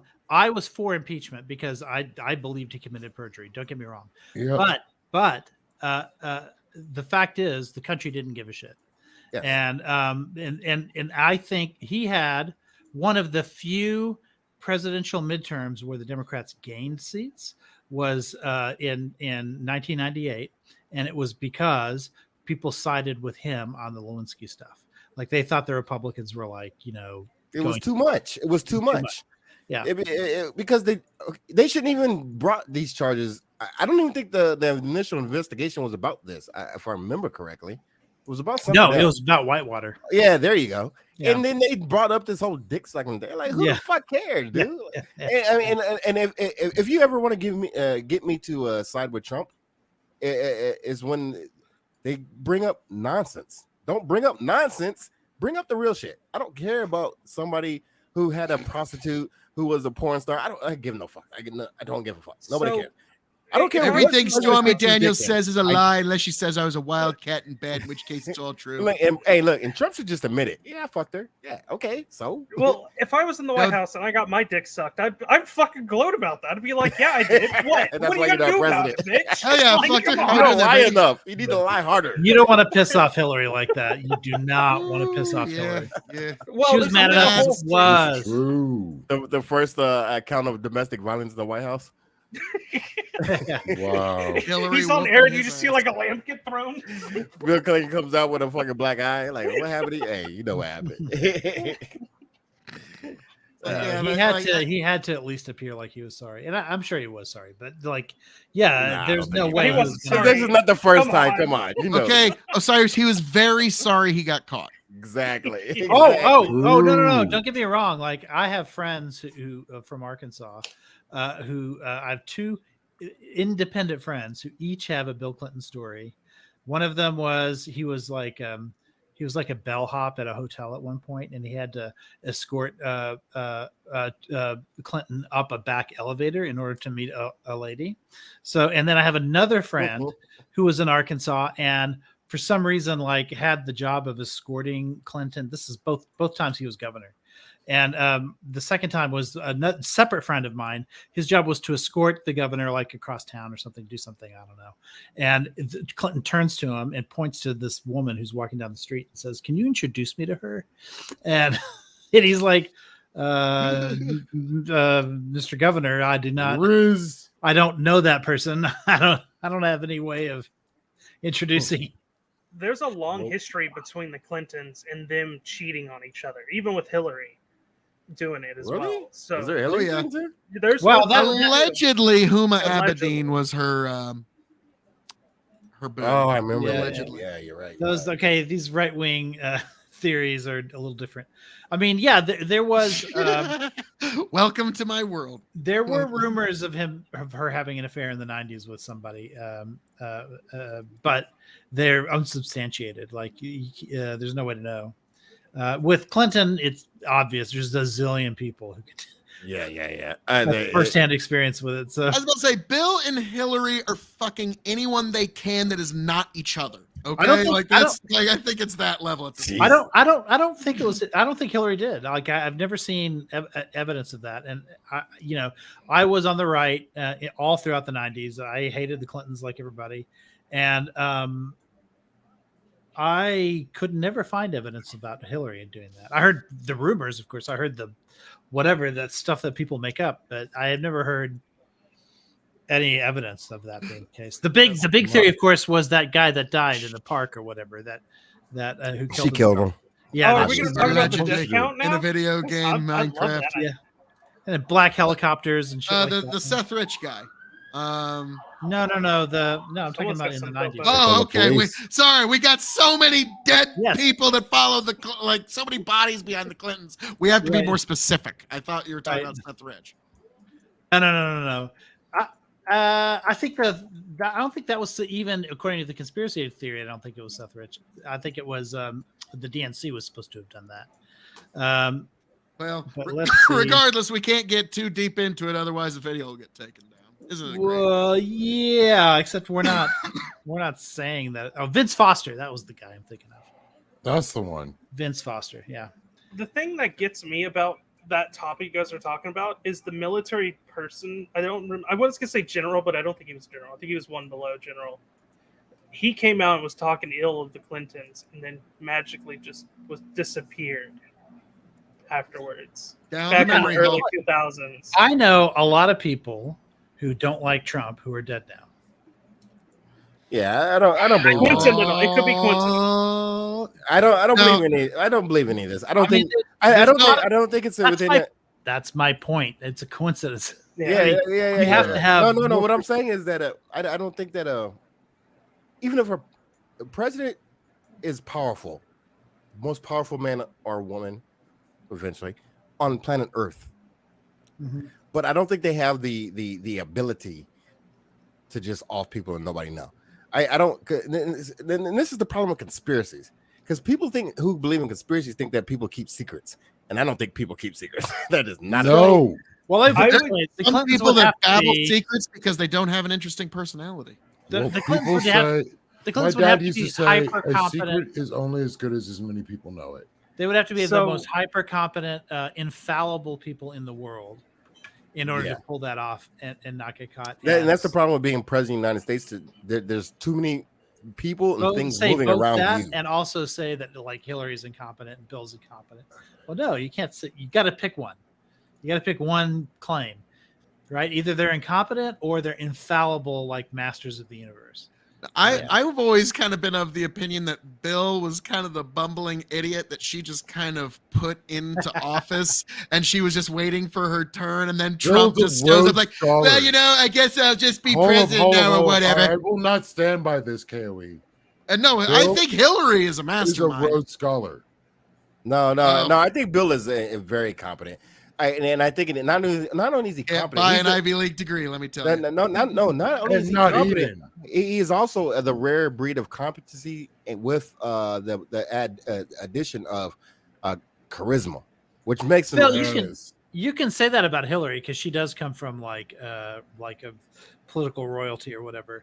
But Bill didn't. Like Bill came out of like lower middle class beginning. He was the hillbilly that she pulled out of the sticks that she was gonna basically just ride to the top. Well, he was already on his like college scholarship like long before he met. Bill is a very smart person, and not only that, he's a very charismatic. A college scholarship, let's be honest. Bill Clinton was the precursor to what Obama was. He a very smart individual. Hey, they called him the first black president. A very charismatic speaker that knew how to pander to his audience very well. That's but when it boiled down to it, he was ultimately a disappointment to his. That's what presidents do. To his constituents, yeah. Yes, that's what all presidents do. They pander to people. That's their jobs. They're gonna pander. I mean, Trump was made out of pander. Like that's his entire personality. Every single word he said was absolutely true. There was no hyperbole. No, actually, that's bullshit. Because like Trump even said in his book, The Art of the Deal, he uses artfully crafted hyperbole to put your brain in the right mode. Because like if you say it's the best deal ever, okay, sure. There might be like some nerd would be like, okay, fact checking. There was in fact 3 deals that were better in the history, but you're putting everybody's brain in the right mode. Wow, this is not everybody's. Because if you told me some shit like that, I'd be like, shut the fuck up. Just stop with the bullshit. You sound like a used car salesman. Stop talking to me like that. That's what I would say. Yeah, Trump got over 70 million votes twice. 70 million people who are retarded. Then I'm sorry. Wait, but hold on. You're talking about somebody who got the number 2 amount of votes both times. So I mean, saying that he got 70 million, like that. Okay, but no, it's my refute to Sarah saying that's bullshit. It's like, well, okay, like how many votes have any of us gotten? Like that's kind of my point. Is like Trump seems to know his shit, and he got the right votes in the right spot to make himself president once. I think. Well, that wasn't him. That was Kellyanne Conway. She was the one who and she's back. She's back on the team. So. Yeah, I know. But she was the one. No, I've got to give her credit. She was the one who figured out. She's back. She was the one who figured out that that 3 states, right? We all know them: Pennsylvania, Michigan, and Wisconsin were vulnerable. That was supposedly like the blue wall, and she figured out that hey, we need to go there. And Hillary's not going there because she's taking those states, for granted. She's trying to get stretch states that go beyond 270, like Arizona, places like that weren't quite ready. Didn't hold her fucking flank. She should have concentrated on the blue wall and tried to get to 270 instead of trying to get to like 330 or something. That was a big mistake. And Kellyanne saw that. She looked at. She's a pollster. She understood that's one of the county level. She understood a lot of the swing states at the county level, but she understood those states at the precinct level. And she was able to figure out exactly where to put people, where to spend money, and where to put the assets, the big talking people, and especially Trump himself. And that's how she won that election. That was Kellyanne. Kelly Conway is one of the few Trump people I feel bad for, because she got dragged across the coals personally. And I don't think that was fair. Yeah, her husband was also always tweeting shit about her boss, and her husband was always against her. But you don't suppose and her that daughter caused any? Yeah, and her unfortunately, when she stepped away, she had to because she needed to take care of her family. Like if I was in her position and similar things going on, no, I'm sorry, I got fuck the spouse. I just need to deal. I gotta get me and my kids' relationship straight again. And Claudia's 18 now, so she's able. She has a lot more options in terms of because she's got a big social media following now. She doesn't have the same obligations as she did. I mean, I when I say dragged across the coals, I'm pointing at her daughter and her husband too. Even if you don't like her politics, why would you just sell your mother or your wife up the river like that? That's kind of fucked. I mean, I certainly think well, Claudia's a kid, so was a kid at the time. So, and she had mental issues as well. So it's kind of hard for me to blame her, but I do think she should have made it less personal about her mother. I think she had a right to like speak her mind or whatever about politics and about Trump. But The husband, on the other hand, was a piece of shit. He was not standing by his spouse, wasn't being supportive, wasn't being helpful. Like that was something they should have. Like whether like okay above his marriage for sure. Yeah. I just can't believe after all that's going on that they had a healthy relationship or they were even fucking. It was all hate fucking, you know it. Like it was all that shit. There was no love making happening in that house. Okay, it was all anger. I was gonna say, there's no way possible. I mean, it was they're divorced now, so or now they're they're getting free to one. do whatever. They're separated at least. I don't know. Oh wait, divorced. You mean Kellyanne Conway's single? Oh well. Gotta get out there. Goes on the loose. Like that'd be awesome. It's like, all right, guys, guess what? I got the inside track as to what's going on. You want to hear? Hey, sweetie, come over here for a second. Like, yeah, that would be fucking awesome. But no, he walks by just fixing his tie. Yeah. I kind of feel like she would be a perfect person for you, Phil. I think that's. I mean, don't get me wrong. Listen. Obviously, I'm not a fan of Kellyanne because for obvious reasons. But I mean, I can't call her incompetent like I can a lot of the other like people in Trump's orbit. I think she was giving him good advice. Actually, she nixed all of this like 1-6 stuff. Like she tried to stop Trump from doing all that shit. It didn't work. What stuff? All January the January 6th stuff, like the election denial and all that stuff. She thought it was a really bad idea. She didn't want to be part of it. She left really largely over that. But she still believes in Trump. She still believes in his policies and the world that she thinks he can bring about, or at least in terms of like opposing Democratic policies or whatever. But she was like, I think, on balance, like a moderating influence on him. So if she comes back, the rumor mill says, now I don't know how true this is, but the rumor mill says that he doesn't like balancing effects. He doesn't like people who oppose. I know. And I know. So the fact that she's back in his orbit is a good indication that she can be one of the few Trump whisperers. You know, I think the other one was, who was that woman? Gracious. The really hot woman that was by his side for a while. Hope Hicks. Oh yeah. Hope Hicks is another Trump whisperer, right? So I'm surprised the other guy's not back. The kind of heavy set dude from the alternative media. What's his name? Heavy set. Bannon. Steve Bannon. Yeah. I think Trump and Bannon have a few issues there. Yeah, I don't think that's going to happen. That's now Roger Stone is like, even if Trump won't even let him in the same room as him, Roger Stone's gonna be like, Trump is still the fucking man. Let me tell you. I mean, like the motherfucker did pardon. He needs another pardon. He needs another pardon because there's been more crimes since. Why do you think he likes crimes? Yeah, he's doing all the crimes. I Wait, know. what did Stone do this time? The new one. It was the build the wall stuff, right? He was part of that. Or no, it was something else. What the fuck? I think what it was lying about the last thing he did. Like he had to go in and testify again. No, okay, it ain't the crime that gets you. It's the lying about the crime that gets you. I was about to say, like, that's nonsense. Okay, because Roger Stone has been well known to be a bullshitter for decades on end. So, like, that's like, I'm sorry. You're like asking P.T. Barnum not to bring a circus to town. Okay, it's like. This is the irony of it, though. He could have really done a Chad move, and that is immediately after the pardon, he could have said, "Yeah, I did all of it." And he could have like testified with everyone and said, "Yeah, I did all of those things too." And just, what are you going to do? I have a pardon. Like, fuck you. That's what he could have done. But by lying about it, I don't know what reputation he thought he was saving. By lying about it, he exposed him. Like, would that be double jeopardy? Because he's found innocent of it. No, it's not, because it's a different crime. No, they're going to make up a new crime. No, he wasn't found innocent of anything. And also, you're innocent. If you're pardoned, you're found innocent. No. No. If you're pardoned, you're forgiven.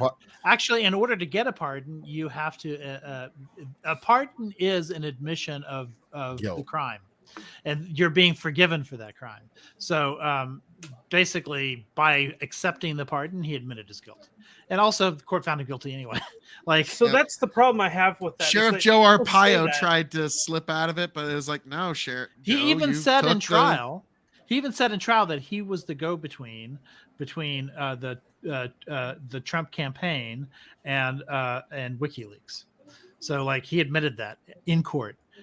So that that's Now, gonna was he follow. being honest or was he just lying to make Well, himself yeah. sound like he was better? Like, yeah, I totally got the He's just inside with bragging, yeah. WikiLeaks and stuff, man. I can totally see him doing that. Well, no, he had to admit it because they had the goods. Like they had the evidence, like the texts and the Okay, so he messages and- actually did it and he wasn't just bullshitting this time. Yeah, this time he had to admit Yeah. it. He had to admit it. It would have been Wow. worse because yeah. Fucking blind squirrel finds a nut every once in a while, don't they, folks? Exactly. Like, wow. And let me ask you a question, Phil. Roger Stone is a lot of fun. Like to go Phil. back to. his Oh, he's an history and incredible all this- personality. all the way and back one to of the most Nixon. Yeah. fashionable Wait. people in the planet right now. Lester, are you conservative also? I am. Probably to the I have- right of Lethe. I am.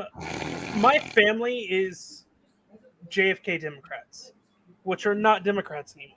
So I'm relatively. That like, doesn't I'm exist anymore, right? I physically- get you. I'm physically. RFK's conservative. running. So, okay. Yeah, but it's John. The reason I'm asking is, let's start with this: is Joe Biden your president? No, fuck him. No, I didn't say if you liked him. I You got to said, buy is he him your dinner president? first too. Oh, and you gotta yeah, do he's that my on a- president. It's the Okay. same thing saying everyone. If you're elected president, you're my president. I'm not going to refute that. I think anyone that does do that is insane to some type of level because it's been Cringe. proven. Like there was an order process. So I respect the order, but that piece of shit needs to be removed. I can respect that. What about you, Phil? What do you say? So like he should be removed for simply what they've impeached Trump for, his first one, because Biden actually fucking did it. Yeah, they impeached Trump for basically investigating things in Ukraine that we now know to be true. Okay, so what Yeah, about you, that's- Phil? I think our system did, in fact, install a president of the United States on the 20th of January, 2021. Yes, I do believe that our system did, in fact, install a president, and he Okay. currently occupies 1600 Pennsylvania Avenue. Yes. What about the shadow? White That's not what I House said. at Mar-a-Lago? Is he your no, president? I didn't ask if they He installed a occupies president. I all know the they installed a president, president. all the I'm powers of aware the of that presidency. fact. So he is, in fact, the commander in chief at this moment. Yes. You're killing me, This dog. is fun. 2 hours later, he does, in fact, make the signings of proclamations that become legislation. Like, yeah, it's So he is okay. So he is a president. I got yes. Yeah, I think Okay. that's enough. I think that's. I'll take Like that. Ico's like, Osiris, that's about as good as you're gonna do. Just take it. you. Fair enough. I think Fair it. enough. I think it means exactly what you're saying, just in different words. I think it's fine. No, it does. I'm good with that answer. I'm not gonna argue this all night with you. But what about the shadow White House at Mar-a-Lago? Like there are like it's really interesting how he sets things up over there. Doesn't he even have a mock has his own Oval stamp. Office and all that? I could see that. I don't know that for sure, but I could see that. Yeah. Like, Well, but no, here's like the I thing. like in 2020, I knew some folks who went down to actually like meet everybody because like they had donated enough money to meet like Trump's kids, but not enough money to meet Trump himself.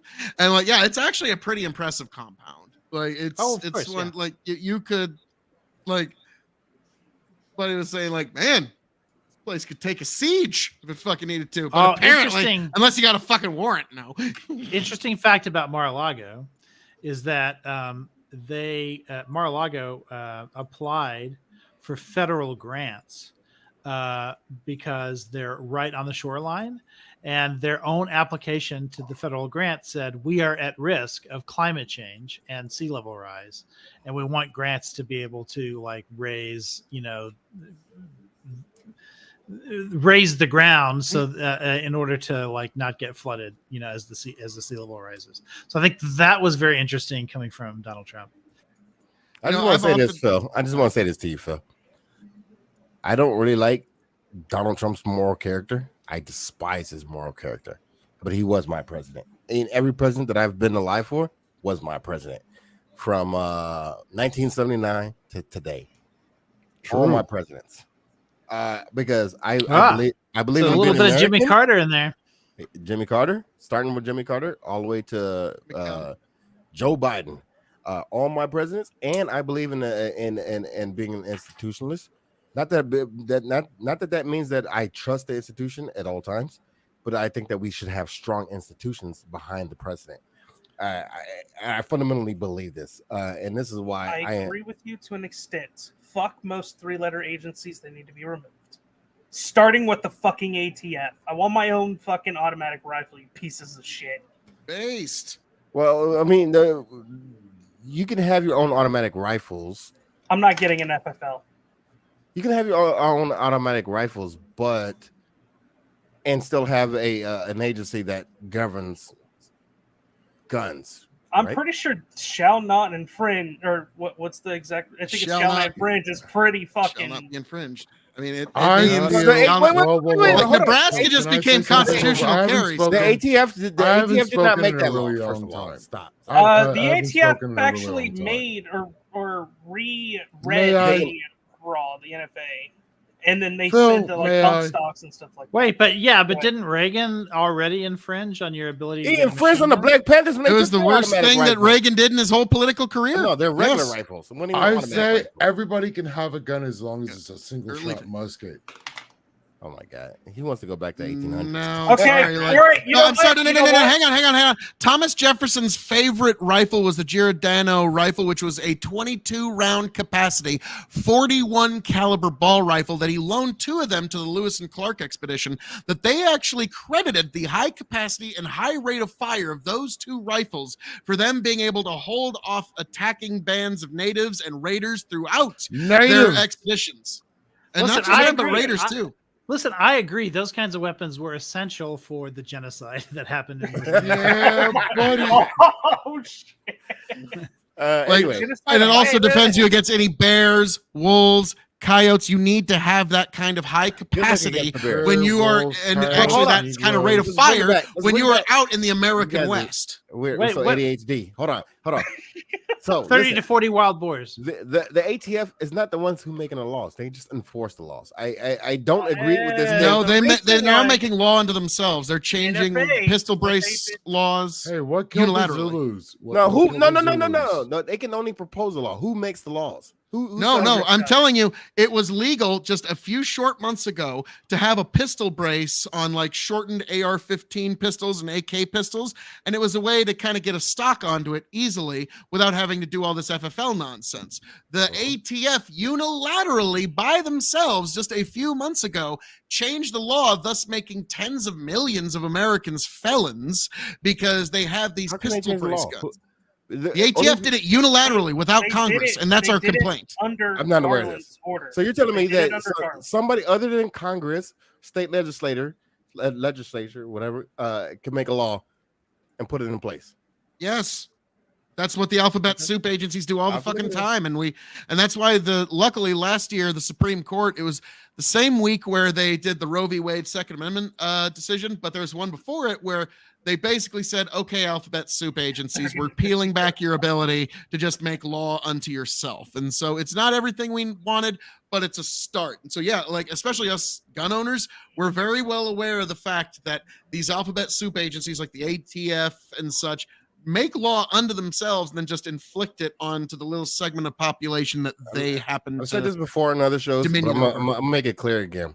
I am absolutely pro Second Amendment. All right. How But I pro don't Second know Amendment about are you? this whole 3-letter agency making their own law thing. Here. That seems wild to me. How pro 30 Second to Amendment are 50 you? feral hogs. That's all I have to say. You know what? 50 cows are good for foxes. Makes them go all over the place. Why you do this? No, because I've seen. Look, I live in Texas. I've actually seen it. It's pretty fucking wild. I've seen. I hunted hogs in Texas. It's fun if you got the right people to do it. And Listen, just you don't have bring to, alcohol. right? Because if you don't, like, you've got to go. they once they get like to a certain size, like they're very dangerous and they'll attack humans. And also they're like rats. They're everywhere. If you don't cull that population, Foxes too. you literally They're have to just drive culling. around in a truck and just shoot as many of them. Same with foxes. Foxes are annoying critters. They're just annoying as fuck. Okay. True story. On one of my fields, it's actually in a culvert. If I want to, I can actually I could probably do it now. Shine my flashlight in, and there's this like 3 generations now of mother fox has been denning in this little spot because just perfect little fox den. And I've thought about it many times but I never did. If I ever wanted to, I could literally just wait till mama's gone, reach in, have a dog. It'd be a little fox puppy, and I'd have to let it go eventually, and that'd be, so that's why I don't ever do it. But yeah, to me, foxes is one of the few things that I don't try to cull too much because we have so few around. Well, look, I'm a semi-city skunks and badgers though, because foxes will come in and they will fuck up dogs and cats and shit in the city, and then it's not fun. So you know what you do with foxes? They're target practice. I got you.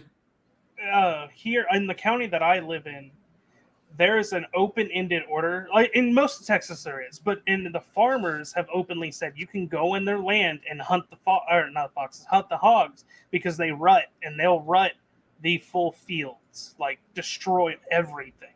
So it's fun. I miss it and I liked it.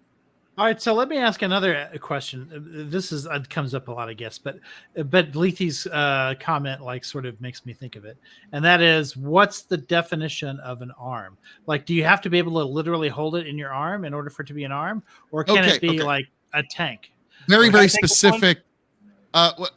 What's that? I'll go after you. Okay, now again, I don't fully agree with this legal philosophy, but this is the legal philosophy that quite a few federal judges have been working with over the last few decades. So an arm is a weapon that cannot be used indiscriminately. That's why explosives are generally heavily regulated, and that's why semi-automatic is allowed, because it requires one active motion by the user, so that is not an indiscriminate weapon at that point. If you just hold that becomes indiscriminate. So that's and it's also why like booby trapping, like rigging a shotgun on your door is illegal, because it's the same legal philosophy. Okay, so that's why I live in Texas. I love living in Texas because I can. So, what do you think about that? What do you think about that? Like, do you think machine guns ought to remain banned, or do you think they should be brought back? No. Because I agree with the initial founder's definition of arms, which is any type of weapon to defend yourself. And the reason they did that is because we were getting invaded by Britain. So the individuals were defending themselves with whatever arms they could. Right, because we didn't have a standing army, so we needed the militias. Yeah, I understand, but we have a standing army now, so that it doesn't matter. I don't care.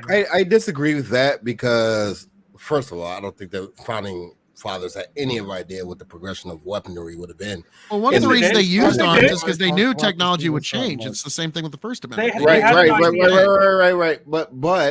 But they have no contextual information what 200 years later looks like, right? They had an idea with like different weapons. Like for instance, they had the puckle gun. That was hold on. And that was handheld. Hold on. So is the argument that the sole reason that we own a weapon is to defend ourselves against the government? Is that the sole reason? Well, that's not the sole reason, but it's one of the primary. Yes. The founders did talk about that, but that's not what the Constitution ever talks about. So the Constitution says it's to defend ourselves against like foreign enemies, but nothing about domestic foreign enemies. It's foreign and domestic. It's both. Yeah, I thought enemies, foreign. Enemies. Well, I mean, no, not in the Second Amendment. Now, certainly, if you read the Federalist Papers, then you'll have. Oh, you taking off, Lethe? Oh, see you, Lethe. Thanks, man. God bless. Just started the YouTube yesterday. In case anybody wants to see the very first Minds of Ecclesia. Oh shit! Send me a link. I'll put it in the chat, man. Yeah, I'll follow. No, I'm going to sleep. I'll do it tomorrow. Do it tomorrow, dude. Yeah, I'll follow. Send me it. All right. Peace. All right, Lee. I'm like a lot of people. I have to understand. I have to wonder if you don't, if you're gonna, if it's to defend yourself against the government or foreign entities, but you don't have it doesn't even if you had machine guns, fully automatic machine guns, right? Is that even really a thing? Of course it is. I mean, What- if you want to look, if like a great example, unfortunately, like after 20 years, we replaced the Taliban with the Taliban, which according to the CIA in Afghanistan, according to the CIA, at their peak, their fighting force was no greater than 10,000 men using surplus explosives from the Soviet Union and rusty Kalashnikov rifles were able to hold back the world's greatest fighting force for that's not the 20 same years. When you situation. have an That's- insurgent population, That's fight not a hard the fight you situation. shall, but That you'll is not never the same truly have situation. victory. Because if we wanted to defeat the Taliban, we could defeat the Taliban, but we did not want to defeat the Taliban. That's Short not what to we're trying to do. blasting the whole How- country. we No, would no, never- no. And then what's left to rule? If we wanted to defeat Afghanistan as a region, we could do it. We could literally do it. We could carpet No. bomb the fuck out of them. Yes, we could. Yes, the fuck we could. Okay, that's glassing them. I'm saying short from glassing them, there is no way we That would have it- won. Well, they could have, but Yes. we weren't willing Especially to. on your to own do the soil, you don't things want to kill your own necessary. tax we base. also weren't willing to do the things necessary, but also we weren't willing to invest the resources necessary. Yes, yes. Because we had other priorities around the world. This The fact that is absolute bullshit. honestly, Afghanistan is not a big risk to the United States. Like, No, it's not. a fucking And mistake to even. We were have- trying to keep Afghanistan as intact as possible and coddle them. A smaller amount of fighters that were But less listen- educated, and we're listen, going to hold have, and in America, you got millions of Hold on, people hold on. that are My more point is- educated my and point is on have better Afghanistan. arms. I don't even know how we got to Afghanistan. Bring it back home. So Okay. if we were, if we, me, you, Rich, Phil, and Alesto, we're like, you know what? We're part of this well organized militia, and we're like, we're gonna fight the in government Minecraft. join the in Proud Minecraft, Proud of Boys. course. In Minecraft, to all the authorities and The YouTube Minecraft citizens, militia. or the Minecraft militia. If we were to do such a thing, put a percentage on it? What are your chances of actually holding back the government? There's Who a has- lot of It's there's a lot Ruby of Ridge. You're things talking that about go into that. Waco here. So it depends. So there's a lot of things that need to go into this. If it's just us four, probably won't happen. No. But we get a following. I'm sorry. I should be more clear. Not as four. Let's just say I was beaming a little bit. Let's just Okay. say we had a well organized militia. I think I did say that, a well organized militia, and there's like, let's say there's thousands of Well us. regulated. in fact. Regulate. Sorry, thousands and thousands of us. Like, let's say there's like 10,000 of us. I'll give it a big fair number, 10,000. Give them a percentage on how much do you think we can hold back the government? I'm Just so you curious. know, this is something to keep in mind. This is from the last century, but Battle of Athens, sometimes called the McMinn County War, was a rebellion led by citizens of Athens, Tennessee, United States, against the local government in August 1946. The citizens, including some World War II veterans, accused the local officials of predatory policing, police brutality, political corruption, and voter intimidation. And what actually happened is estimates of the numbers of veterans besieged the jail vary from several hundred to as high as 2,000. Bill White had at least 60 under his command. And so basically what happened was there was an election in Athens. Let's see, Georgia? it was Tennessee? no, it was Athens, Tennessee, where the sheriff basically seized the ballots to this election, locked them in his sheriff's office, and refused to release them.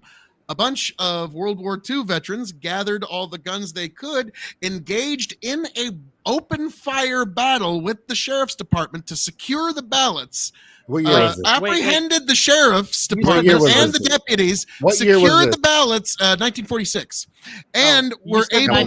19th century, so I was confused. Oh, sorry, 1900s. Sorry, and we're able to actually secure the ballots and actually make sure that we had a fair You election. think that would So happen that's- today? Why wouldn't it?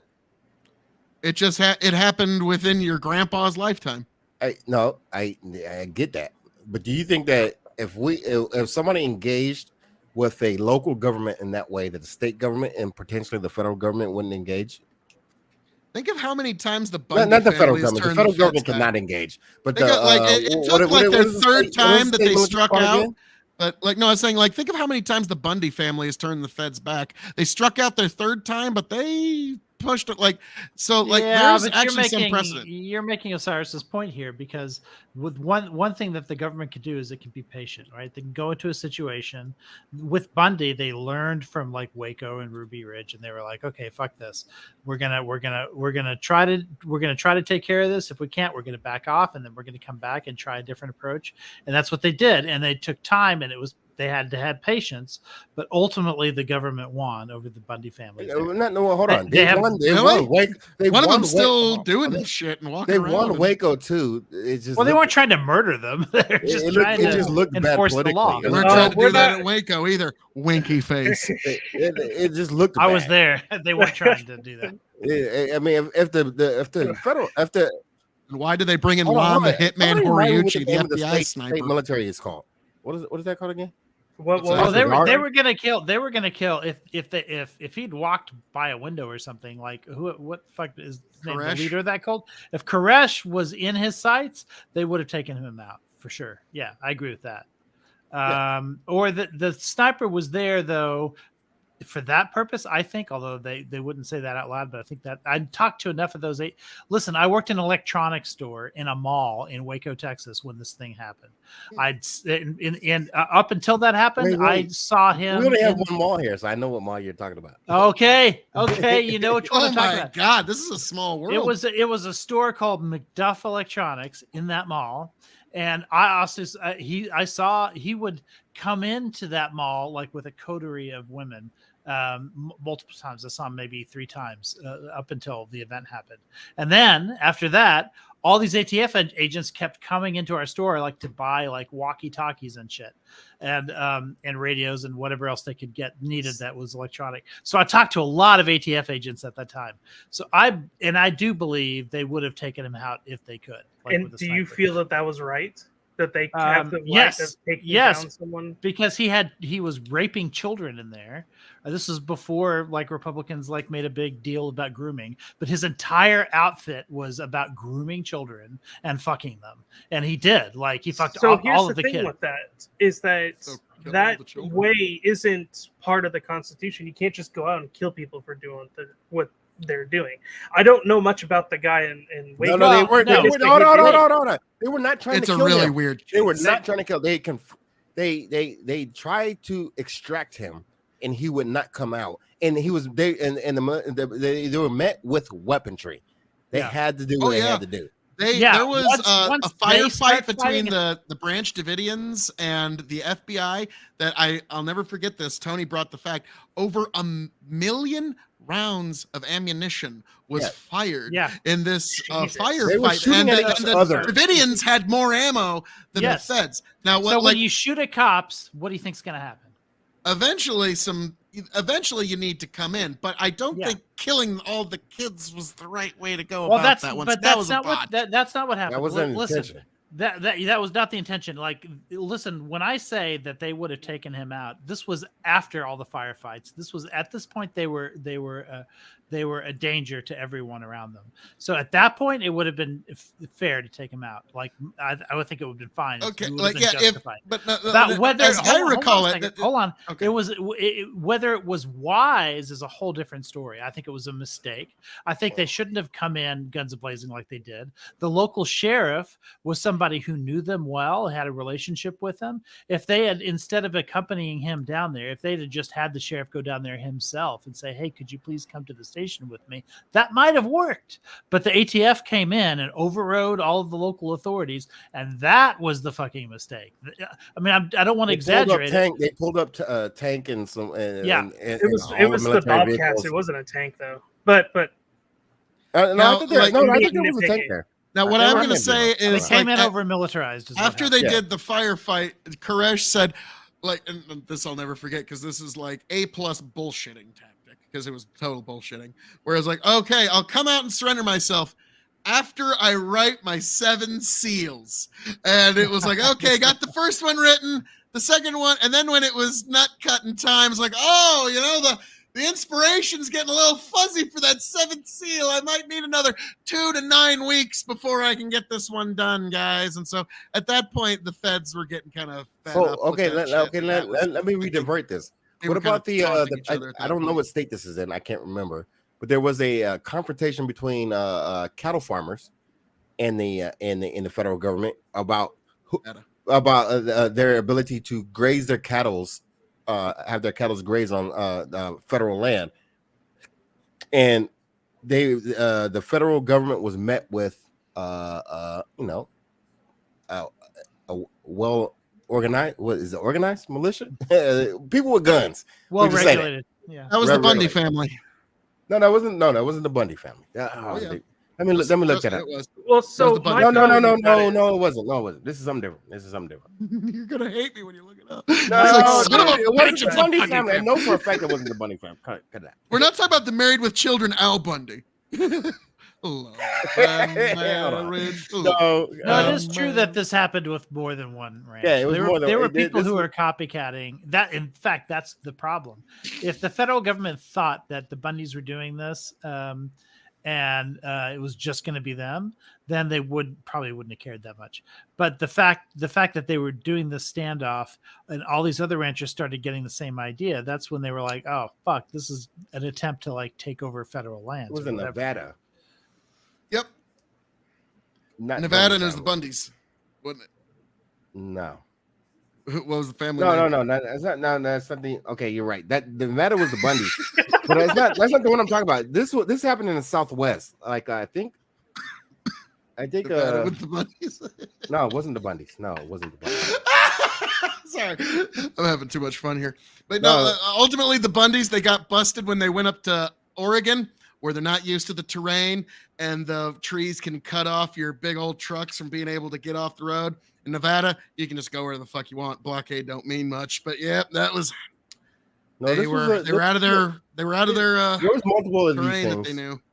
There was multiple. Like Rich was saying, one is more recent, and it wasn't the Bundys.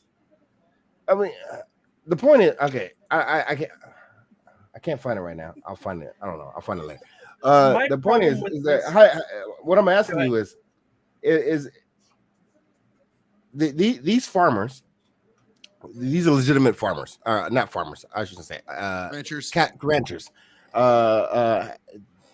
They said they had the claim to that land. Before Nevada was a state, even. Not Nevada. This is somewhere in the Southwest, but it doesn't matter where. And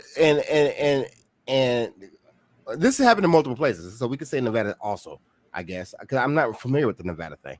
Well, I'm familiar with the thing that happened in the Southwest, and then the federal government came in there, and then the cattle ranchers there were like, yeah, no, you got to get back the fuck up. We got guns, and there was a pseudo standoff with firearms there. Yep, I remember it well. I'm gonna think that you're gonna say that's a legitimate way of holding off the federal government with firearms. Is that true? I would not participate in any such events. I will put it that way. Okay, I would not participate in any such event. Like that's how you want to protest. You do you, boo. But that seems like a bit much for me. And now, granted, I didn't like here in Nebraska. There's almost no Bureau of Land Management. Okay, like there's hardly any Bureau of Land Management managed land here.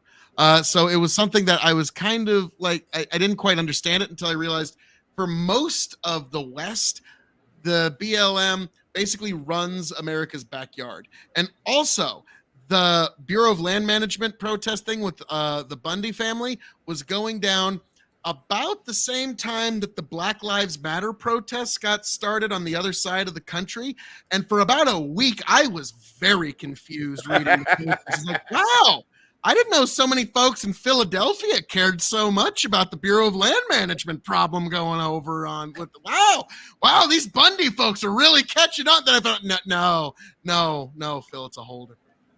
Hey, Osiris, are you talking about Finicum?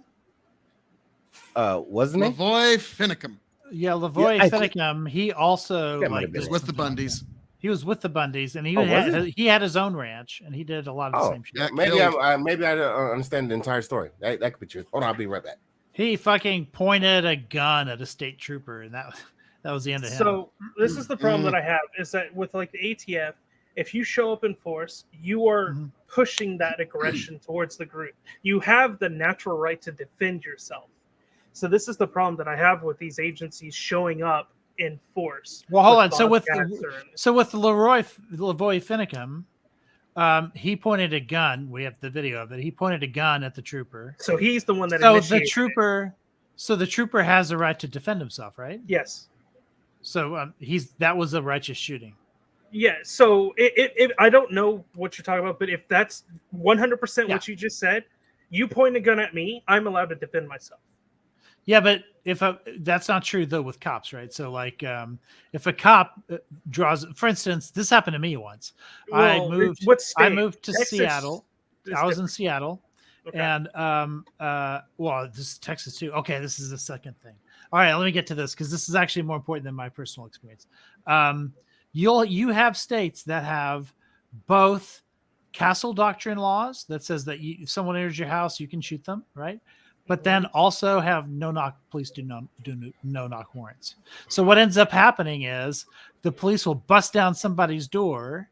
They will naturally defend themselves by shooting at whoever's, in their door or going through their door or whatever, because they don't know it's the police. And then the police shoot back, and then it's chaos. Like police can die, the homeowners can die, and sometimes The this question is, happens. do you have the right to do that? Yes. Do you have the right to shoot a police officer who's performing a no knock warrant? Because that happened with the one black lady, right? Yes. Yes. Her boyfriend So, was the drug dealer. Actually, there is more to that story than just them defending themselves. Like, Which story? You're talking about Breonna Taylor, right? Yes. But it doesn't even have to be a specific incident. Like this happens a lot. And sometimes the police go into the wrong house and they No knock warrants in the wrong house. Okay, Yeah, here's they're not- here's the official account. Officer 1 said he saw Finicum. This is after Finicum's exited his vehicle. We have This the is video. The fatal shot. Officer 1 said he saw. This is what the officer himself testified. Officer 1 said he saw Finicum put his hands towards the center of his body. He then saw Finicum turn away from him towards Pollard and in a sweeping motion reach with his right hand into his jacket where Officer 1 believed Finicum kept a gun in a shoulder harness. Quote, I Which he felt did. at that moment I had to use lethal force, end quote, to protect Pollard and himself, he testified. He fired twice, hitting Finicum in the back. And so the defense's argument has always been that Finicum only drew after he had already been shot, which is kind of what anybody would do. That's what the defense has been stating this whole time, and it's sounding like Feds fired first, and that's what we know thus far. So, the feds. the Lavoy Finicum's case is the a feds controversial one, needless to say. The feds absolutely did fire first, but that's not the question. The question was because he was shouting at Finicum like multiple times, "Hey, don't reach for your gun! Don't reach for your gun!" And then he reached for his gun, and he's like, "Hey, pull your hand out! Like, stop it!" And he gave him several times to do it, and he wouldn't do it. And so finally, he felt he had to shoot him, and that trial's like long over. Like that cop was totally cleared. So in Texas, And he wasn't ATF or anything. He was a state trooper. Yeah, in Texas, that's how it would happen here. A police officer in that state, county, that's all of the PDs. They can match force with force. So if you draw your handgun at them, they can match your force. Or even if you go for your gun. Yeah, I was gonna say you don't even have to draw it. If you Yeah. show the potential for doing something, Yes. you're gonna But you be met match with force with force. This is why you get these that's illegal. videos of remember that black guy and his wife and kid were in the back seat, and all he did was say, he said, I have a gun in my. I No, he remember didn't even this. say. Yeah, that did was he say he nonsense. had a gun or whatever? And the officer just shoots him anyway. It was the Chinese. It was a Chinese guy, right? Yeah. And the Yeah, officer Asian. told him, Yep. "Show me your license and registration." And he went to he reach was for it, and they shot him. He went to reach for his license and registration and shot him 3 times or whatever. He just died in the front seat. fucking like toddler and wife in the back seat, and Here's my question. that Hey, woman in the back seat, her performance was incredible. She was still calling him sir and all that stuff. Yeah, Well, she was performing under way too much pressure. But this is according to Oregon Live. Lavoy Finicum shooting, FBI agent indicted for alleged false statements. So I'll have to get a little deeper into this. That's new. It's a couple years old, but I'm gonna see if it's. But That's it's still resolved by apparently. now, right? But it's not still apparently in so process. here's my question. Let's say that scenario happens when a cop fires, in your mind, unjustifiably into a car, kills I the wasn't aware of driver, that thing. but there's another person in the car who then feels because of that is threatened and fires and shoots the cop. What do you think happens in that scenario? Right. I mean, Because- look, Because no, but hands behind your hold head. on. The reason I asked this question, let me make it clear. So the reason I asked this question is because the reason that we're allowed to have the principal reason that we're allowed to have guns is to defend ourselves against tyrannical government. That is tyrannical if I ever seen it, because you're shooting innocent fucking people. If I shoot this cop, what do you think is going to happen to me? Usually nothing good. There's been a few instances where there's a wrongful warrant and the police come into a house and the homeowner shoots the police dead, and they've been acquitted on all charges because it was they should be. self-defense. It was the wrong house anyways, and like I No knock totally warrants agree are there. cancerous. I've said it That before, and I say happens it in every Texas time. a lot. I don't think we True. should do no knock warrants anymore. Yeah, True. and even Did if we you find something everybody agrees on? Can we migrate Yeah. that to red flag laws should be removed as well? Hey, I like. Wait, I like red this flag laws are motherfucker's is spitting. that the mental capacity law? No, that's the one where you can okay, hypothetically speaking, I'm dating someone. I'm just gonna pick on you, Osiris, because it's me and you. So Go for me it. and you are I in a like thing. being picked on. Beautiful couple. Me and you are on a thing, and then Mhm. you have some type of like ADHD or ADD, and we break up, and I'm a disgruntled piece of shit, and I call the sheriff's department and say, "Hey, he has a mental issue. You should go take." Oh, him that's that thing. Okay, That's the red flag laws. except that's not enough. You have to be diagnosed. yeah. Like you would need a diagnosis is for- also on medication. So No, I think assume red flag medication. laws should stay in place. I think that if you see something that is really odd going on and this person has had his mental capacities compromised, you should be able to report that. I think that's No, Yeah, if no, you were red caught flag writing- laws is more than that, if though. you- Red it flag depends laws, on they what- come and actually take the stuff without a court or anything. It depends on what it is. Like, let's say Your rights are removed before you have due process, and that Yes. is the problem with a red flag. Yeah. No, There's because no it's other based instance on- where your rights can be removed from you based on an accusation alone before due process is given to you. No. It shouldn't be based on an accusation alone. I agree with that. It should be based on a conviction or on a diagnosis. Yes. But, I agree with that, but that's not how red flag laws work. Yeah, That no, I ain't- that ain't understand. Cal- Like they can be Kelly's reformed, red flag law. but that's It's not the same basically as getting rid of it. disgruntled neighbor, disgruntled Yeah, I don't think teacher, we should get rid of disgruntled ex can call you in. I think if there's a legitimate claim and that claim can be proved, then I think and Yeah, that's how it works. Like, let's say you try to get what is it where no one can come near you? You know, Fuck, I know what you're talking Restraining about. order? I can't think of it. restraining order. Yeah, in order to get a restraining order, it takes more than an accusation. Yeah. You have to have a judge determine that you're at imminent risk or whatever, and so that you might have to have like cops testify that they, did an arrest and they witnessed some abuse or whatever. Multiple. You have to have like there's due process there. So if you have a restraining order and that restraining order also like automatically triggers some red flags or whatever, I'm fine with that. An accusation alone, I agree, like would be going too far. And if there are laws where I don't think it works that way. I think you can't just have an accusation for red flag. You don't have right. to, I there mean, has I to don't be know. there. Ask the gun owners in I think in most California. I don't. Well, first of all, fuck California. Second of all, That's 55 million American I'm gun sorry for owners those that are- Americans. Hey, you know what? I said it before and I say it again. Just move, Wait. motherfuckers. Get the fuck out of Osiris, California. you can't buy dinner for all 55 million Californians. I was They about need to it. say, Before They I you need mean, to fuck get the them. fuck out of California. I'm sorry. include the dinner roll and everything, man. That's Yeah. gonna get costly. Hey, look, They're gonna look, order the I lobster is will what's I gonna will happen. sponsor one California if everybody else sponsors one California. Get the fuck out of California. Oh, It's we're a doing fucked up that in state. Texas. Yeah, I know. That's what I'm saying. Let's Welcome, say, Heavy. Jesus. I drive by a Toyota, headquarters all the time, like in this area, and that came from California. Lots of Californians working in that office too. I know. I was at a park at my grandson's birthday party, right? And in the parks here, we have these like little exercise things along the path. Mhm. And there was a guy. He had Chuck Taylors on, and what are those pants called?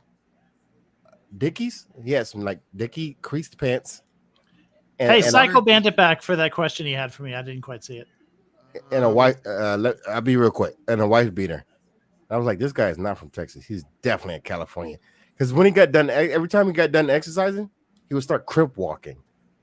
Oh, I was like, what the fuck is happening? Like, why is a dude crip walking while doing exercise? I'm so confused right now. So Californians infiltrating Texas, that's a bad thing. I'm about to. Hey, if we ever need to build a wall, we need to build a wall around Texas, okay? Keep the Californians out. Let's say, like, I'm glad Lethe's not here to hear this, but like, I'm so white. I'm asking, what's crip walking? Like, that's how Google white it. Google it. Google it. You need to Google it. Yeah.